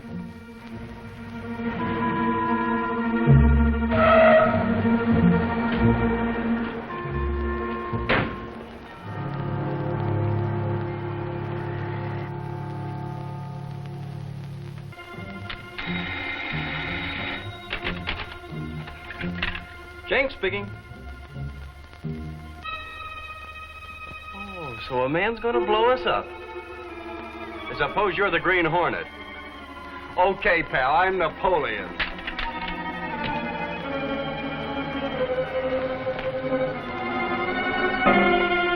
The Sentinel office, quick.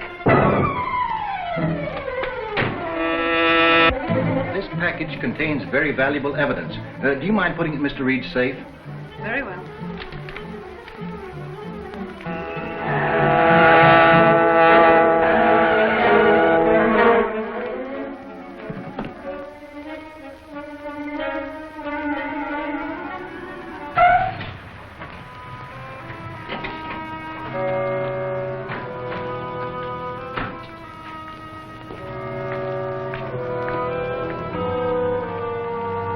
Gotta risk it and go in the office, Cato. Why not remove your disguise and go as Britt Reed? I've got to do something that Britt Reed wouldn't do. There's no other way. Keep me covered at all times in case I get trapped.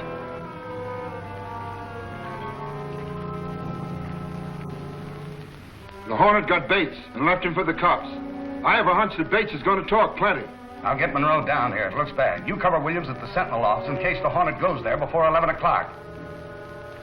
I can't wait any longer. You're sure you locked that safe? I took care of the safe. Stand where you are. Did this man bring a package up here? Don't tell him. He's the Hornet. He'll steal it. Then you did bring a package up here. Would it induce you to find it if I told you that package contains a bomb to destroy this building at 11 o'clock? That's a lie. Where's that bomb? I don't know. Perhaps now you realize I'm in business. Where's that bomb? All right, if that's the way it is, I'll leave you tied up here to wait for it. If you know where that bomb is, miss, you'd better talk. It'll explode in 3 minutes.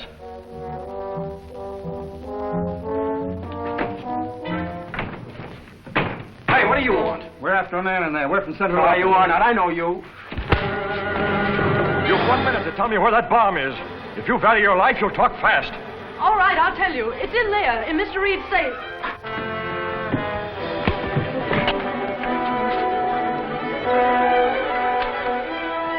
Open that window.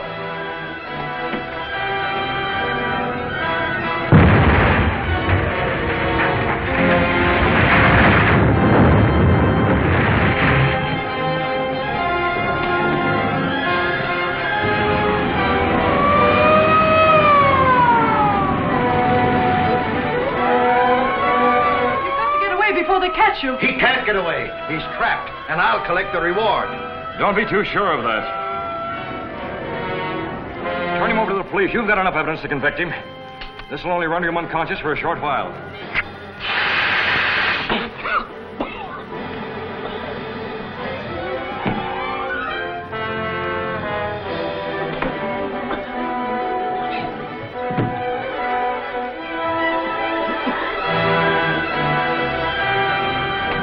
I won't let the police in until you get safely away. Thank you. I should thank you, and I do.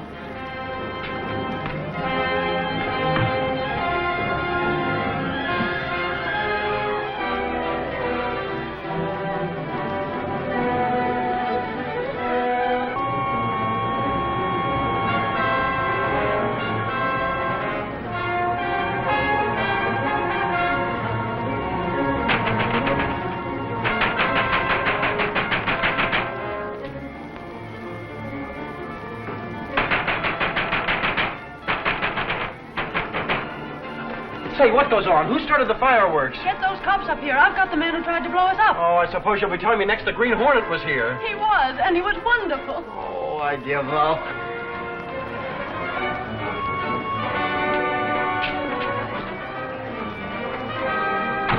Before those men went in, I heard them say they'd have to help Williams. Got to trail him, Cato. They'll lead us to the man. The big shot we've been looking for. Come on, Cato.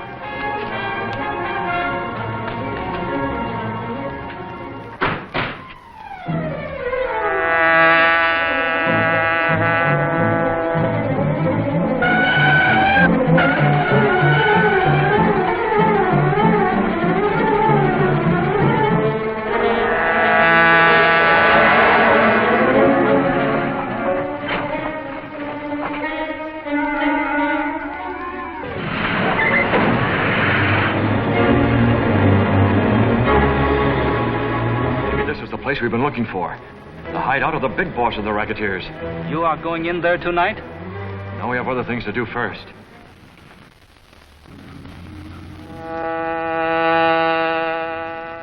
I told you not to come here straight from a job. You might be trailed. So what? Things are getting so tough it's the only place to go. What happened? Plenty. Somebody wires the sentinel mob to Williams' gang. They heaved his bomb out of the window. And maybe him, too. Bates must have talked. Maybe somebody else did, too. There's been the smell of a double cross around here for some time. What are you getting at, you lug? Stop it! There's no time for trouble. Well, we got trouble, all right. Why don't we split our take and get out of here while we're able to spend it? You'll get yours when the time comes. And that goes double for me, too. Read all about the Green Hornet. Extra! Green Hornet!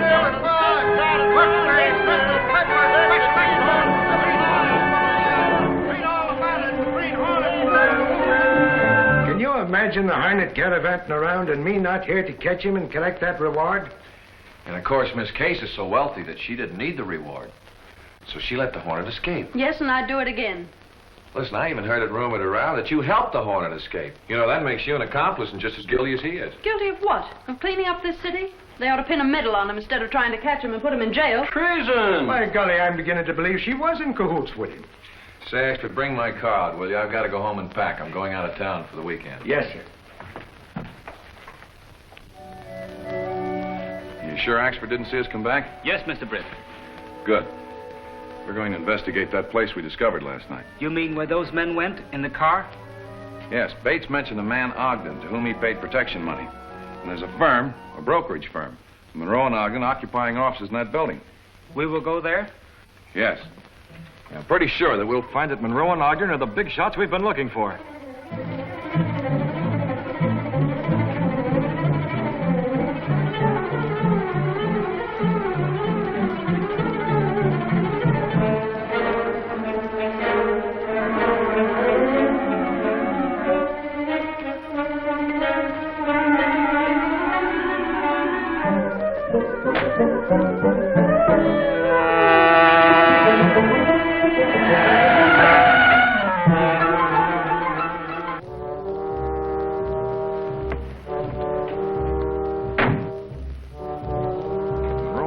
Is at the end of the corridor on the third floor.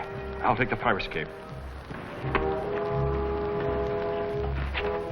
You might as well know, Monroe. We've been talking things over. What's the matter, turning yellow? No, but just as I told you yesterday, we think the job is getting too hot. Pete, come in here.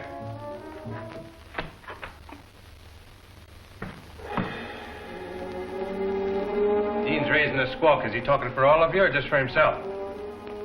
That's news to me. I'm satisfied, and I guess Andy is too. How about it, Andy?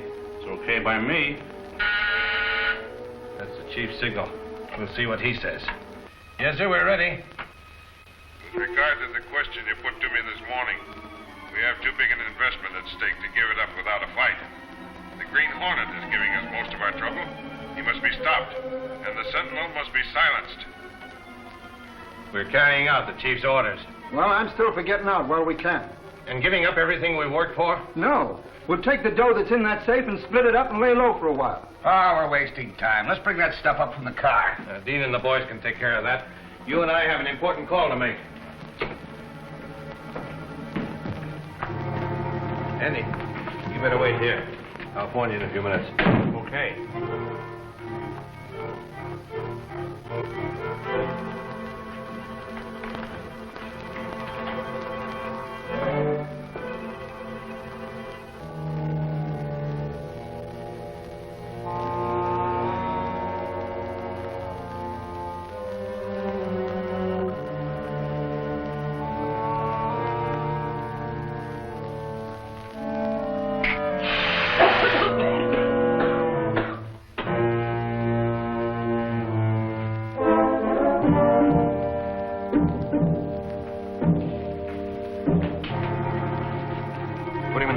And watch for the return of the others. With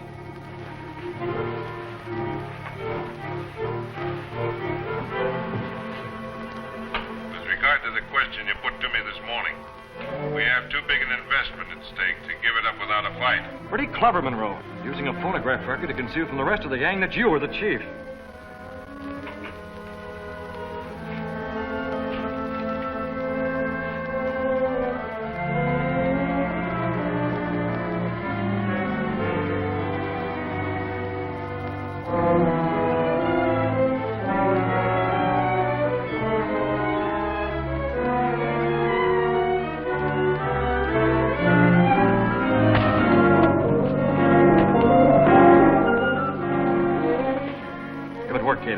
Put him in with the other man.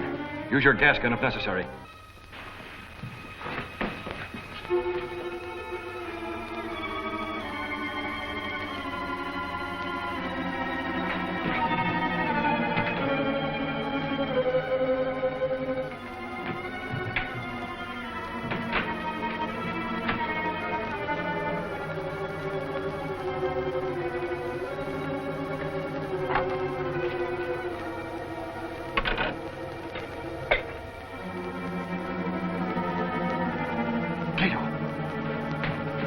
Any sign of the others returning? No, sir. Get in that closet and speak into the microphone you'll find there.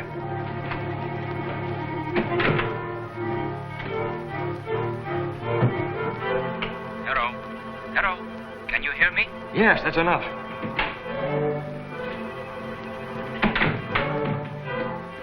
This gives me a great idea.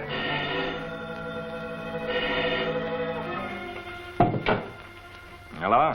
Andy? Yeah. This is Ogden. Did the boys get there with that stuff yet? No, and that ain't all. How long will it take you to get back here? About 5 minutes. What's up? Pete just come back. He says he heard Dean and Corey planning to crack the safe and clear out. Well, you keep them busy. We'll get right back there. Now, if we can open that safe in a hurry, we'll make those crooks capture themselves.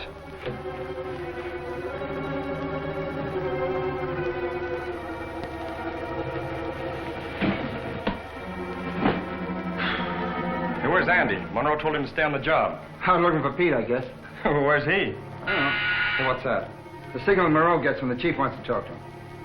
Let's hear what he's got to say. Attention, Monroe. Pete and Andy have been caught by the police. They will talk. Get all the money out of the safe and take it to the Mortensen place. I'll meet you there later. And it's important to get rid of Dean and Corey at once, as we discussed. Oh, they discussed us, huh? And they're going to get rid of us. Come on, Corey, we'll beat them to it. Yeah, what'll we do? Open that safe, take the dough, and get out of here. Oh, it's open. What a break.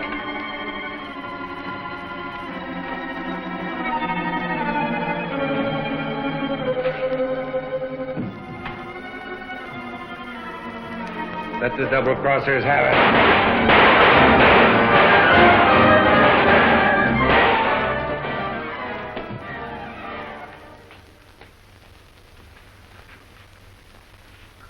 gather up all that money and put it in the Black Beauty at once. There is a lot of it.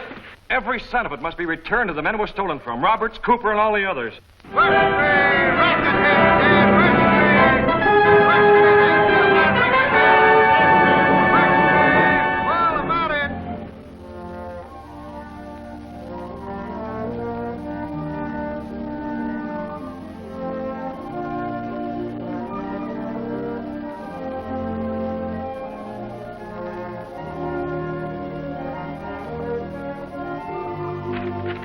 Can you imagine me sleeping there in the Green Hornet delivering letters to me? And a most insulting notes case, too. What does it say, Michael? My job is finished. Too bad you couldn't catch up with me and collect the reward. But perhaps another day is coming, so better luck next time, you wild Irishman. And signed with the seal of the Green Hornet, no less. Did I hit the front page with that story, or did I? I ought to read a byline after this. And what I'm wondering is who gave you that mysterious tip that put you wise? The Green Hornet, of course. Judge Stanton and the police commissioner are here to thank the Sentinel for breaking up the rackets. Too bad the Green Hornet isn't here to take a bow. Eh, Casey? Show them in. A resolution passed by the City Council and signed by the Mayor, citing the Sentinel for its distinguished service in freeing the city of the rackets which were exacting such a financial toll. Hooray! Thank you, Judge Stanton. The Sentinel did its duty as it sought, and will do it again should it ever be necessary.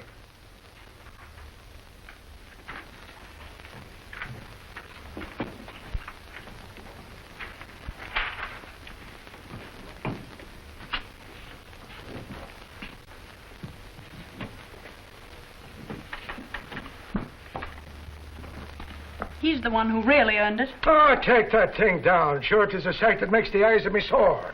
Let us stay, Michael. The Green Hornet is gone. He said his job was finished. And if we get Miss Kay sore, she's liable to call him back again. I don't believe he's gone. I believe he's just been too clever for us. And he's probably someplace close right now laughing at us all for our stupidity. Miss Case, you're positively psychic.